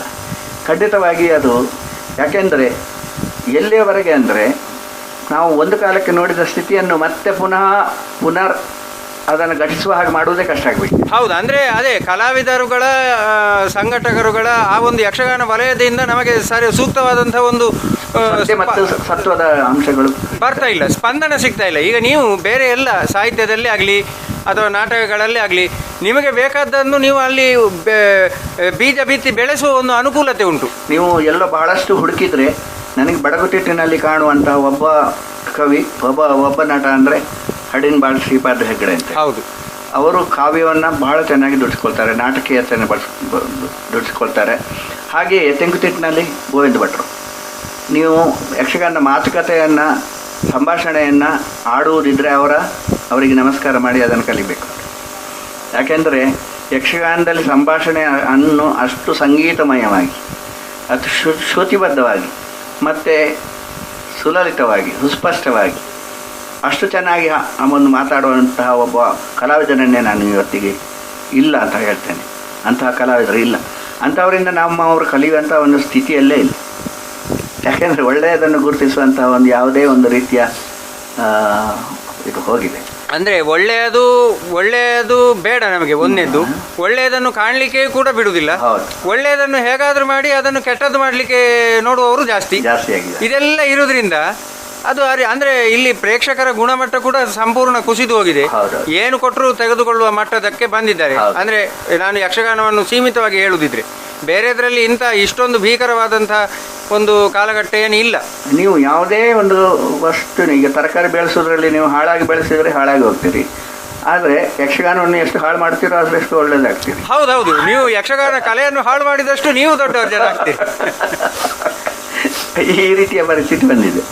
ಇನ್ನು ನಾಟಕದಲ್ಲೂ ಅಷ್ಟೇ. ನಾನು NSDಯಿಂದ ನ್ಯಾಷನಲ್ ಸ್ಕೂಲ್ ಆಫ್ ಡ್ರಾಮಾದಿಂದ ಇಲ್ಲಿಯವರೆಗೆ ನಾನು ನಾಟಕಕಾರರ ಜೊತೆ ಕೆಲಸ ಮಾಡಿದ್ದೇನೆ. ನನ್ನ ಒಂದೇ ಒಂದು ಆಕ್ಷೇಪಣೆ ಅಂದರೆ NSDಯನ್ನು ಬಹಳ ಮೂಲ ಕೇಂದ್ರವಾಗಿ ಅದಕ್ಕೆ 280 ಕೋಟಿಯೋ 300 ಕೋಟಿಯೋ ಅದರ ಕೈಯಲ್ಲೇ ಸಂಗೀತ ನಾಟಕ ಅಕಾಡೆಮಿಯನ್ನು ಕೊಟ್ಟು ಬಿಡುವಷ್ಟು ಔದಾರ್ಯಕ್ಕೆ ನಮ್ಮ ಸರ್ಕಾರ ಬಂದುಬಿಟ್ಟಿದೆ. ನಮಗೆ ಇಲ್ಲಿಯ ಕಲಾವಿದರಿಗೆ ಒಂದು ಪ್ರೊಡಕ್ಷನ್ ಗ್ರ್ಯಾಂಟ್ ಅಂತ ತಗೊಳ್ಬೇಕಿದ್ರೆ ಅವನಿಗೆ ಇಂಗ್ಲೀಷ್ ಗೊತ್ತಿರಬೇಕಾಗ್ತದೆ, ಅವನಿಗೆ ಕೋರ್ಟಿನ ವಿಷಯಗಳು ಗೊತ್ತಿರಬೇಕಾಗ್ತದೆ, ಅವನಿಗೆ ವಕೀಲರ ವಿಷಯಗಳು ಗೊತ್ತಿರಬೇಕಾಗ್ತದೆ. ಅವನಿಗೆ ಗೊತ್ತಿದ್ದು ಇಷ್ಟನ್ನೆಲ್ಲ ಮಾಡುವಾಗ ಅವನು ಯಾವಾಗ ನಾಟಕ ಮಾಡೋದು? ನಾನು ಹೇಳೋದು ಪಂಚಾಯತ್ ಬೋರ್ಡ್ನ ಲೆವೆಲ್ನಲ್ಲಿ ಅವನಿಗೆ ಗ್ರ್ಯಾಂಟನ್ನು ಕೊಡುವಂಥ ಪದ್ಧತಿ ಇರಬೇಕು. ಯಾಕೆಂದರೆ ಪಂಚಾಯತ್ ಬೋರ್ಡ್ನಲ್ಲಿ ಅವನು ಪ್ರತಿಭಾವಂತನೋ ಅಲ್ವೋ ಅನ್ನೋದು ಅವ್ರಿಗೆ ಪಂಚಾಯತ್ ಬೋರ್ಡ್ನ ಲೆವೆಲ್ನಲ್ಲಿ ಗೊತ್ತಿರ್ತದೆ. ಹೌದು. ಮತ್ತು ಅವನು ಹಳ್ಳಿಯಲ್ಲಿಯೇ ನಾಟಕ ಮಾಡಬೇಕು ಅನ್ನೋ ಒಂದು ಪರಿಸ್ಥಿತಿಯನ್ನು ತರಬೇಕು. ಎಲ್ಲರೂ ಹೋಗಿ ಡೆಲ್ಲಿಯಲ್ಲಿ ನಾಟಕ ಮಾಡೋದು, ಬೆಂಗಳೂರಿನಲ್ಲಿ ನಾಟಕ ಮಾಡೋದು, ಆಮೇಲೆ ಯಾವುದ್ಯಾವುದೋ ಪ್ರಾಜೆಕ್ಟ್ ಮಾಡೋದು, ಮಲೆಗಳಲ್ಲಿ ಮದುಮಗಳು ಅಂತಹ ನಾಟಕಕ್ಕೆ 1 ಕೋಟಿಯನ್ನು ಕೊಡೋದು, ಆಮೇಲೆ ಇಂಥದ್ದೆಲ್ಲ ಮಾಡ್ತಾ ಹೋಗುವಂಥದ್ದು ಉಂಟಲ್ಲ. ಇದರಿಂದಾಗಿ ರಂಗಭೂಮಿಗೆ ಯಾವ ಪ್ರಯೋಜನವೂ ಆಗುವುದಿಲ್ಲ. ರಂಗಭೂಮಿ ಪ್ರಯೋಜನ ಆಗಬೇಕಿದ್ದರೆ ತಾಲೂಕು ಮಟ್ಟದಲ್ಲಿ ಪಂಚಾಯತ್ ಮಟ್ಟದಲ್ಲಿ, ಜಿಲ್ಲಾ ಮಟ್ಟದಲ್ಲಿ ಇಂಥದ್ದೇ ರೀತಿಯಲ್ಲಿ ಕಲಾವಿದರಿಗೆ ನಾವು ಪ್ರೋತ್ಸಾಹವನ್ನು ಕೊಡ್ತೇವೆ. ಇಂತಹ ಡಿಪ್ಲೊಮಾ ಮಾಡಿ ಬಂದವನಿಗೆ ಇಂಥದ್ದು ಈ ರೀತಿಯ ಅವನಿಗೆ ಕೊಡುಗೆಗಳಿವೆ, ಅವನು ಬಳಸ್ಕೊಳ್ಬೋದು. ಇಂಥದ್ದನ್ನು ತರದೇ ಹೋದರೆ ಈ ಡೆಲ್ಲಿಯಿಂದ ನಾವು ಹಣವನ್ನು ತರಿಸುವಂಥ ಒಂದು ಸರ್ಕಸ್ ಇದೆಯಲ್ಲ, ಈ ಸರ್ಕಸನ್ನು ಕೆಲವೇ ಜನ ಮಾಡಬಲ್ಲರು. ಆ ಕೆಲವೇ ಜನ ರಂಗಭೂಮಿಯ ಆಧ್ವರ್ಯಗಳು ತಾವೇ ಅಂತ ತಿಳ್ಕೊಳ್ಳುವ ಹಾಗಾಗ್ತದೆ. ಆ ದೃಷ್ಟಿಯಿಂದ ನಮ್ಮಲ್ಲಿರುವ ಹಳ್ಳಿಯ ಕಲಾವಿದರಿಗೆ, ಜನಪದ ಕಲಾವಿದರಿಗೆ, ನಮ್ಮಲ್ಲಿ ಯಾರಿಗೂ ಕೂಡ ಕಲೆಯ ಪ್ರೋತ್ಸಾಹ ಅನ್ನುವಂಥದ್ದು ಸರ್ಕಾರ ಕೊಡುವಂಥದ್ದು ಯಾವುದೂ ಕೂಡ ಕೈಯ ಎಟುಕಿನಲ್ಲಿ ಇಲ್ಲ. ಇದನ್ನು ನಾನು ರಂಗಭೂಮಿಯಲ್ಲಿ ನೋಡಿದ್ದೇನೆ. ಇದರ ಹಿಂದೆ ಲಂಚದ ಕನ್ನಡ ಸಂಸ್ಕೃತಿ ಇಲಾಖೆ ಅನ್ನುವಂಥ ಹೆಸರನ್ನು ಇಟ್ಟುಕೊಂಡು ಸಂಸ್ಕೃತಿಗೆ ವಿರುದ್ಧವಾದ ರೀತಿಯಲ್ಲಿ ನಡೆಯುವ ಲಂಚದ ಒಂದು ಹೊಳೆಯೇ ನಮ್ಮಲ್ಲಿ ಹರಿತಾ ಇದೆ. ಅದನ್ನು ನೋಡುವವರಿಲ್ಲ. ಕನ್ನಡ ಸಂಸ್ಕೃತಿಯಲ್ಲಿ ನಾವು ಹೋಗಿ ದುಂಬಾಲು ಬಿದ್ದು ಎಂಜಲ್ ಸುರಿಸಿ ಜೊಲ್ಲು ಸುರಿಸ್ಕೊಂಡು ಅವರ ಹತ್ರ ನಾವು ಹೇಳಿದರೆ ಅವರಿಗೆ ಕೊಡಬೇಕಾದ ಪ್ರಮಾಣವನ್ನು ಮೊದಲೇ ಹೇಳಿ ಆಮೇಲೆ ನಮಗೊಂದು ಕಾರ್ಯಕ್ರಮವನ್ನು ಕೊಡುವಂಥ ಸಿಸ್ಟಮ್ ಇದೆ. ಇದು ಎಲ್ಲವೂ ಬಹಿರಂಗವಾಗಿ ನಡೀತಾ ಇದೆ, ಇದೇನು ಸುಳ್ಳಾಗಿ ನಡೀತಾ ಇಲ್ಲ. ನನಗೆ ಒಂದು ಲಂಚವನ್ನು ಕೊಡುವಂಥ ಪ್ರಕರಣದಲ್ಲಿ ನಾನು ಲಂಚ ಕೊಡುವುದಿಲ್ಲ, ಇನ್ನು ಮುಂದೆ ನಿಮ್ಮಲ್ಲಿ ಸಂಸ್ಕೃತಿ ಇಲಾಖೆಯಲ್ಲಿ ಬರುವುದಿಲ್ಲ ಅನ್ನೋದಕ್ಕೆ ಅವರೇನು ಬೇಸರ ಮಾಡಲಿಲ್ಲ. ಯಾಕೆಂದರೆ ಈಗಿನ 2-3 ವರ್ಷಗಳಿಂದ ನನಗೆ ಯಾವುದೇ ಒಂದು ಕಾರ್ಯಕ್ರಮವನ್ನು ಕನ್ನಡ ಸಂಸ್ಕೃತಿ ಇಲಾಖೆ ಕರೆದು ಕೊಟ್ಟಿಲ್ಲ. ಕನ್ನಡ ಸಂಸ್ಕೃತಿ ಇಲಾಖೆ ಯಾವಾಗ ಕಲಾವಿದರನ್ನು ಕರೆದು ಅವನ ಯೋಗ್ಯತೆಯನ್ನು ಮನ್ನಿಸಿ ಅವರಿಗೆ ಕಾರ್ಯಕ್ರಮ ಕೊಡುವಂಥ ಒಂದು ಪರಿಸ್ಥಿತಿಗೆ ಬರ್ತದೆ, ಆಗ ನಿಜವಾದ ಕನ್ನಡ ಮತ್ತು ಸಂಸ್ಕೃತಿ ಆಗ್ತದೆ. ಇಲ್ಲದಿದ್ದರೆ ಸಂಸ್ಕೃತಿಯ ಕೊಲೆ ಆಗ್ತದೆ.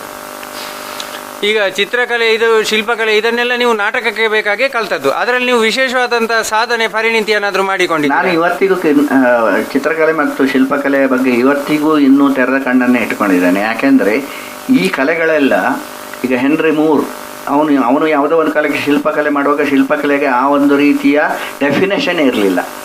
ಅವನು ಅದನ್ನೆಲ್ಲ ಆ ಡೆಫಿನೇಷನ್ಗಳನ್ನೆಲ್ಲ ತೂರಿಬಿಟ್ಟು ಅವನು ಒಂದು ಬೇರೆ ಏನು ಮಾಡಿದ. ಹಾಗೆ ಇನ್ನೂ ಕೂಡ ಶಿಲ್ಪಕಲೆಯಲ್ಲಿ, ಚಿತ್ರಕಲೆಯಲ್ಲಿ ತುಂಬ ಸಾಧ್ಯತೆಗಳಿವೆ, ತುಂಬ ಪ್ರಯೋಗಗಳಾಗ್ತಾ ಹೋಗ್ತವೆ. ಅವುಗಳಲ್ಲಿ ಆಗುವಷ್ಟು ಪ್ರಯೋಗ ಬೇರೆಯಲ್ಲಿಯೂ ಆಗುವುದಿಲ್ಲ. ಇನ್ನೊಂದು, ಅದಕ್ಕೆ ಬೇಕಾದ ಪ್ರೋತ್ಸಾಹ ಕೂಡ ಧನಿಕರಿಂದ ತುಂಬ ಚೆನ್ನಾಗಿ ಸಿಗ್ತದೆ.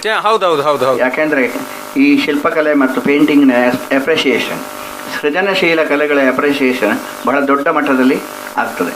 ಅದರಿಂದಾಗಿ ನಮ್ಮಲ್ಲಿ ದೊಡ್ಡ ದೊಡ್ಡ ಕಲಾವಿದರು ಬರ್ಲಿಕ್ಕೆ ಸಾಧ್ಯ. ಅಂದ್ರೆ ಇಲ್ಲಿ ಏನು ಅಂತಂದ್ರೆ, ನಾನು ಕಂಡುಕೊಂಡ ರೀತಿ ಏನು ಅಂತಂದ್ರೆ, ಈ ಬೇರೆಲ್ಲ ಮಾಧ್ಯಮಗಳಲ್ಲಿ ಹಲವಾರು ಜನ, ಒಂದು ಗುಂಪಿನ ಅವಶ್ಯಕತೆ ಉಂಟು. ಹೌದು.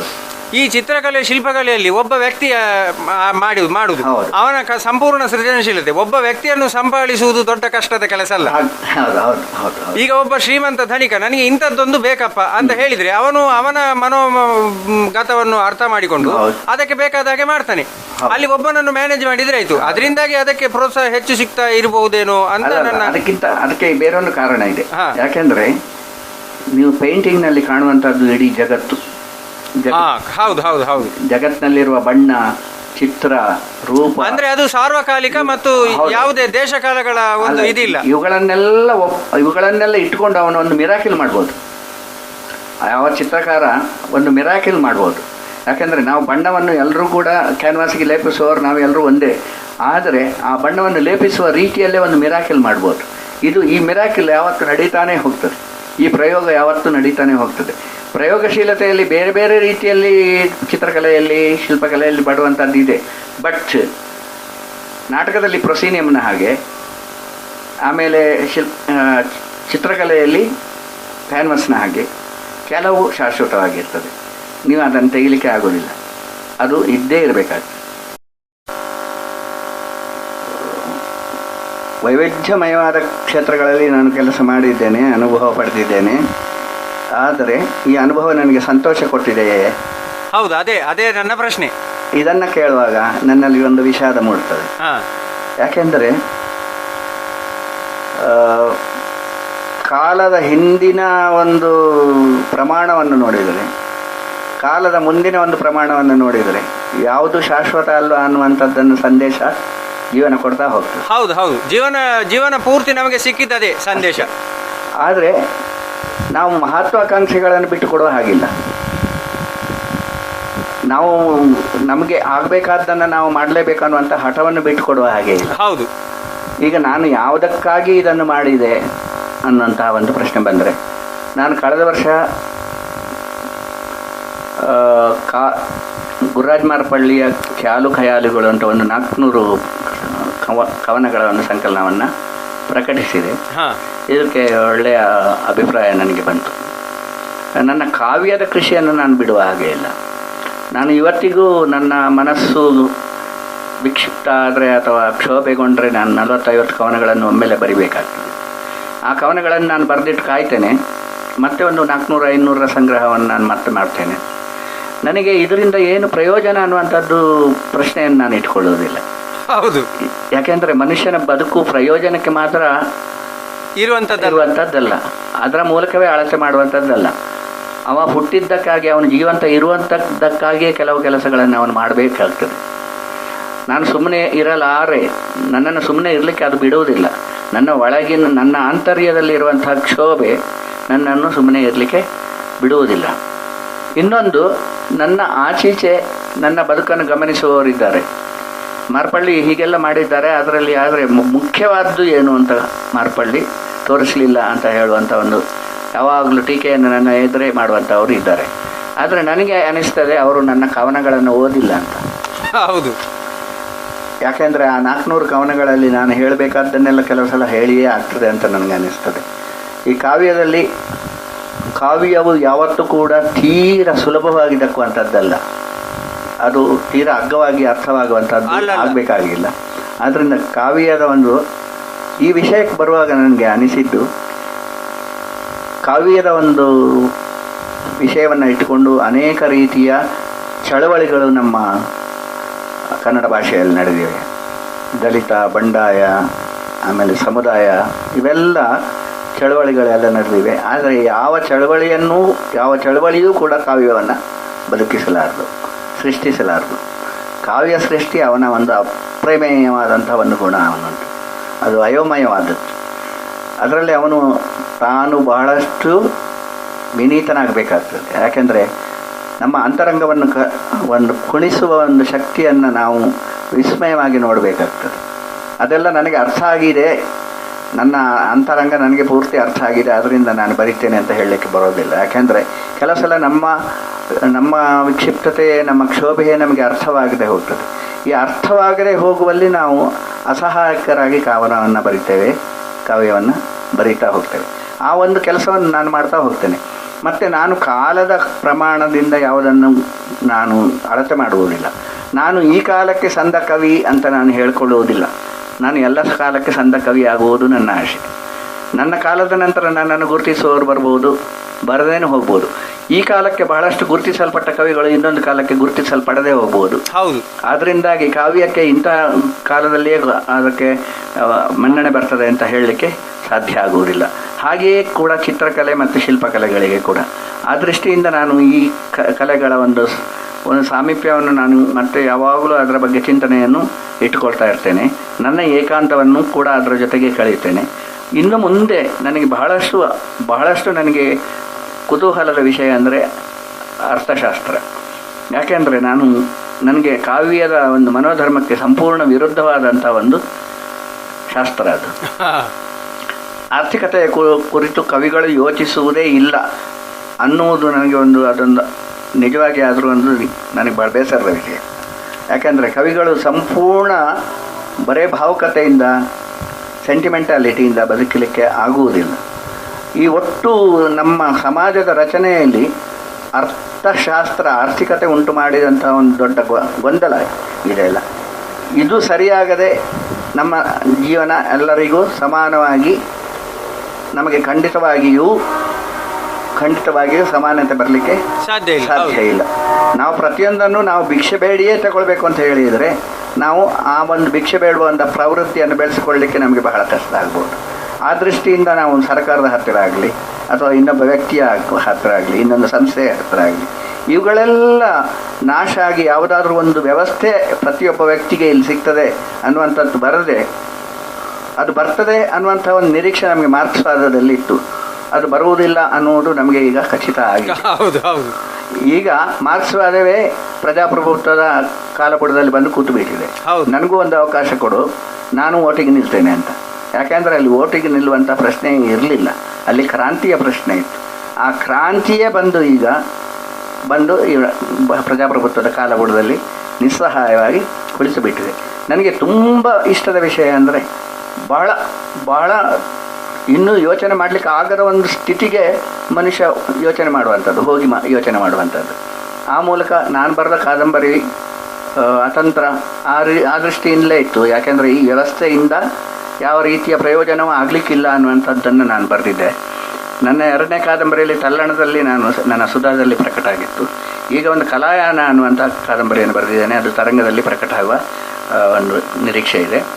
ಇಲ್ಲಿಯೂ ನಾನು ಏನು ಹೇಳ್ತಾ ಇದ್ದೇನೆ ಅಂದರೆ, ನೀವು ಸಾಮಾಜಿಕವಾದ ಯಾವುದೇ ವ್ಯವಸ್ಥೆ ಕಲಾವಿದನಿಗೆ ಮುಖ್ಯವೇ ಅಲ್ಲ, ಅವನು ಕಲೆಯಲ್ಲಿ ಸಾಧನೆ ಮಾಡಿದ್ನೋ ಇಲ್ವೋ ಅಷ್ಟೇ. ಸರಿ, ಅದು ಕರೆಕ್ಟ್.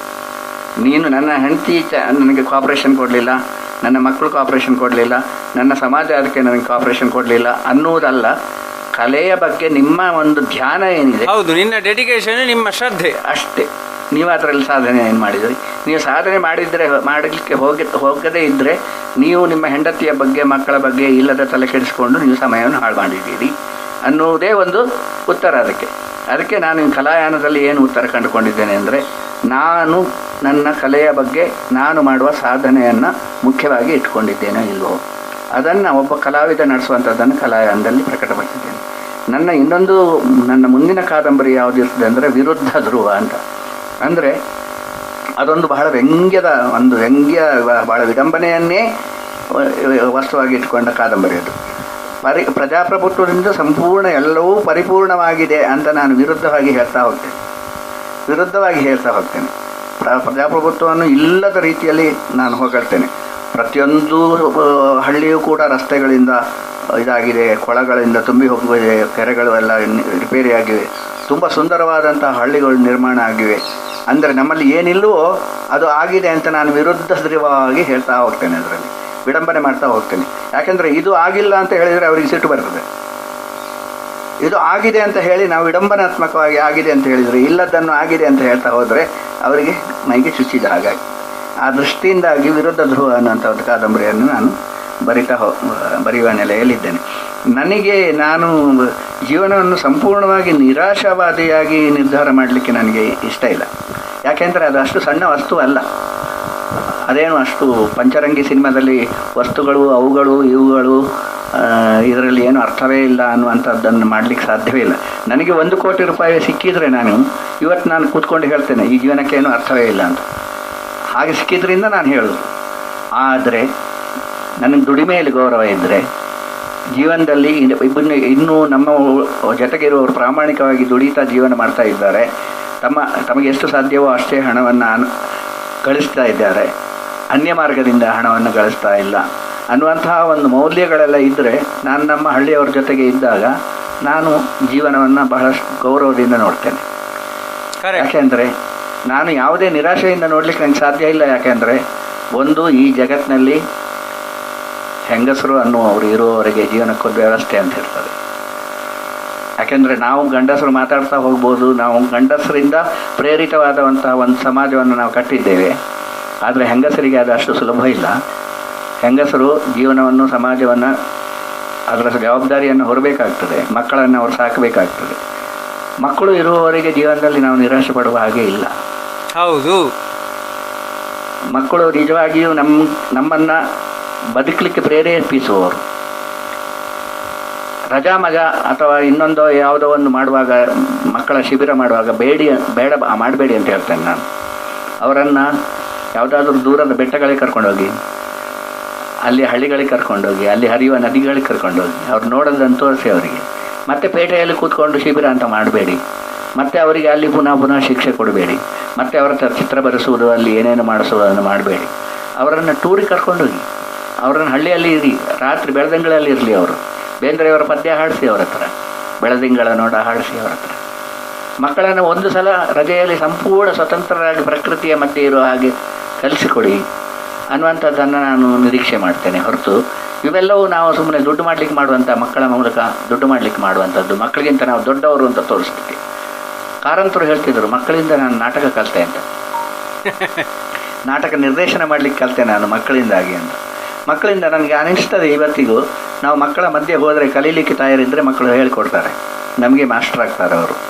ನಾವು ಏನು ಮಾಡ್ತೇವೆ ಅಂದರೆ ನಾವೇ ಸುಮ್ಮನೆ ನಮ್ಮ ಪೂರ್ವಕಲ್ಪಿತ ಪೂರ್ವಾಗ್ರಹಗಳಿಂದಾಗಿ ಅವರನ್ನು ಕುಬ್ಜರನ್ನಾಗಿ ಮಾಡ್ತೇವೆ, ಕಲಿಯದೇ ಇರುವವರಾಗಿ ಮಾಡ್ತೇವೆ, ಜೋರು ಮಾಡ್ತೇವೆ, ಅವರನ್ನು ತಂಟೆ ಮಾಡಲಿಕ್ಕೆ ಮಾತ್ರ ಬಿಡ್ತೇವೆ, ಕಲಿಸ್ತೇವೆ. ಆದರೆ ಮಕ್ಕಳು ಹಾಗಿರುವುದಿಲ್ಲ. ಮಕ್ಕಳಲ್ಲಿ ಅದ್ಭುತವಾದಂಥ ಪ್ರತಿಭೆ ಇದೆ. ಆ ದೃಷ್ಟಿಯಿಂದ ನಾನು ಈ ಬದುಕಿನಲ್ಲಿ ನಾನು ಯಾವುದೇ ನಿರಾಶೆಗೆ ಒಳಗಾಡಲಿಕ್ಕೆ ತಯಾರಿಲ್ಲ. ಈ ಬದುಕು ಬಹಳ ದೊಡ್ಡದು. ಯಾಕೆಂದರೆ ಕಾಳಿದಾಸನಂತಹ ದೊಡ್ಡವನನ್ನು ಸೃಷ್ಟಿಸಿ ಈ ಬದುಕು ಅವನನ್ನು ಕೊಂದಿದೆ. ಹೌದು, ಎಂತಹ ದೊಡ್ಡವನು ಇಲ್ಲಿ ಕೊಲ್ಲಲ್ಪಡ್ತಾನೆ, ನಾಶ ಆಗ್ತಾನೆ. ಅವನಿಗೂ ಒಂದು ಕೊನೆ ಅಂತ ಇದೆ. ಈಗಿನ ಕಾಲದಲ್ಲಿ ಏನಾಗಿದೆ ಅಂದರೆ ನನ್ನ 10 ತಲೆಮಾರು 15-20 ತಲೆಮಾರುಗಳಿಗೆ ಬೇಕಾದಷ್ಟು ದುಡ್ಡು ಮಾಡಿ ನಾನು ಹೋಗುವುದರಿಂದ ಎಲ್ಲವೂ ಸುಖವಾಗಿದೆ ಅಂತ ಎಣಿಸುವಂತಹ ಒಂದು ಪರಿಸ್ಥಿತಿ ಬಂದಿದೆ. ಅಂತಹ ಅರ್ಥಶಾಸ್ತ್ರವನ್ನು ಪ್ರಶ್ನಿಸುವ ಒಂದು ಕಾದಂಬರಿಯನ್ನು ನಾನು ಬರೀಬೇಕು ಅಂತ ಇದ್ದೇನೆ. ನನಗೆ ಜೀವನ ಯೋಚನೆಗೆ ಹಚ್ಚುವಷ್ಟು ದಿವಸ ನನಗೆ ಬೇಸರವೇ ಇಲ್ಲ. ನಮ್ಮ ಮನಸ್ಸು ನಿಷ್ಕ್ರಿಯ ಆದರೆ ಮಾತ್ರ ಸಾವು. ಆ ದೃಷ್ಟಿಯಿಂದ ನಮ್ಮ ಮನಸ್ಸು ಕ್ರಿಯಾಶೀಲ ಆಗಿರುವಷ್ಟು ದಿವಸ ನಾವು ನಿಜವಾಗಿ ಜೀವನದ ಜೊತೆಗೆ ಇರ್ತೇವೆ. ಜೀವನ ಅನುರಣಿಸ್ತಾ ಇರ್ತದೆ, ಜೀವನ ನಮಗೆ ಕೊಡ್ತಾ ಇರ್ತದೆ, ನಾವು ಅದನ್ನು ಬದುಕ್ತಾ ಹೋಗ್ಬೋದು. ಸಾವಿನ ನಂತರವೂ ಏನು ಅಂದರೆ ನಮಗೆ ಗೊತ್ತಿಲ್ಲದ ಪ್ರಶ್ನೆಗಳನ್ನು ನಾವು ಹಾಕಿಕೊಂಡು ನಮ್ಮ ತಲೆಯನ್ನು ನಾವೇ ಕೆಡಿಸಿಕೊಳ್ಬೇಕಾಗಿಲ್ಲ. ಯಾಕೆಂದರೆ ಈಗಿನ ಪರಿಸ್ಥಿತಿ ಈ ರೀತಿ ಇದೆ, ಜೀವನದ ಪರಿಸ್ಥಿತಿ ಈಗಿದೆ ಅನ್ನೋದು ನಮಗೆ ಹುಟ್ಟಿದ ಮೇಲೆ ಗೊತ್ತದ್ದು. ಹೌದು, ನಾಳೆ ಸತ್ತ ಮೇಲೆ ಗೊತ್ತಾಗುವಂಥದ್ದು ಸತ್ತ ಮೇಲೇ ಗೊತ್ತಾಗ್ತದೆ ಹೊರತು ಈಗ ಇರುವಾಗ ಗೊತ್ತಾಗುವುದಿಲ್ಲ. ಆದ್ದರಿಂದ ಆ ಪ್ರಶ್ನೆಗಳನ್ನೆಲ್ಲ ಬದಿಗಿಟ್ಟು ನಮ್ಮ ಬದುಕನ್ನು ಎಷ್ಟು ಜೀವನ ಪ್ರೀತಿಗೆ ಮತ್ತು ಸರಳಗೊಳಿಸಲಿಕ್ಕೆ, ಮತ್ತು ಯಾರೂ ಬಂದು ನಮ್ಮನ್ನು ಸೆಕ್ರೆಟರಿಗಳಿಲ್ಲದೆ ಮಾತಾಡುವ ಹಾಗೆ, ನಮಗೆ ಯಾವುದೇ ರೀತಿಯ ಹೊತ್ತಿಗೂ ಸೆಕ್ಯೂರಿಟಿಗಳು ಇಲ್ಲದ ಹಾಗೆ, ನಾವೊಬ್ಬ ಮನುಷ್ಯನಾಗಿ ನಾವು ಎಲ್ಲರ ಜೊತೆಗೆ ಎಲ್ಲರಿಗೆ ಸಿಗುವ ಹಾಗೆ, ಪ್ರಕೃತಿಯ ಜೊತೆಗೆ ಯಾವ ಮಗುವಿಗೂ ನಾವು ಯಾವ ಕಾಲಕ್ಕೂ ಬಂದು ಮಾತಾಡುವ ಹಾಗೆ, ಸಿಗುವ ಹಾಗೆ ನಾವು ಅಷ್ಟು ಸರಳವಾಗಿ ಜೀವನವನ್ನು ನಡೆಸಲಿಕ್ಕೆ ಸಾಧ್ಯವ ಅನ್ನುವಂಥದ್ದನ್ನು ನಾವು ಈ ಎಲ್ಲ ಮಾಧ್ಯಮಗಳಿಂದ ನಾವು ಕೇಳ್ತೇವೆ ಅಷ್ಟೇ. ಈ ಮಾಧ್ಯಮಗಳನ್ನು ಉಪಯೋಗಿಸ್ಕೊಳ್ತಿದ್ರೆ ಅದಕ್ಕೋಸ್ಕರ ಅಂತ ತಿಳ್ಕೊಂಡು ನಾನು ಬದುಕ್ತಾ ಇದ್ದೇನೆ. ಇಷ್ಟು ಹೊತ್ತು ನಿಮ್ಮ ಬಹುಮುಖ ವ್ಯಕ್ತಿತ್ವ, ಬಹುಮುಖ ಪ್ರತಿಭೆ ಇದನ್ನೆಲ್ಲ ನಾನು ತಿಳ್ಕೊಂಡಿದ್ದವನೇ. ಯಾವುದು ಸಾಹಿತ್ಯದ ಬಗ್ಗೆ ಆಗಿರಲಿ, ಅಥವಾ ಯಕ್ಷಗಾನದ ಬಗ್ಗೆ ಆಗಿರಲಿ, ಅಥವಾ ನಾಟಕ ರಂಗದ ಬಗ್ಗೆ ಆಗಲಿ, ಚಿತ್ರಕಲೆ, ಶಿಲ್ಪಕಲೆ ನನಗೆ ನಿಜವಾಗಿ ಗೊತ್ತಿರಲಿಲ್ಲ. ನನಗೆ ಇತ್ತೀಚೆಗೆ ಗೊತ್ತಾಗಿದ್ದು. ಇದು 3 ಕ್ಷೇತ್ರದಲ್ಲಿ ನೀವು ಕೆಲಸ ಮಾಡ್ತಾ ಇದ್ದರಿಂದ ನನಗೆ ಗೊತ್ತಿತ್ತು. ಈ ಎಲ್ಲ ವಿಚಾರಗಳ ಬಗ್ಗೆ ಬಹಳ ಪ್ರಾಂಜಲವಾಗಿ, ಬಹಳ ನೇರವಾಗಿ ನನಗೆ ಏನು ತಿಳ್ಕೊಳ್ಬೇಕು ಅಂತ ಇತ್ತು ಅದು ನನಗೆ ಇಲ್ಲಿ ಸಿಕ್ಕಿತು. ಇಷ್ಟು ಹೊತ್ತು ಬಹಳ ಚೆನ್ನಾಗಿ ನನ್ನ ಜೊತೆ ಏನು ಬಹಳ ಸಾಮಾನ್ಯ ವ್ಯಕ್ತಿ ನಾನು, ನನ್ನ ಜೊತೆ ಸಾಮಾನ್ಯನಾಗಿ ನಾನು ಕೇಳಿದಾಗ ಕೊಳಲನ್ನು ಊದಿ ಅದರ ಎಲ್ಲ ಪ್ರಾತ್ಯಕ್ಷಿಕೆಯ ಮುಖಾಂತರ ತೋರಿಸಿಕೊಟ್ಟು ಬಹಳ ಚೆನ್ನಾಗಿ ನನಗೆ ನನ್ನ ಮನಸ್ಸಿನ ಎಲ್ಲ ಒಂದು ಪ್ರಶ್ನೆಗಳಿಗೆ ಒಳ್ಳೆಯ ಉತ್ತರಗಳ ಮೂಲಕ ಪರಿಹಾರವನ್ನು ಮಾಡಿದ್ದೀರಿ. ನಿಮಗೆ ನನ್ನ ವತಿಯಿಂದ ಅನಂತ ಕೃತಜ್ಞತೆಗಳು ಸರ್. ನಾನು ನಿಮಗೂ ಕೃತಜ್ಞತೆ ಹೇಳಬೇಕು. ಯಾಕೆಂದರೆ ನಮ್ಮನ್ನು ನಾವು ಬಹಳ ಎತ್ತರದಲ್ಲಿ, ರವೀಂದ್ರನಾಥ್ ಠಾಗೋರ್ ಹೇಳ್ತಾರೆ ಏಕ್ಲಾ ಚಲೋ ಅಂತ, ಬಹಳ ಎತ್ತರದಲ್ಲಿ ಒಬ್ಬನೇ ಹೋಗಬೇಕಾಗುತ್ತೆ ಅಂತ. ನಾವು ಬಹಳ ಚಿಂತನೆಯ ಮತ್ತು ನಮ್ಮ ಸ್ಟ್ಯಾಂಡರ್ಡನ್ನು ಬಹಳ ಎತ್ತರಕ್ಕಿಟ್ಟುಕೊಂಡಾಗ ಆಗ ನಮ್ಮನ್ನು ಕೇಳುವವರು ಬಹಳ ಕಡಿಮೆ ಆಗ್ತಾರೆ. ನಾವು ಬಹಳ ಒಂಟಿಗಳಾಗಿ ಅಥವಾ ಏಕಾಂಗಿಗಳಾಗಿ ಹೋಗ್ಬೋದು. ಅಂಥ ಏಕಾಂಗಿತನಕ್ಕೆ ನೀವು ಮತ್ತೆ ಬಂದು ಇಲ್ಲಿ ಜೊತೆಗೂಡಿ ನನ್ನ ಜೊತೆ ಇಷ್ಟು ಸಮಯ ಕಳೆದದ್ದಕ್ಕೆ ನಾನು ನಿಮಗೆ ಥ್ಯಾಂಕ್ಸ್ ಹೇಳ್ತೇನೆ. ತುಂಬ ಧನ್ಯವಾದಗಳು ಸರ್. ನಮಸ್ತೆ.